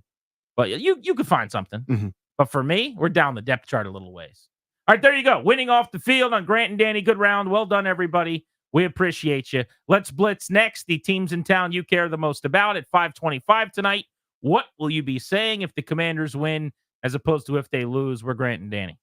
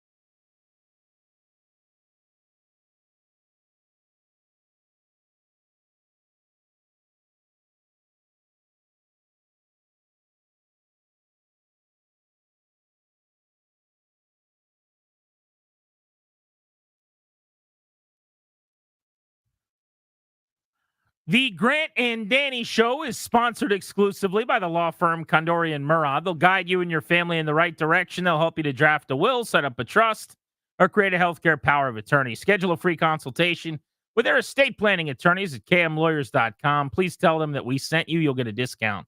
kmlawyers.com. We're live all over DC on 106.7. We're live in Richmond on both AM 910 and FM 105.1. You can listen to the show wherever you go. Pause and rewind the program with the always free Odyssey app. Make sure you have that downloaded. And you can watch us. If you want to stream us in high definition, you've got that available on the 106.7 The Fan YouTube page. Let's get to our Beltway Blitz, the teams in town you care the most about. We'll start you off on the diamond. One of the voices of the Nats is our good buddy Dave Jagler. You can hear him and Charlie Slows on the call tonight. Pregame 6:15, first pitch 6:45. Jags, I was at the game last night. The first inning was a nice glimpse of the future. And they didn't score after that, but they did have Abrams, Cruz, and Wood all come to the plate, all reach, and all come around to score in inning number one. I hope we see a lot of that over the years. Yeah, it was really a great start to the game last night, and Mitchell Parker pitched well. Unfortunately, the defense let him down, and they didn't hold it. And, in fact, that was going to be the top three in the lineup today. But breaking news just a moment ago with Davey Martinez addressing the media, apparently they're going to scratch C.J. Abrams tonight. He made that diving play last night, kind of jammed up his shoulder a little bit. So Nassim Nunez is going to get the run at shortstop tonight. So you're not going to have 2 straight days of those 3 hitting at the top of the lineup. So, Jags, my view towards the end of the season here is, wins are nice. That's kind of how I view it. If the process of one of the young pitchers pitches well, they're in the game, some of the guys that are going to be here do something special or do something that makes you excited, I'm satisfied. I left satisfied last night. That running catch or diving catch, whatever you want to call it, that Dylan Cruz had in the gap, I think I saw a 5% catch probability on that ball that he made, and the look on his face when he, as he's getting up, looking at Jacob Young. I got what I wanted last night, pretty much. Your thoughts? Yeah, I mean, that's certainly a way to look at it. I mean, these guys want to win every day, but I mean, you're sitting there, at 65 wins. If they win 6 more games out of the last 16, they would equal last year's win total of 71. But I think when you talk about, like Grant mentioned and like you mentioned, with Abrams at the top of the lineup and then Cruz here and Wood here and those guys batting consecutively and the emergence of the young pitchers, you would feel better about this edition of a 71 or so win team than where you were last year. So you didn't take a step forward in terms of wins, losses necessarily, but I think you've taken a step forward in the rebuild. Dylan Cruz being here, you like what you see. We're always going to have a half season of James Wood. And I think at least the young starters are getting to the finish line pretty well. It was good to see Irvin have a very good start against the Braves after a couple of rough ones. Good to see Parker bounce back after a couple of rough ones. And the guy who's really pitched the best over the last month or so is going tonight, and that's DJ Hurst. So, I mean, these are guys trying to finish off a full major league season basically for the first time. Yeah, DJ Hurst has been a very, very fun watch going into the offseason here. Could have something really impressive to build on after 6 1/3. 3 hits from Mitchell Parker last night. He'll try to add to that in this series. Jags, I posted a poll on this on Twitter yesterday, but I want to get your thoughts. I had a hard time with the Nationals Player of the Year when I got the ballot for their awards for the media. For people that don't know, the player and pitcher of the year are different, right? So they give a pitcher of the year, a good guy award, and then a player of the year to a position player. But because of the fact that the kids like Wood, who have played well, came up late, and a lot of the guys that were off to decent starts got traded, there's only like 4 guys that were here all season: Abrams, Garcia, Young, and Ruiz. I don't know. Where are you at on that? Well, I'm with you, and I do have a vote in this, and I haven't voted yet, so I'm going to take it up to the deadline, which is, I think it's next week, right? I mean, it would be hard, whether, if Wood has the highest OPS or something, hard to vote for a guy for a half season, but of the guys who've been here, I mean, clearly, if this was taken a month ago, it would have been C.J. Abrams, but I think of the 4 players that you mentioned, probably the most consistent on both ends has been Garcia. I mean, I don't know. I could still be swayed here before the precincts close. I mean, obviously you love the defense of Young, but he hasn't put up the offensive numbers of Garcia. Garcia's been, in the top 10 in the league in batting average and had a big step forward offensively and has been, decent defensively, although he doesn't rate well range. He's made the routine plays. So I think he certainly merits discussion. So unfortunately, there's not really a standalone standout. So it's going to be a tough call. Yeah, I think it's actually pretty fun to see how it plays out with the voting. Jags, we appreciate you. We'll be listening in a little over 2 hours when you guys take the air. Yeah, I mean, DJ Hurst starts. We're looking forward to. Hopefully, he has a good night tonight. Thank you. Be good. Thank you, Jags. There's our buddy Dave Jagler, him and Charlie, 6:15 pregame and 6:45 first pitch. All of our baseball coverage on the Fan is presented by T-Mobile. Switch to T-Mobile. You can get tons of benefits and still save on every plan against AT&T and Verizon. Use their savings calculator to find out how at T-Mobile.com/switch. Let's move it along on the Blitz. Our guy Benjamin Brown joins us to discuss the NFL. Benjamin, who's got the most on the line this weekend? Very cliched sports talk type discussion, but give me a team, a player, somebody that needs a good performance. Yeah, I'm going to go with, I would say the overall matchup between the Cleveland Browns and the Jacksonville Jaguars. You know, say what you want about where they stack up in their division right now, but I think two teams that at least internally had, you know, very much playoff hopes on their mind, started off 0-1, very much kind of in a must-win spot. And I think, you know, both quarterbacks in particular, I would say need to play quite well. So I think it's Cleveland. I think it's Jacksonville. I think it's Deshaun Watson and Trevor Lawrence. I think, you know, who comes out of that game victorious is going to be much better off in the overall AFC playoff picture for sure. Benjamin, I understand it was only a game, I promise, but there's not a good reason for Caleb Williams to not play pretty well here with everything around him in the near future as he gets this thing going. So too early to worry, but he was pretty bad in that first game. Were you surprised at all by that?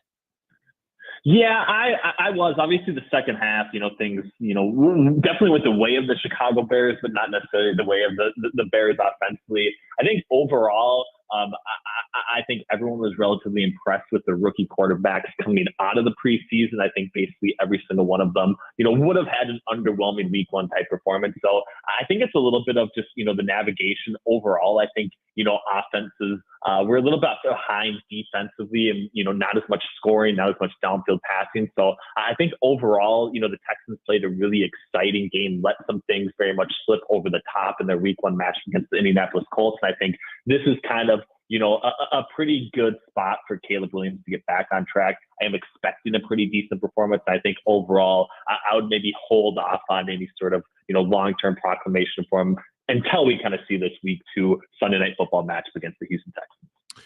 Who did themselves? Let me rephrase it here, Ben. Who kind of changed your mind about them in week number 1, good or bad? Yeah, I think for me, it was really the Dallas Cowboys.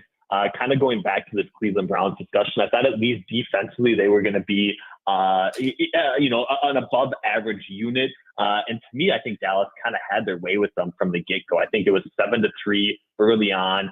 You know, Dallas was kicking the ball off to the Cleveland Browns, and it very much kind of felt like the game was already over at that point. And Dallas did nothing but kind of, you know, take advantage of basically everything that the Cleveland Browns put forth. So I liked what Dallas did. I think there was very much some questions about, you know, the NFC East, where they stack up. How is this Dak and CeeDee Lamb thing going to resolve? And, you know, although they kind of took it down to the wire, they got the contract situations figured out. It does seem like at least, you know, internally they have the structure in place that they want to continue on forward past the season. And I think overall it allowed for a pretty exciting week 1 performance that I think kind of sets them up well to potentially be, you know, the front runners in the NFC East here for the midway part of the season for sure. The Patriots were the biggest surprise winner, obviously, of week 1. How much better are they maybe than they got credit, or was that just a fluky thing? Do you think they beat Seattle at home this weekend? I don't, and I'm actually looking at, you know, I was looking at that spread earlier, you know, talking to some people that I, you know, obviously talk ball with quite a bit. And that was one that I actually did feel was relatively short. I know Seattle didn't play outstanding in the first half, but I think very much dominated both, you know, the offensive and defensive line in the second half of their matchup last weekend. So I'm leaning in the Seahawks direction. I do think the Patriots performance, although good, is still kind of underwhelming from an offensive standpoint. And I think when they kind of have to key in on a certain amount of players, from the receiving skill position set. I think they might struggle a little bit. Of course, the Bengals in their own right really struggle and should have the offensive, pieces in place, I would say, to take advantage of the Patriots defensively. That didn't happen in week one. And I'm more, on the side of blaming the Bengals and their preparation aspect than really kind of crowning the Patriots as, some sort of contender in the AFC. And I very much think we kind of see that play out here on Sunday. So I like Seattle. I still think the New England Patriots, for all intents and purposes, have one of the lower talented rosters overall in the NFL, if not the worst. And I think we're going to see that kind of play out here on Sunday at home. Ben, thank you as always, bud. Have a great weekend. Thanks, guys. Have a great show. Thank you, pal. Hit that local 53 sounder. My God, that's Michael Phillips' music. The Richmonder, please and thank you. And on 910 The Fan down in the capital of the Commonwealth. Give me a feel for this game against the Giants, Michael.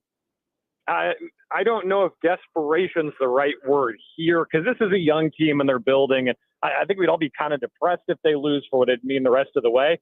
I think on the Giants side, desperation is absolutely the word here. If Daniel Jones can't beat this secondary with guys you haven't even heard of starting potentially this weekend, I think that probably marks the end of his time with the Giants. And it means the Giants made a huge mistake not drafting a quarterback when they had the number 6 pick this year. I think they've got a lot to lose potentially here this weekend. What did you like most about what you saw from Washington against the Bucs? I really liked a lot of the offensive concepts. I did, and I thought they kept it simple. You can tell there's going to be a lot more as the season goes on, but they set up some good things. I thought they gave Jayden Daniels good parameters to work inside. And, if they make those 2 field goals, when they score in the third quarter, they cut the score to 23-20. And I think if it's 23-20, they're not going to win, obviously, because Tampa was just hitting the button to score whenever they wanted to. But if it's 23-20 when we go to the fourth quarter, I think we fundamentally talk about it as a different game and talk about this offense differently. Who has a big game this weekend for Washington? I'd love to see Austin Eckler have a big game on the ground. I loved what I saw of him as a receiver. Top 3 pass catchers Sunday, running back, tight end.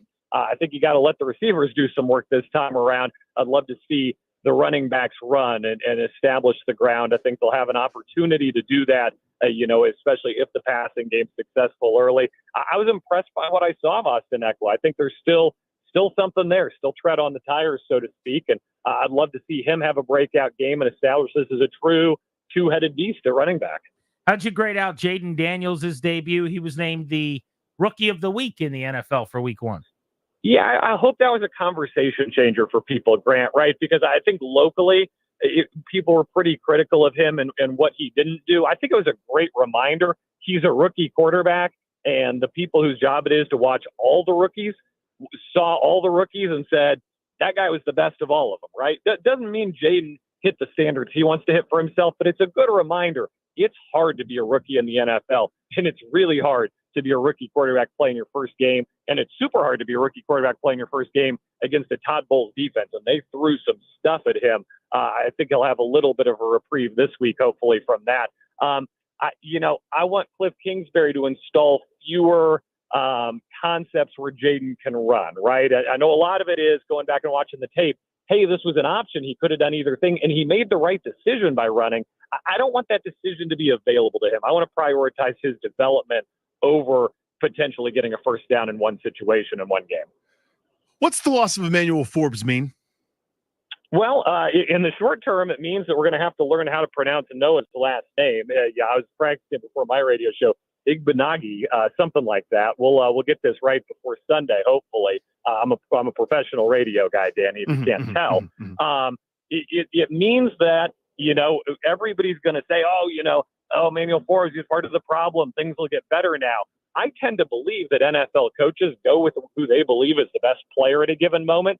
If Emmanuel Forbes was out there, that tells me that Joe Witt and Dan Quinn got together and said, whoever's behind him is not going to give us as much of a chance to win as this guy will. So it makes you worse. I know people want to say, he's gone, the problem's gone. Well, the guy coming in has been rated by the coaches as not as good as the guy who was in there previously. I don't think it means good things necessarily. Michael Phillips of the Fan in Richmond and the Richmonder on Grant and Danny. We're going to ask this question of our listeners next. I want you to lead into the conversation with your own answer. What is the conversation in town going to be if they win? And what is the conversation in town going to be if they lose after week 2? Yeah, I think a win steadies the ship, right? It doesn't say playoffs. Nobody's going to come on the radio tomorrow. I mean, somebody will come on the radio tomorrow, but nobody's saying he's going to come on the radio and say playoffs, Super Bowl, NFC title game, right? It steadies the ship, sets the floor, and the floor will be, probably 5-6 wins after this, right? It shows you can win a football game. You can develop and grow. If they lose, I think we're potentially going to need to have an honest discussion about whether this is a tank season or not. Because if you can't beat the New York Giants and Daniel Jones, I just can't overemphasize how terrible he's been at football recently. If he can't win that game, I think we need to look hard in the mirror and say, is it time to trade anything that's tradable and reload for next year and grab a high draft pick and admit this is a 2-year project? I'm not excited to have that conversation, but I think it's where we'd be. Michael, thank you as always, buddy. Enjoy the weekend. All right. See you Sunday. Be good. Yes, sir. We will see you at Northwest Stadium in Landover, Maryland. I'm still working on that. What will you guys be saying if the Commanders win, and what will you be saying if they lose?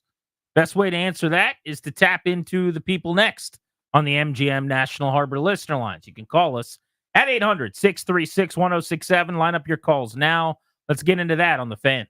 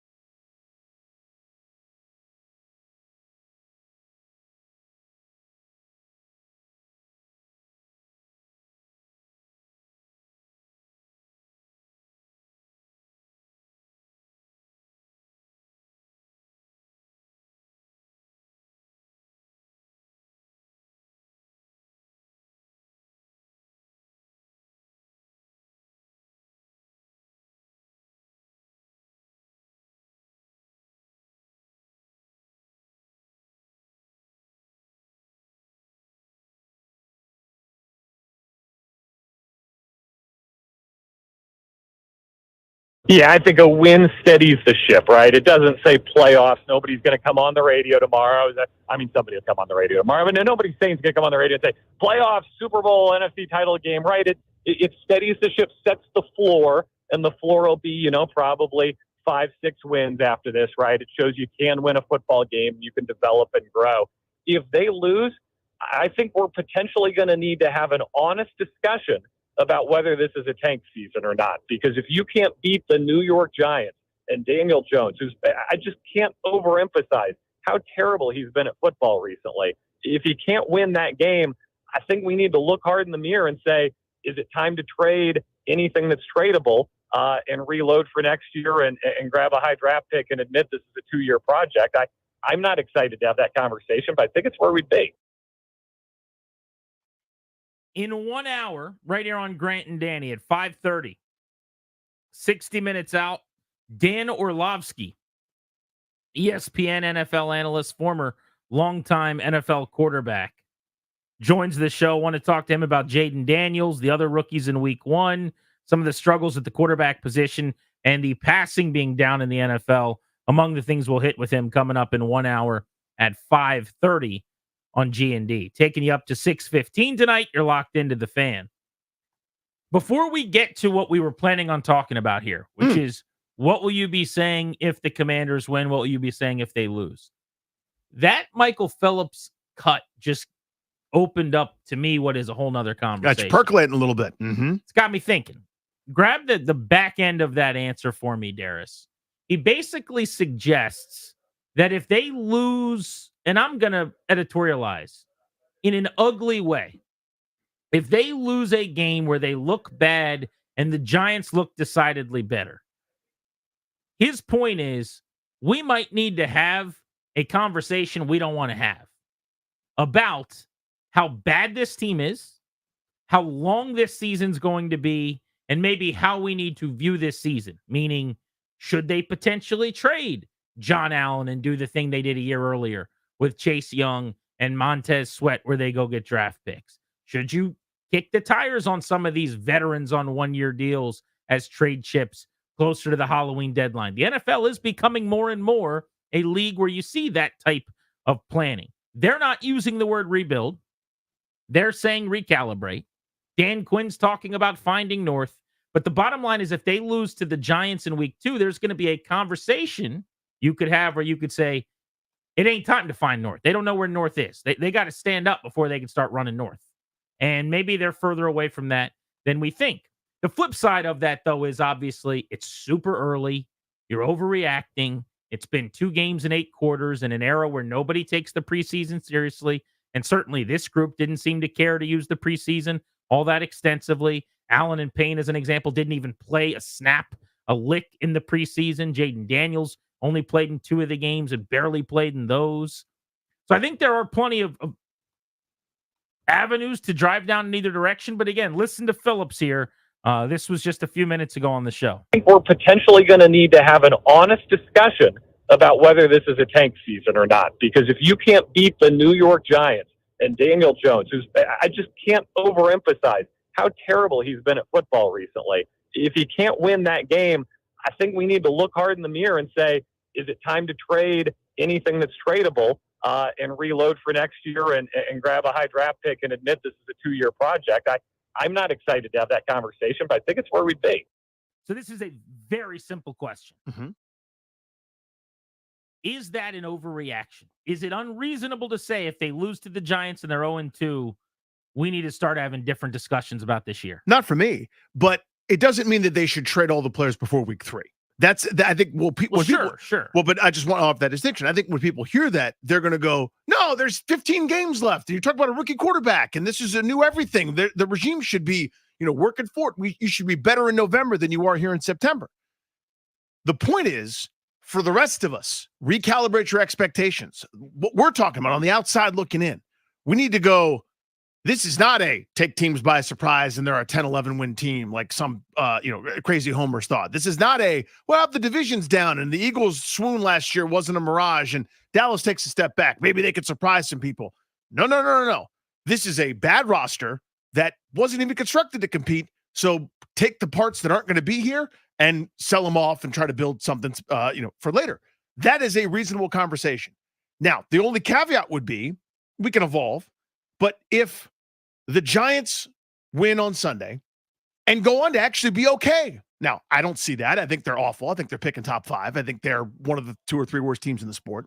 But if they win and then go on to play well, we can recalibrate our feeling about how bad this week 2 loss is, right? But right now, the Giants coming in, a lot of people thought, myself included, this is one of the worst teams in football. In week 1, they played like it. If in week 2 they beat you and then go back to being terrible, you're going, we stink. We're the get-right game for the stinkiest team outside of Carolina in the NFL. What are we doing? What's the point of any of this? What's the point of any conversation about, can they go back and find a way to beat Cincinnati? Who gives a bleep if they do? They're in the pig pen with some of the worst teams in the NFL. This should be about the future. That conversation to me is very much on the table if you lose this weekend. So maybe I'm not as in the same dire bucket as you would be in that sense, or it sounds like Phillips would be ready to hop into. I think the teams that played badly in week 1 are being way undervalued right now, and there are going to be a couple that are terrible, obviously, and maybe this is one of them. We don't know. But just generally, if you stink in week 1, that's fair. The sky is falling all week. The Giants are not as bad as we think. The Commanders are not as bad as we think, probably. This is just generally how I view it. The teams that look really good in week 1 and surprise you in week 1. New England as an example, maybe Minnesota with Darnold getting off to a fast start. Generally, if you're stunned positively in week 1, all of a sudden you're talking yourself into some things that a week ago, with a lot of data and information and an off season's worth of content, you didn't think. And generally, if you wait a few weeks, everything kind of comes toward the middle a bit. The only way I would feel like after just 2 games that I need to completely change my eye line on this season, and now I feel like this team stinks and is going to be one of the worst in the league, is if they have a clunker. Like if they play a really bad game against the Giants. And I don't know what that turns into from a score standpoint, Danny, but let's say like 23-10 Giants, or similarly to the Bucs game, the fourth quarter is kind of a play out the clock quarter. I don't see this as a possibility. It's hard for me to envision this. I'm betting against this. But if that were to happen, now I'll join you guys. Because I think to be able to start a year with 2 straight like that, and now that's all of the data. And it's not like it's nothing. I know it's only 2 games, but it's 11% of your season. I mean, we're talking about 11% of the football season where you will have stunk at that point. But the fact is, I had them best case 1-1 through 2. I thought there was a decent chance they could be 0-2, and that you're going to split with the Giants anyway. So now you win the one there. You said if they beat the Bengals, who cares? Not a who cares to me. That would be a really, really good road win in prime time. So I guess I'm going to be more dismissive of a loss in week 2 being some tell-all if they play a pretty good game and lose. But it's about the process, not the result for me. If they stink again, and Daniel Jones looks like Mayfield did, and Neighbors goes for $147 or something, and Devin Singletary, who averaged 3 yards a carry last week, runs for $120, I'll come in here Monday and I'll be ready to say, let's buckle up. This is what 4 wins looks like. So they're going to be picking in the top 5. Let me phrase it slightly differently to get to the same place. To me, I don't think you can lose to the Giants without looking like crap. Like, I think you could lose to a good team and you go, hey, they were competitive. They played hard. This was close. This could have gone either way. A field goal by Siebert goes in or doesn't, whatever, right? If you are losing to a team that we all think is terrible, and maybe you don't think the Giants are terrible, but I think they're bad. I don't think they're as bad as everybody's making it out to be after one game. Fair enough. I think they just played one of their, let's say, 2 worst games of the year. Remember last year as an example, I'll point to, they opened with the Cowboys and they lost, I think, 40-0. And Daniel Jones got sacked like 11 times. Yes. It was something ridiculous like that.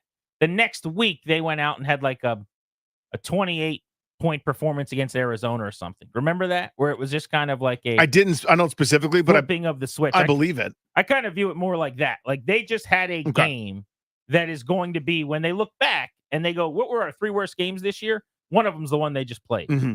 So the way I'm thinking of it is they're one of the few worst teams in football. And I think that's a good conversation if you don't think they are. They won that game in Arizona, then I think lost 4 or 5 straight and finished, with one of the worst records in the game. And 2 of their 6 wins were against Washington. So if that's the case, if that's what we're doing, to me, all other discussions are irrelevant. That's what I don't mean Cincinnati beating them specifically matters or doesn't matter. I'm saying if you can't beat the Giants at home, when you should have the element of surprise, you should have they're not sure what you're going to do, and you've kind of got a good feel for them over the last several seasons. There's plenty of tape from Daniel Jones shoving it on you, and what Brian Daboll likes to do, and this defense, etc. This is a game that if you can't beat them, what's the point of any of this? I think it's the way a lot of fans are going to feel. Okay. Yeah, I think they're a team that's basically what you are, and I don't view it as this early. It's just too early for me to have that energy. Which I get. So to speak. Which I think is fair, by the way, because again, there's so much we don't know. And that's why I'm saying I offer the only window out, the only outlet for that is if the Giants go on to have a decent season and they're a 7-10 team instead of what I expect, which is one of the bottom feeders, then you go, oh, that's not terrible anymore. Yeah, I don't think they're going to be 7-10 or have a decent season. I guess for me, the difference is I think Washington, with a brand new group and a new staff and a new quarterback, will just keep getting better, hopefully, as the year goes on. So, the team that plays the Giants this week, ideally, is not as good as the team that plays them, in several weeks. So remember what last year, for example, that Thursday night game. Now it was terrible at the time, and it was brutal. But when Washington got their, what's kicked by Chicago, that was a Chicago team that couldn't get right. They weren't very good. Well, they actually went on to demonstrate they weren't bad at all. So that loss looked a lot better in retrospect. Again, it doesn't look good because of how dominated they were. But at one point you go, oh my God, it's so embarrassing. You lost to the Lions. Well, actually, we now know the Lions are pretty decent. You know what I mean? Like that kind of a phenomenon could happen. I leave the door open for that. But I think a lot of people are going to be really upset about their expectations and calibrations for this year. So I guess it's a long way of saying I think a lot more conversations will be on the table, like Philip said, than if they do lose that game. I agree with that part. I'm just saying I don't think I'll be part of the group that is ready after week 2 to kind of throw in the towel. I don't mean like on the playoffs, which I've never thought was really a possibility. No, but I know there's a distinction. Like on the competitive portion of the season. And I just point to last year in the opener, the Giants lost 40-0. Jones was throwing interceptions, pick sixes, threw for 104 yards, like 50%. Everybody wanted him benched. And then the next week he came out and threw for 320 and a couple touchdowns, and they scored 30 on the Cardinals. Like this league, week 1 versus week 2 is so different.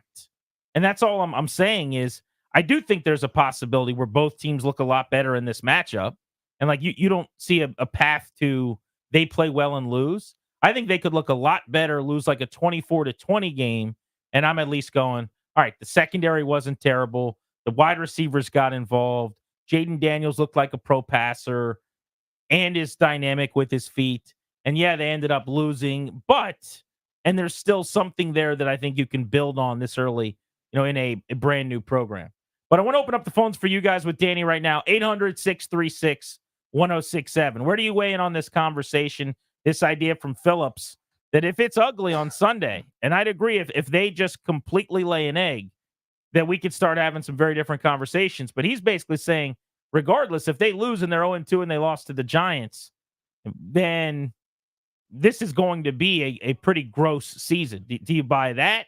And what will you be thinking if they win versus if they lose? G&D on the Fan.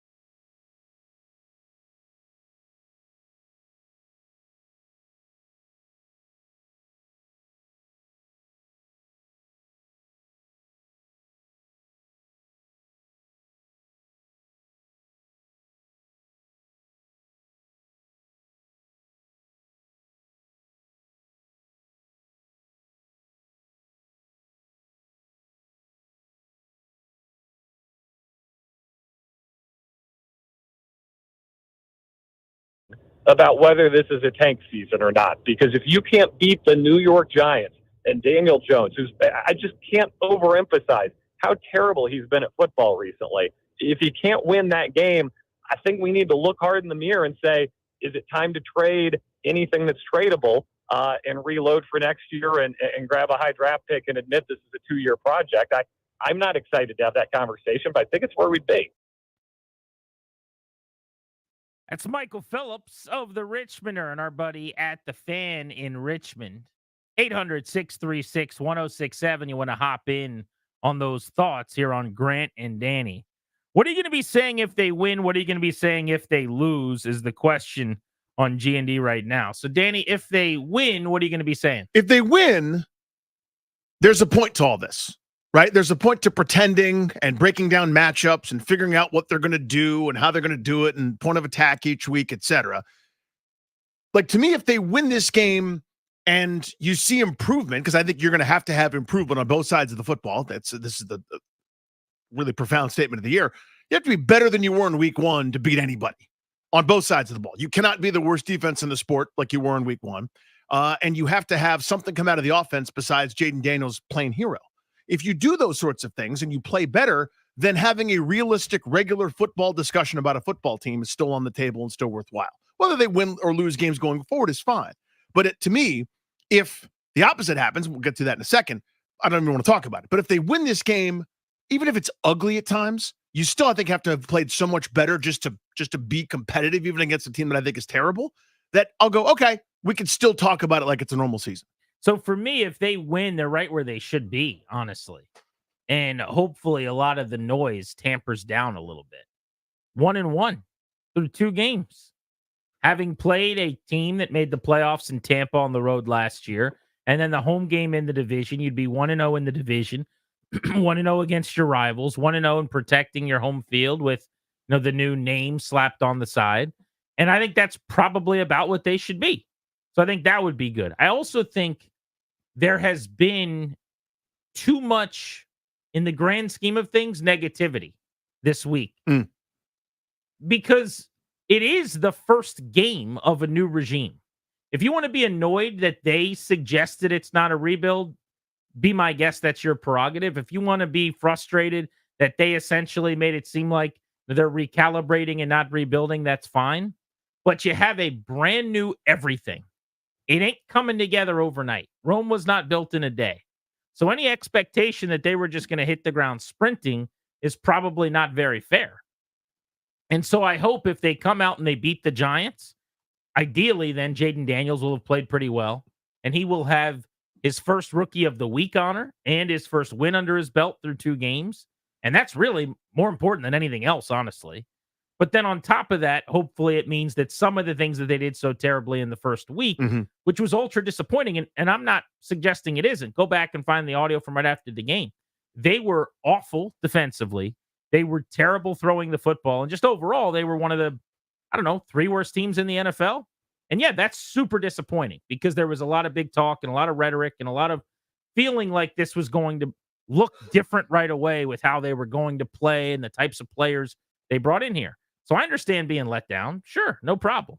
But if they win, I think we could just take a deep breath and everyone calm down and go, let's kind of reassess here for a second. It'll either validate or contradict week number 1. Sure. Right? But don't you agree in general that, you're talking about same old team and, I don't remember what the phrase you just used was, but all of this, there's a point to all of this. It's 1 game into Dan Quinn. It's not a little aggressive to be that frustrated with everything? Based on the expectation and based on the rhetoric, no, I don't think. Now, because they've said it's going to take time. They never pretended. They've not used the P word playoffs once. The only thing they have done is they refuse to say rebuild. Right. Well, you got Josh Harris right before the season saying we expect to be a lot better. We expect to be competitive. He said they'd be better than last year, 4-13. But he also said basically the results this year didn't matter to him at all. He's playing the long game. But expecting was better. This was supposed to be different. Okay, but and if you lose to the Giants, it's not different. Could be better. Sure, but that's not what we're really talking about, right? That's what I thought he was. You could get technical and be like, they might win 5. Come on, it's supposed to be not lose to the Giants in your home debut. It's supposed to be that. I agree, but so September 15th, they've got to have it figured out. Not figured out. Not figured out.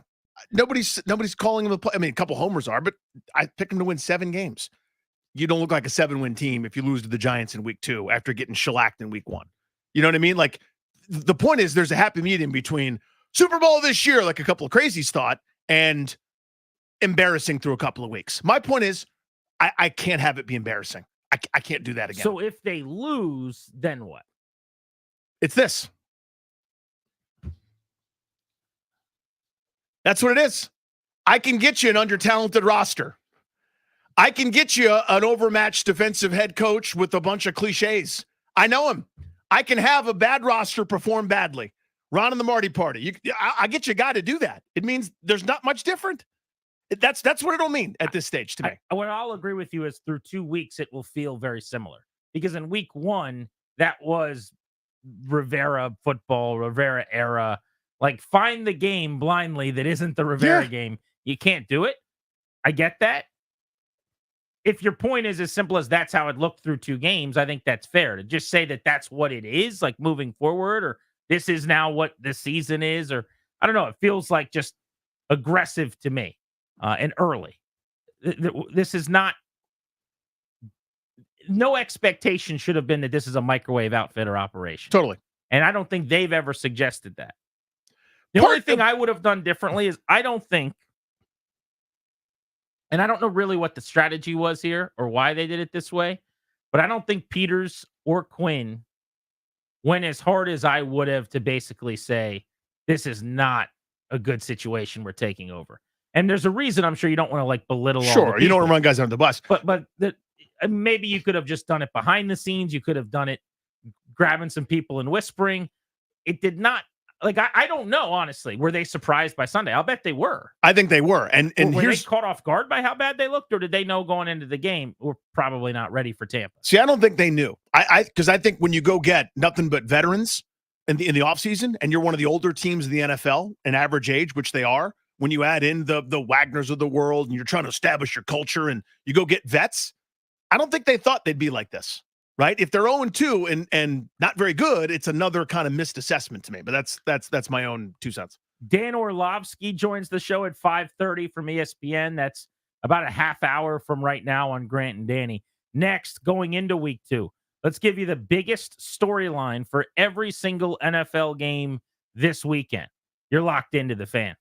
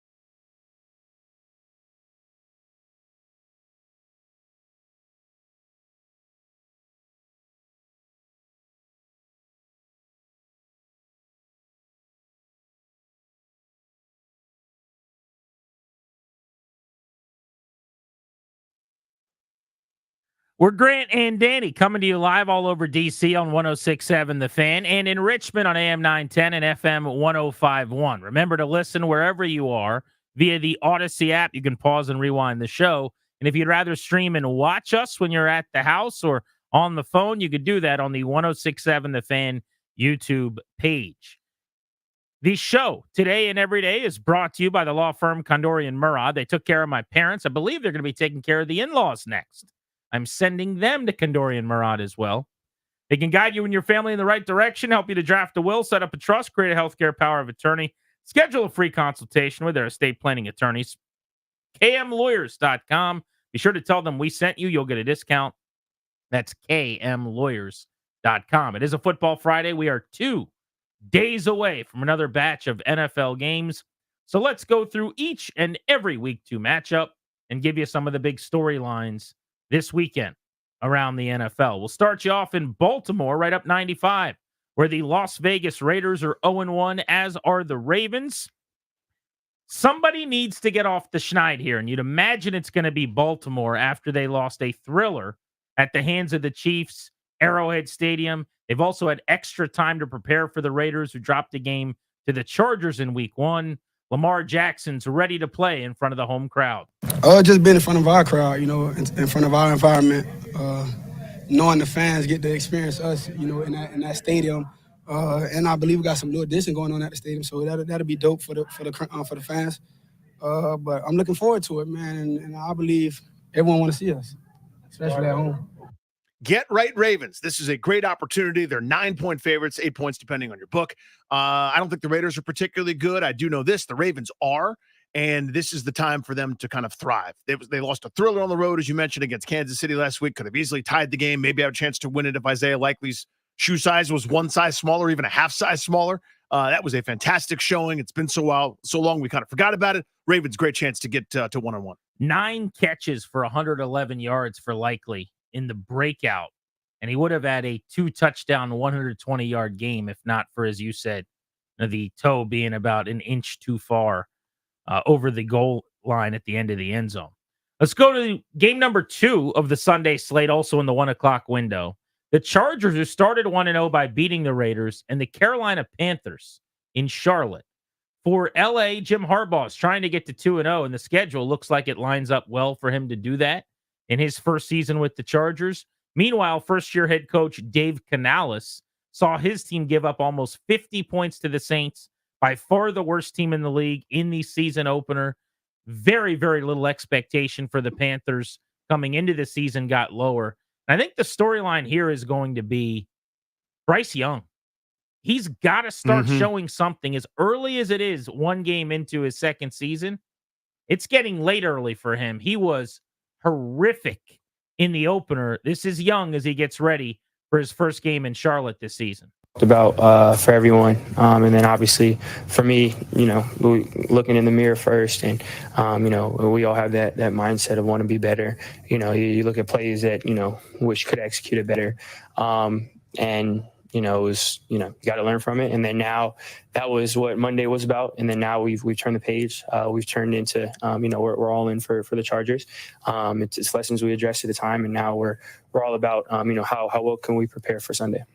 13 for 30, 43% complete. And it wasn't that good. 161 through the air with 2 interceptions this weekend. I'm a big fan of Bryce Young, the person. I fell in love with him as a quarterback in Alabama, like a lot of people did.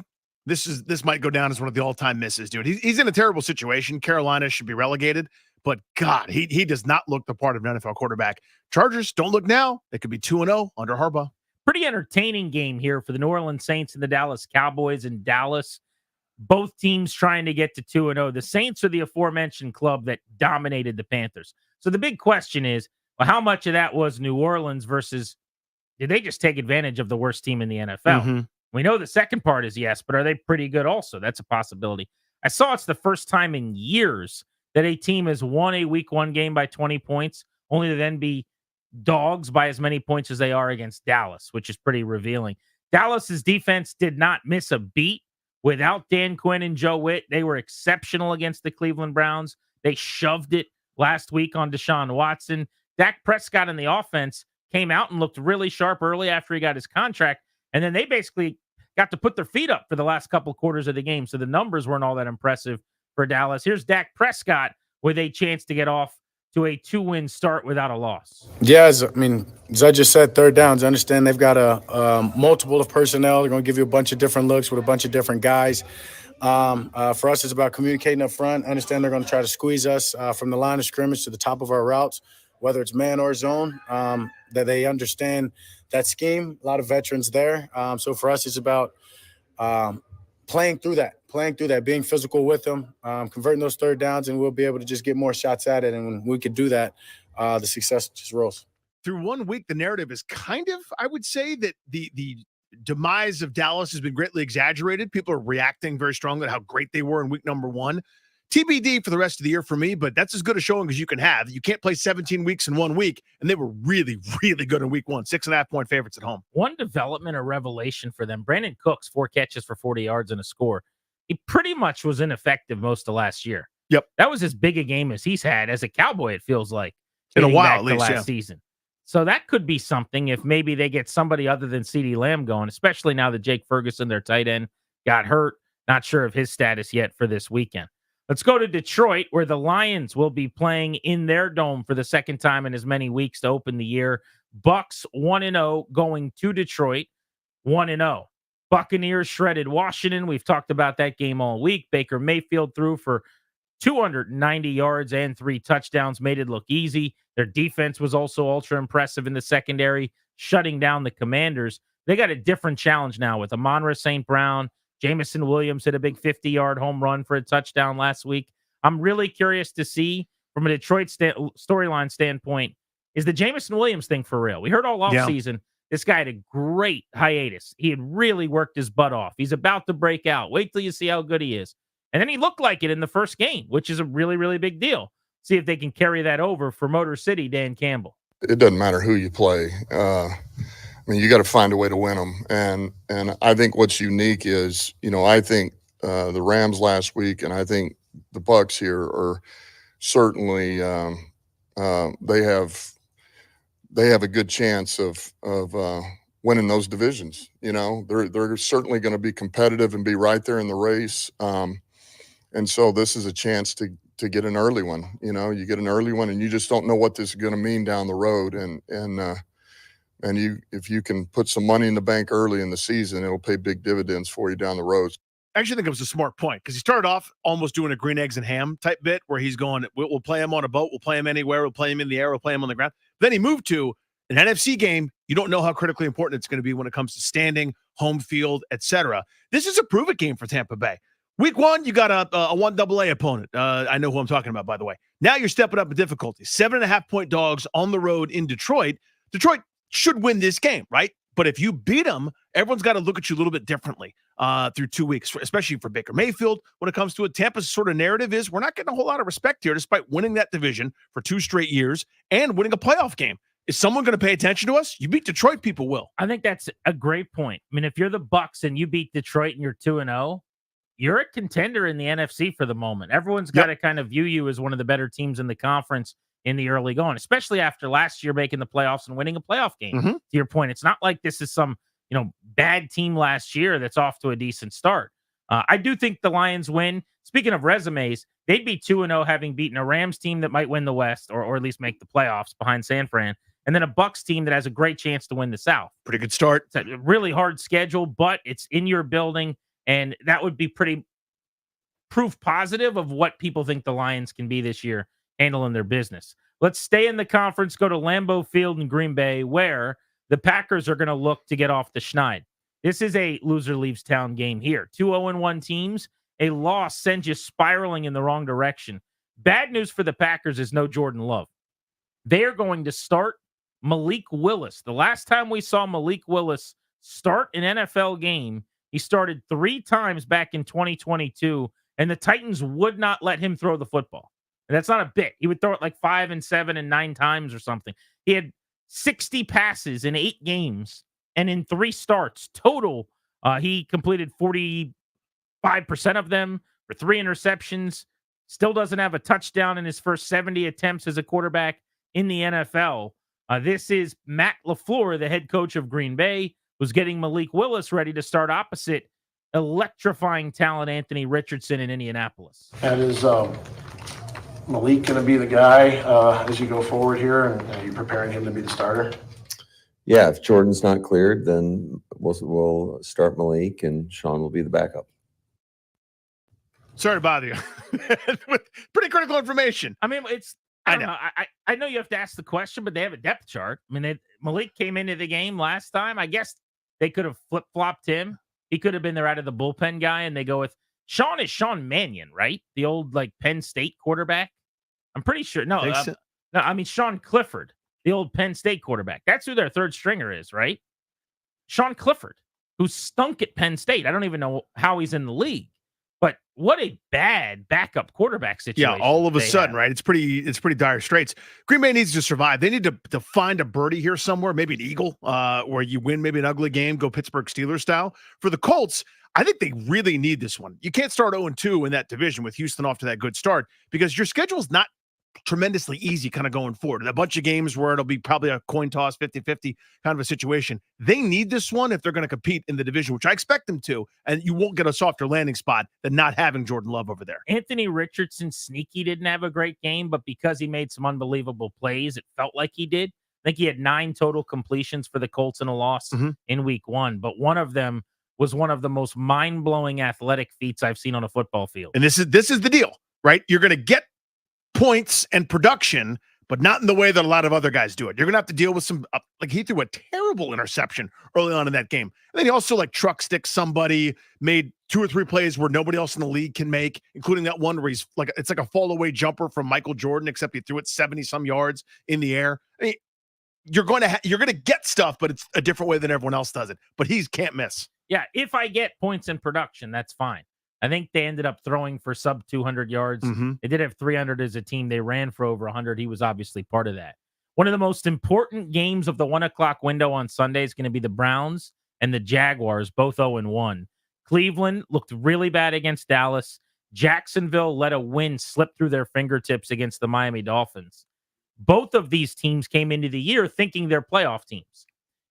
I would say this would be more of a damaging loss for the Jaguars because they're at home and because they should have beat Miami, whereas the Browns can at least just kind of wash off a bad start and then get home next week. But the Jags and the Browns both can't afford to be 0-2 with their playoff aspirations.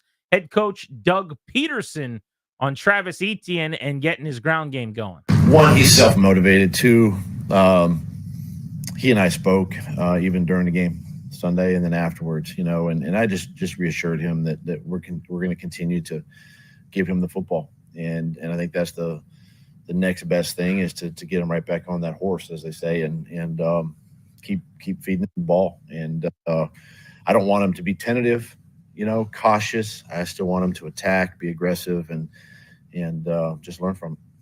So Cleveland, to your point, GP, if they lose to Jacksonville, their next 2 games, Giants, Raiders, Commanders, that's 3 games.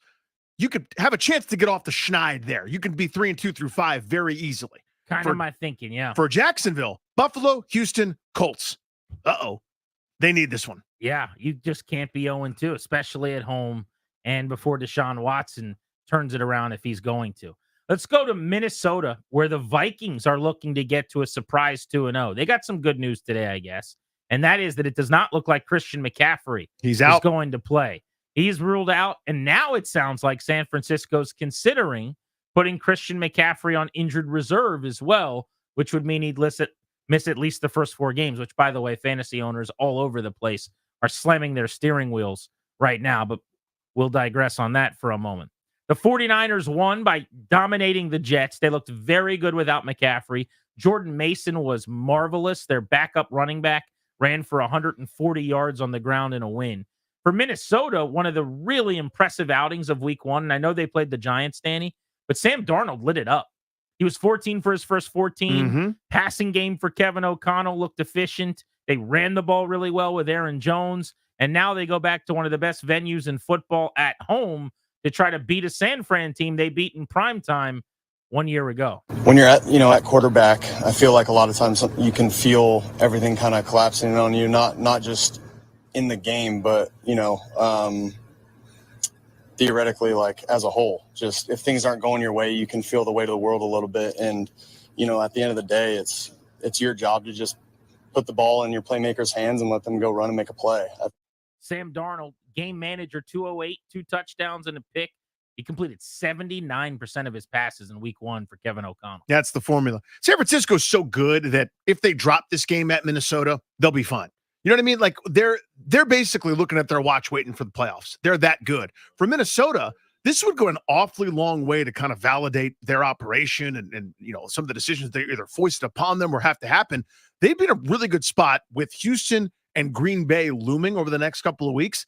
If they could easily be 1-3, or they could find a way to maybe win 2 of those 3 games somehow as underdogs, all of a sudden you're going, we have to reevaluate Minnesota. That'd be really important for them. We'll work our way through the rest of the slate on week number 2's Sunday schedule as we continue on Grant and Danny. But let's get ready to talk to Dan Orlovsky of ESPN, one of their lead NFL analysts, the former quarterback, joins us next to break down Jayden Daniels' debut.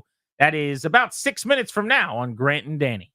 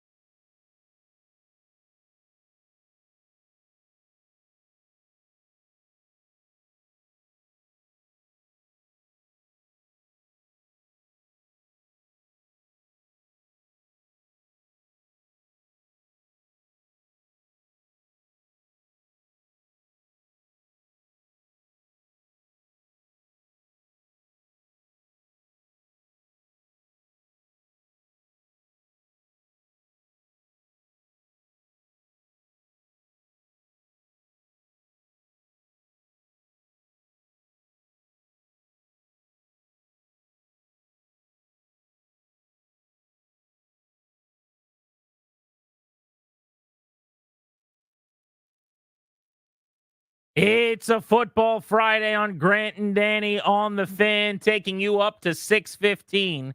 We'll make our confidence points picks at 6 o'clock. We've got a Commander Spotlight coming your way in about 15 minutes. But right now on the BetQL guest hotline, bet smarter to beat the books. Download the BetQL app. Visit BetQL.com. ESPN's Dan Orlovsky, one of the top football analysts in America, and there are very few people I'd rather talk to about quarterback play than Dan, who does such a great job on ESPN on television. Dan, thank you very much for the time. You're back on the air in D.C. with us here on Grant and Danny. How are you? It's great to be with you guys. I appreciate the kind words. I'm doing fantastic. How are you guys? We're right, good, man. Yeah. It's football time. It's fall. The weather's getting cooler. All the things we like. I wanted to start. I'm sure by now you've dove in pretty deep on the film from week one. What did you make of Jayden Daniels' performance in his maiden voyage? Yeah, there was some really good things to come out. I would say the athleticism, the legs, to go and making some plays with his legs, a really big deal. I thought that there were a couple times when Tampa came at him with some pressures that he didn't panic. He had some hots, meaning, pressure with an unblocked guy, and he got the ball to his hands. I liked that. There was a couple moments that no one got open for him, and he didn't force the ball. And I think his athleticism and the legs and his confidence in that really helped in those situations. A couple nice checkdowns, again, of not forcing the football down the field were good. So I do think that there's good positives of operation, handling no huddle I liked. I do think overall there were moments where I said he's not totally sure what he's seeing. He's not totally convicted or confident in what he's looking at. And he didn't let the ball go in some situations that I would have said I would have preferred some aggression in that moment and some convicted throws in that moment. So I think, for a week one start against a really difficult defense, just presentation and picture-wise, there's positives, and then there's a lot of potential learning and growth coming off of it. So, Dan, how many of those moments, I guess we can call them negative, right, or learning experience, teachable moments, whatever you want to call it, how much of that to you is rookie first real NFL game with the bright lights on and things are moving, like time-lapse super speed style, that'll be better as we go, and how much is I'm not really sure about this? I'd love to know your distinction. Yeah, I think there's probably three categories. It's certainly, looking at a defense going, I don't have the full picture, or what I thought the picture was changed on me. So, there's a lack of conviction when you're looking at. And I think there's the second thing of, not a ton of clarity maybe of schematically what they're doing. There's a ball down. He didn't end up throwing. He scrambled. It's in the third quarter, and it's about 14-15 on the clock. And they get into a 2-by-2 set, and they go play action tight end wing, and they've got a slot receiver running down basically from the left hash all the way streaking across to the front pylon. And Tampa Bay plays a defender underneath that slot guy and then a safety way to the left side of the field over the top. And I would sit there and go, okay, well, what are they teaching that slot receiver in Washington? Does he have the chance to cross the field completely? Does he have to keep it more vertical to hold it? So I think that's part of it. And then also, and this isn't me trying to take a knock and shot at anybody, it's not like they have the most dynamic weapons on the perimeter outside of Terry. So there's a little bit of, do you have a ton of confidence in that receiver going to outrun that defensive back for the ball? I think there's probably three categories that some of that hesitation can fall into. Dan Orlovsky with us on G&D. You can see why we wanted to get him on to talk about Jayden Daniels' debut. We'll go around the NFL with him in a moment. I don't think I've had the opportunity to ask you this, Dan, because last time we had you on was just before they hired Cliff Kingsbury. I mean, you obviously studied his offense quite a bit when he was in Arizona, running the show there. It'll be different now that he's not a head coach. But what do you make of Kingsbury as a play caller and designer just generally? It's only been a game, but we're still getting used to it. Some of the things that worried me happened in the first week. And I don't know if you can kind of maybe, pour cold water on the idea that things change week to week, but I didn't want to see McLaurin in the same spot all the time. He was at over an 85% clip. I thought he'd use more motion. He still didn't do that. He's been bottom of the league 3 straight years in that. Is that sustainable? Can that still work in 2024? I do not believe so. And obviously, I think Cliff's a very smart football coach. Has had a ton of success offensively.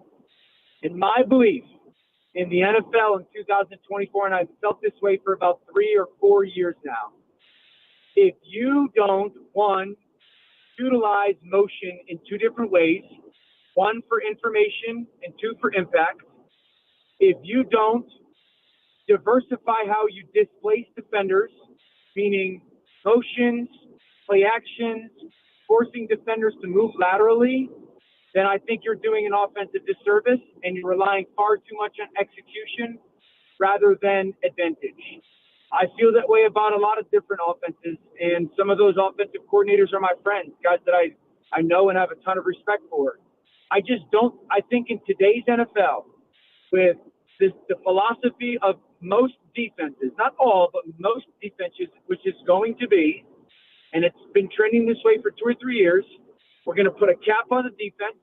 We're going to build an umbrella. We're going to force you to be really efficient throwing the football. We're not going to give up explosive plays down the field. And we're going to make you drive the length of the field. I think that's really hard to do unless you're doing some of the stuff that I described offensively. I think it's really hard to run the football from the shotgun and or pistol consistently. There might be a team or two that's capable of doing it. You better be phenomenal at making the picture look the same offensively when it's married to a play-action game. I don't believe Washington is fit. So I don't think he's going to change, no, and that's always been my hesitation when I knew Jayden was going to be a Commander. Dan Orlovsky with us here on G&D. Dan, I feel the same, but you obviously have a billion times level of sophistication that I just simply can't get to. I just know that I see the good offenses do it, right? I mean, that's kind of where my simple little brain goes. Sure. So my question to you is just devil's advocate. What would a proponent of doing it this way say to you? Like, what would the counter argument be to what you just said if you could make it? Cliff style? Is that what you're asking? Yeah, like in other words, what would he tell you if he was listening in? Yeah, I think there's a negative to doing it or a potential negative to doing it. Okay, so number one, you have to have the skill guys that can handle all the verbiage of that motion and movement, the formations and the changes that get attached to it. Number two, you have to have a quarterback that can manage and control all of it. And then number three, you have to have offensive linemen that can handle some of the rules that might change if you are using those motions. Okay, so you got to have everybody, because as an offense, if I line my quarterback under center and I present a bunch to the right and cut split. I'm gonna throw Dan on hold, Ryan. You see if you can just work out the phone with him really quick, because this is too good to miss out on. Dan Orlovsky of ESPN is with us here on Grant and Danny, joining us on the Fan. You can hear he's got strong takes on the Kingsbury offense. So, Dan, I'll tag you back in here. That was too good, so I wanted to make sure we could hear you. So you can keep going. Yeah, so everybody's got to have rules that they're able to adjust with on the fly. Like if I line up with a bunch to my right and just a single receiver, Terry McLaurin, to my left, and he's reduced split to the tackle, and I want to go a play-action fake to the left and then set Jayden Daniels up in the B-gap on the right, well, I might line up in that bunch and then motion the receiver, and as I motion the receiver and he passes Jayden, I'm going to snap the football. Well, as I do that, the defense might adjust. And my offensive line might look at that picture and say, well, these are the 5 guys that we have to block. And then all of a sudden that motion happens and one of those 5 guys changes. And then all of a sudden a blitzer comes off the right edge and our offensive line doesn't adjust to that guy being their responsibility, and it's a sack fumble. And so unless you have the guys that can handle that can teach that know the problems with all of that, it's silly, certainly, for you then to teach and install for your offense. So Aaron Rodgers doesn't like and use a ton of motion. So there's definitely a ton of advantages to it, but if you don't have the right people to teach it, and then really to know what the problems of it are, you are setting yourself up for failure. Where in Cliff's offense, he could sit there and go, well, yeah, there's a simplicity to this, and we've got the guys to do it, and it allows our team to play fast, and we don't think as much necessarily as some of those other offenses are. There is that potential positive attached to that for sure. Dan Orlovsky with us on Grant and Danny here on The Fan. You mentioned that it's harder right now to make some of those chunk passing plays. And the proof was there in week 1. 24 quarterbacks threw 20 or more times with 1 touchdown or fewer. We have not seen that since the merger. 17 quarterbacks, 20 throws, sub 200 yards. Haven't seen it since the merger in a week 1. 27 fewer passing touchdowns this past week than in week 1 3 years ago. Why is that? I mean, how would you make that make sense for me?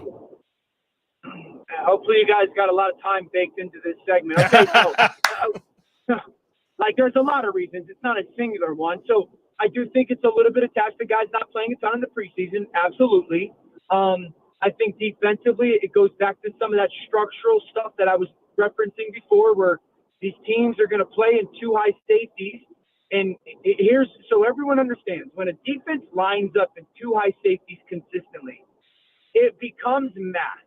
And there's only so many different ways that you can change the math. The best way is you have to run them out of it. You have to force them to bring another human being down closer to the ball. And not only do you have to commit to running the football, you have to be effective in running the football. And over the course of a drive, and then over the course of a game. 2, when teams play 2 high safeties, there's really only 4 areas of the field that you want to try and attack that are somewhat downfield. 2 of the places are down the sidelines, 20 yards, and that turkey hole, that honey hole area. And then 2 of the places are basically behind your linebackers on the hashes, okay?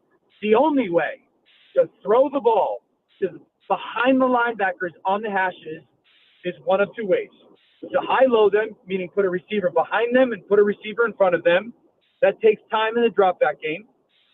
Or 2, to play-action pass them and to displace them either vertically or horizontally. Teams aren't doing as much play-action and as effectively, and so therefore these defenders are just dropping back to 10 yards.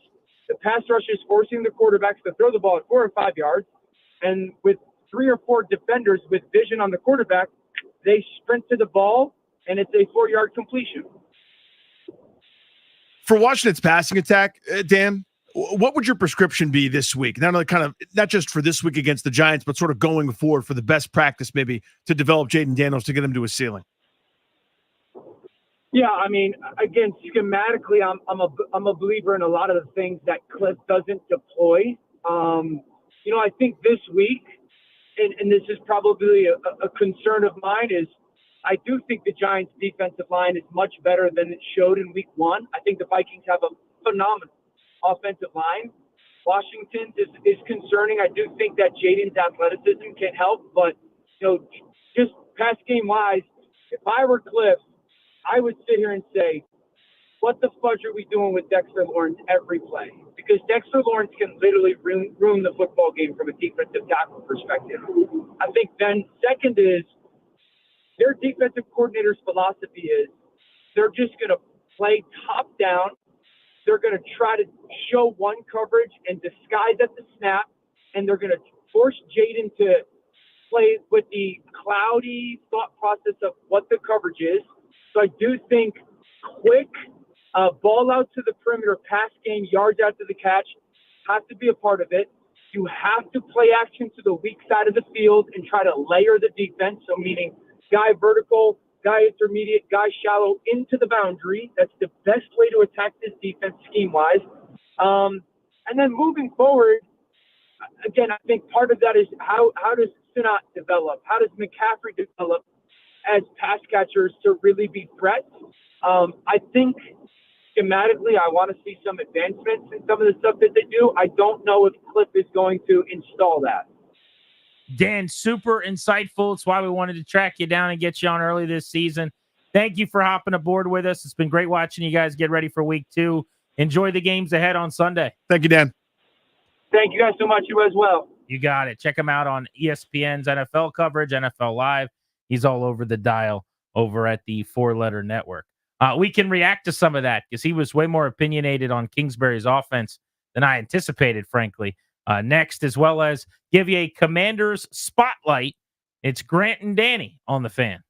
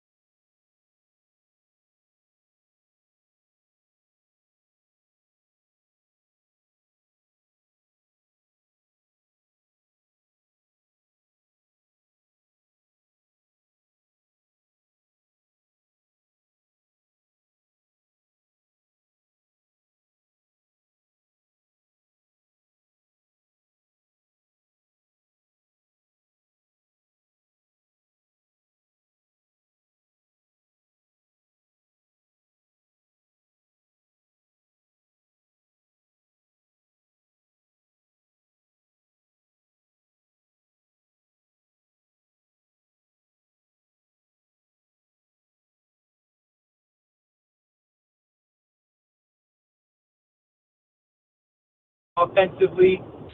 In my belief, in the NFL in 2024, and I've felt this way for about 3 or 4 years now, if you don't, one, utilize motion in 2 different ways, one for information and 2 for impact, if you don't diversify how you displace defenders, meaning motions, play actions, forcing defenders to move laterally, then I think you're doing an offensive disservice. That was Dan Orlovsky just a couple of minutes ago right here on Grant and Danny. We'll get to our Commander Spotlight coming up in just a moment. We're taking you up to 6:15 tonight. We've got our predictions for the game on Sunday coming up and our confidence points picks as well. We'll also get you ready for Nats baseball before we say goodbye. But I mentioned going to break, Danny, that I was a little surprised how candidly Orlovsky came out to say he doesn't really like the Kingsbury offense. At one point, he said, yeah, the things I hope they do and want them to do are not things that Cliff Kingsbury is going to do. That's telling. Whoa. But you just heard there a couple of his gripes. And that answer came from me asking, hey, he doesn't use motion very much. He didn't in Arizona. He hasn't here.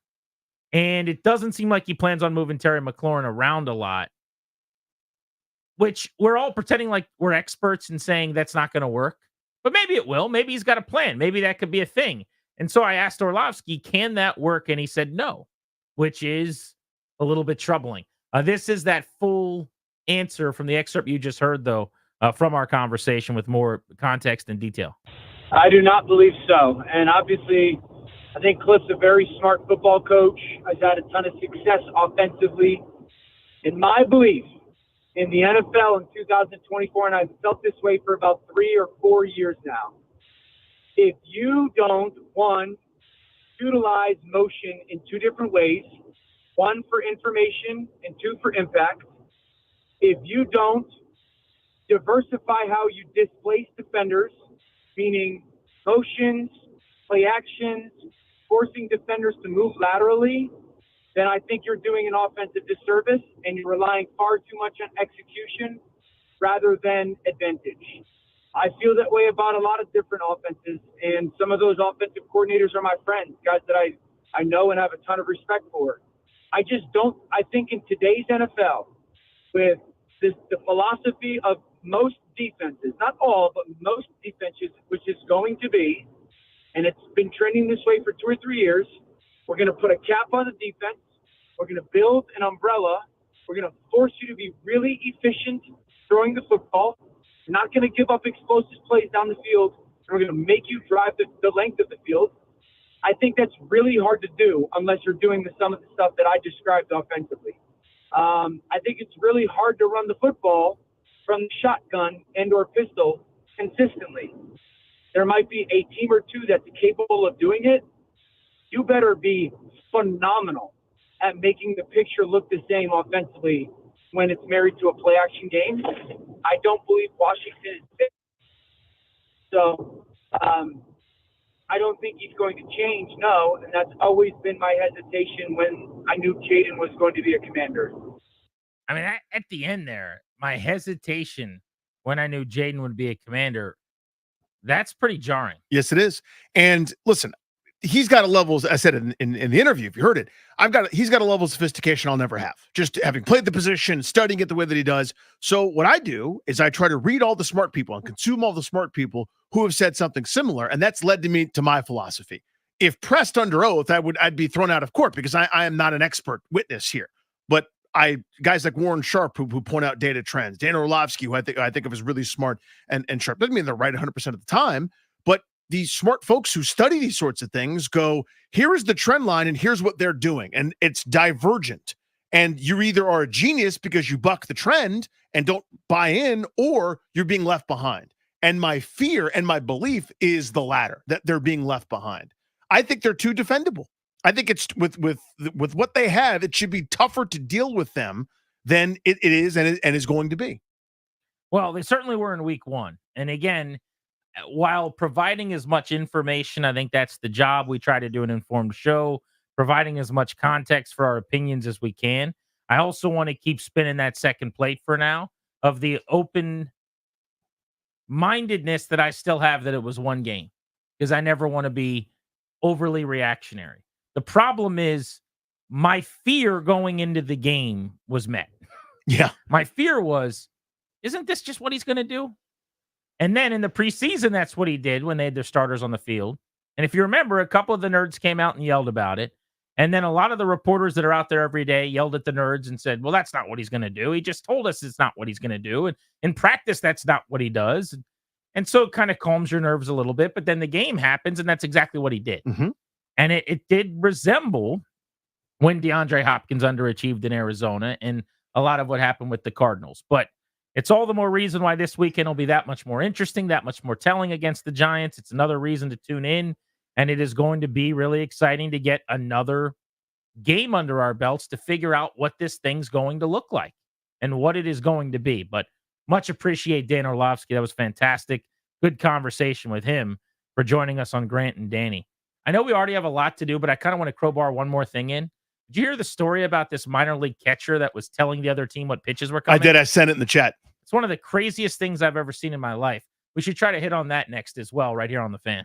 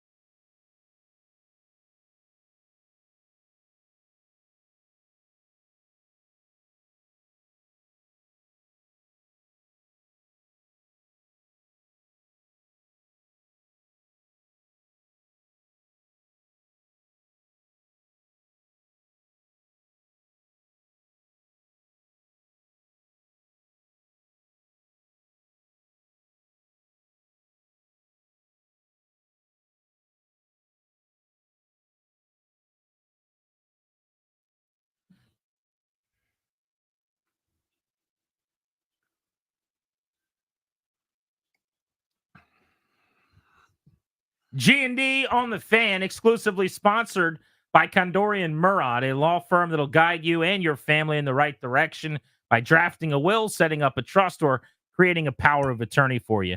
Schedule a free consultation with their estate planning attorneys at kmlawyers.com. Be sure to tell them we sent you. You'll get a discount, kmlawyers.com. However you're listening around DC and the DMV on 106.7 or on the Odyssey app, wherever you are, thank you for doing so. Thanks for watching us on the 106.7 The Fan YouTube stream as well. We've got a lot to get to as it pertains to making NFL picks, the Commanders and the Giants, getting you ready for Nats baseball. So unfortunately, we'll keep this short and sweet because I'd like to talk about this for 4 hours. But be remiss if we didn't get to it at all. Jeff Passan and his ESPN crew broke this last night. The Minnesota Twins released catcher Derek Bender, their 6th-round pick this year, because he was tipping minor league opponents off on the pitches that were coming. As the catcher, he was telling the opponent what pitches were coming. And the report is, when you dig in on this, all of his teammates are essentially surprised. It's like, really good dude. We didn't think he would do anything like this. But it sounds like he was annoyed and over the season. Like, he just didn't want to make the playoffs. It was a postseason ramifications type game. He wanted the season to be over. Yeah. That's the allegation. And so he was telling them, hey, fastball, slider, like he's Crash Davis or something, trying to make his pitcher trying to look teach bad. Nuke a lesson. So they gave up like a 4-run first inning. They end up losing the game, getting eliminated. But they immediately cut the guy who gets his signing bonus anyway. And if the allegations are true, it's going to be hard for him to ever get another gig. So this is astounding because it's professional baseball. I have been there playing summer ball in the dog days where there are no playoff ramifications. There's no point to it. You already had your spring season. Now you played 50 more games in the summertime and you just want to go home. You just want to have a week or two before school starts and you don't give a damn. Like, it's miserable. It's a slog. That is professional baseball. That's pro ball. Like, dude, you just got drafted. Come on, man. 6th round, you just got your money. You're working your way to the big leagues. You get your one opportunity here. What are you going to do with it? You're going to tip pitches? Oh, that's tough. Never heard anything Can't quite do like it. that. It is time for our player to lock in on. We do this each and every Friday before the Commanders play. Your player to lock in on, presented by Baldino's Lock and Key, your one-stop shop for auto keys and fobs. Visit baldinos.com. I'm going to mix it up. Last week it was Jayden Daniels. This week it's Michael Davis. Why? He's replacing Emmanuel Forbes, or part of the crew that's going to. So I'll cheat a little bit. I'll say Davis. I'll say Ibganagani. But the point is, it's no Forbes. Somebody needs to step up in that secondary to contain passing games, and that is who I'm looking at this week. I'll say Terry McLaurin, who caught just 2 passes for 17 yards, 1 for 11, 1 for 6, 4 targets. 1 was out of bounds. 1 was way too far downfield, and he wasn't able to catch it. Got to get him more looks earlier in the game. I don't want his first catch coming with 3 minutes to play. That's my main priority, and he's just got to be much more a factor this week. With that, let's get to our confidence points picks on Grant and Danny.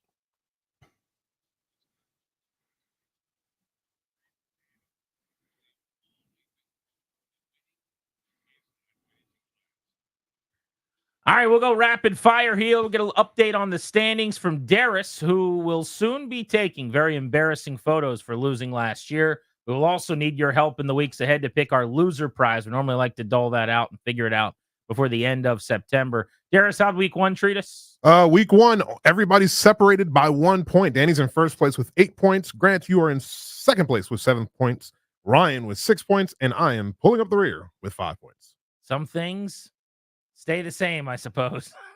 With all due respect, my good pal. All right, Darius, this is your week. I can just feel it. Let's go in the order of the standings. Danny, you get us started. 5-point play. Panthers are terrible. They are 4.5-point dogs at home. The Chargers will cover -4.5.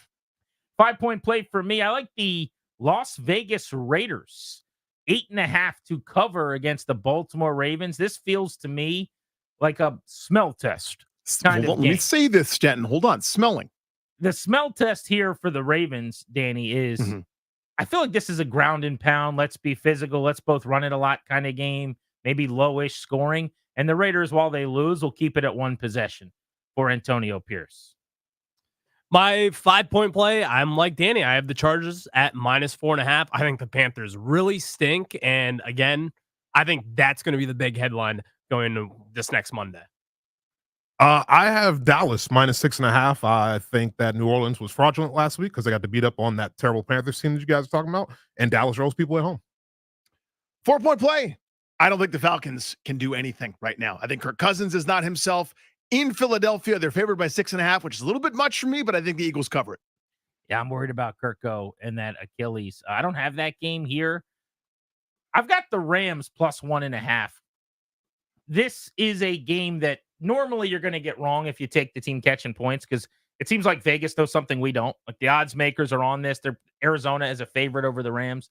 Seems very, very strange. It's weird. So you're going, yeah, I'm going to go against them. And normally you lose.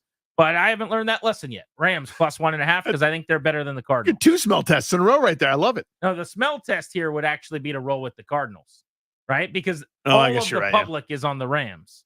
But I digress. My 4-point play, I have the Cowboys minus 6.5 at home. I think the Saints aren't very good. And again, as Dara said, they are very good at home as well. I think Dak and the boys roll them. My 4-point play, I am taking that Chargers team for the same reasons that everybody else did. The Panthers stink. I think I'm the only one that doesn't have that game. That's outrageous. Go, That's 3 points. Dave Canales. Let's do this thing. I need the Panthers to pull off a big upset. 3-point play, Danny. I hate this pick, but I'm so angry and furious at Cincinnati for making us look like horses' asses last week. They're going to play Kansas City. I know there's a rivalry. I know it's rare. They usually play them tough, but I think Cincinnati sucks right now. Come back and see me in a month where they don't, but they're playing right now. Give me the Chiefs minus 5.5 at home, even though they hate covering. I don't have a rival here. My 3-pointer, call me Brad Beal, plus 6.5. The New Orleans Saints cover the number against the Dallas Cowboys. Here we go. Directly against you boys. It has been like, I don't want to say I saw it was 8 years since a team that won as decisively as they did in the first week was this big of an underdog in the second week. So I'll take those points. You're going to regret. Because I'm the best there's ever been. Oh, He played Fire in the Mountain, run, boys, run. Chicken in the bread bag, picking out dough. Ooh. Well, my 3-point No play. child, No idea. My 3-point I play, think the you did. Eagles minus 6.5 against the Falcons. I'm kind of like Danny on this one.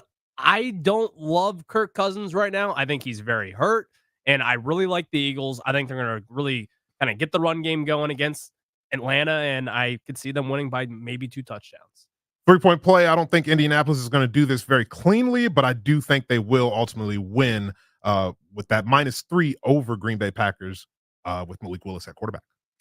Some bunnies. We're near the rim. Let's shoot long twos here. This one here is a little bit steep for me again, but I think people are overreacting to the fact the Vikings beat the brakes off the Giants. I think the Giants suck. The 49ers don't. They're on the road. It's a 5.5-point spread. It's a little bit more for my blood than I'd like, but I do think the Niners win by a touchdown. The Commanders. Here we go. 1.5. Here we go. At home against the New York Football Giants. Somebody was going to do it. That's a field goal win off of the leg of who's the guy they signed to kick? Austin Seibert. Game-winning field goal at the horn. Jayden Daniels. First game-winning drive. Field goal good from 39. That's a 2017 thriller. Fight for the our Commanders. Yeah, let's pipe down that music there real quick. My 2-point play, I have the Kansas City Chiefs minus 5.5. They're going up against the Bengals. I'm not a believer at this point in time. They're going to be missing T. Higgins again, or at least it's leaning towards that way. I think the Chiefs are just the better team. They're the Super Bowl favorites for a reason. I will never bet against Patrick Mahomes. Divisional round rematch in Motor City. I got Tampa Bay covering that 7.5. Don't think they'll win, but I think Tampa Bay is for real, even though they got to beat up on Washington last week. I think they'll cover that 7.5 against the Lions. Buying in on Baker and the boys. Baker and the boys. And for 1 point from the free throw line, here's Danny Rouillet. I don't like that I've got 5 favorites this week, but I do. Give me the Colts -3 against the Packers. I just don't trust Malik Willis and the Packers offense to do, well, anything. I just realized I have 4 underdogs this week. We're going New England Patriots. They are catching 3.5. Is that 5? No, it's 4. Commanders Okay. are favorite. My there you go. There you go. was the Washington Commanders. What in the world? Look at the Pulse and Kettle I Club. don't know, man. I'll be honest. I should have spent more time on this. I did it in the break right before the show. New England plus 3.5. So we're going to see where this gets us. This is a little bit of a feel. I got a tingle. I like that defense against Tino in Seattle. The gut check. Well, Darius, I told you to pipe down that music last time. Pipe it back up. I've got the Commanders minus 1.5. Look at this. The first time in conference sports history that I have predicted the Commanders to win as favorites. I think they win. You have to win. If you lose, I'm out. Who's your guy? I'm your guy. All right. Wait, Larry. did you catch the if they lose, I'm out That part? was a lot. We'll revisit that in due time. Darius. My 1 point play is I'm taking a shot on Tennessee covering 3.5. I don't think the Jets are going to play the cleanest game quite yet. I don't think they're quite ready to play a clean game, especially on the road. So I got the Tennessee being frisky and staying within that 3.5. All right, Darius, make sure we post that to Facebook before the 1 o'clock kick so everyone can track it throughout the week. I always enjoy those funny tweets I'm getting as people are joning on us. Facebook.com/Grant and Danny. It is time for your Nats starting lineups and pitching matchups presented by the Window Man. Since 1989, the Window Man's been the educational window company. Get your free no pressure and home estimate at thewindowman.com or at their Fairfax showroom. Opposing Edward Cabrera on the mound for the Nationals, DJ Hurst, DJ Hurst, DJ Hurst. No C.J. Abrams tonight, by the way, scratched from the lineup. Leading off playing right field, Dylan Cruz. Batting second and left field, the James Wood. Batting third at DH, Andres Chaparro. Batting fourth at third base, batting fifth at second, Luis Garcia. Batting sixth at first, Joey Gallo. Your catcher tonight is Drew Millis. Batting seventh. Batting eighth is your guy, my guy, our guy, Jacob Young. And batting ninth at shortstop, Nasim Nunez. Today's game day weather is presented by Pepco. Storm season's here. We know a little prep makes a big difference. Get storm informed at pepco.com/stormprep. Our show meteorologist for many, many years now, Darius Damron. It'll be many years. Is funny. That popped him. It'll be overcast at first pitch. Overcast at first pitch. 77 degrees here as the game will tip off. And we'll first pitch in about 30 minutes here. Temperatures will dip into the low 70s. Long-time meteorologist. I love it. Temperatures will dip into the low 70s, but no precipitation at Nats Park here in the Navy Yard. You and Topper Shutt have been running this town on the weather front for many a year at this point. All right, final predictions for the Commanders and the Giants. I need a score, I need a winner, and I need a player prediction. Giants 16, Washington 12. An extra point is missed, and a field goal is missed as well. They try to go for 2 and don't get it. The offense is anemic and bad. I think Daniel Jones throws for 240 and a touchdown and leads multiple scoring drives. The MVP is Devin Singletary. Ooh, okay, I like that. I'm going to up my prediction. I already said 20-17. I went back I looked at the newspaper from Monday again. I wanted to make sure I had all the details right. Washington actually won the game 23-20 over the Giants. So it was a field goal at the horn by Austin Seibert, but it is going to be a 23-20 win. Jayden Daniels rushes for 91 yards in the game. Brian Robinson rushes for 67 yards in the win for Washington, and they get themselves a field goal late in the fourth quarter. They are 1-1, and we're coming in here, and the fans are fired up going into week 3 and a Monday night matchup in Cincinnati against the Bengals. Enjoy your weekends. Thank you all very, very much for listening. What do you got on the docket this weekend? Oh, we're going to 10 different kids sporting events. We've got soccer, we got football, we got lacrosse, and another soccer game. So actually, 5 soccer games. 4. Any more numbers you want to change? No, it's 4. Okay. That's it. For Darius and Ryan, we're Grant and Danny saying so long. Thank you for listening. Monday, we are back at 2 o'clock. Jay Gruden at 5. Austin Eckler every Tuesday at 5 o'clock. Should be a great day of college football tomorrow. Pro football on Sunday. We'll talk with you next week.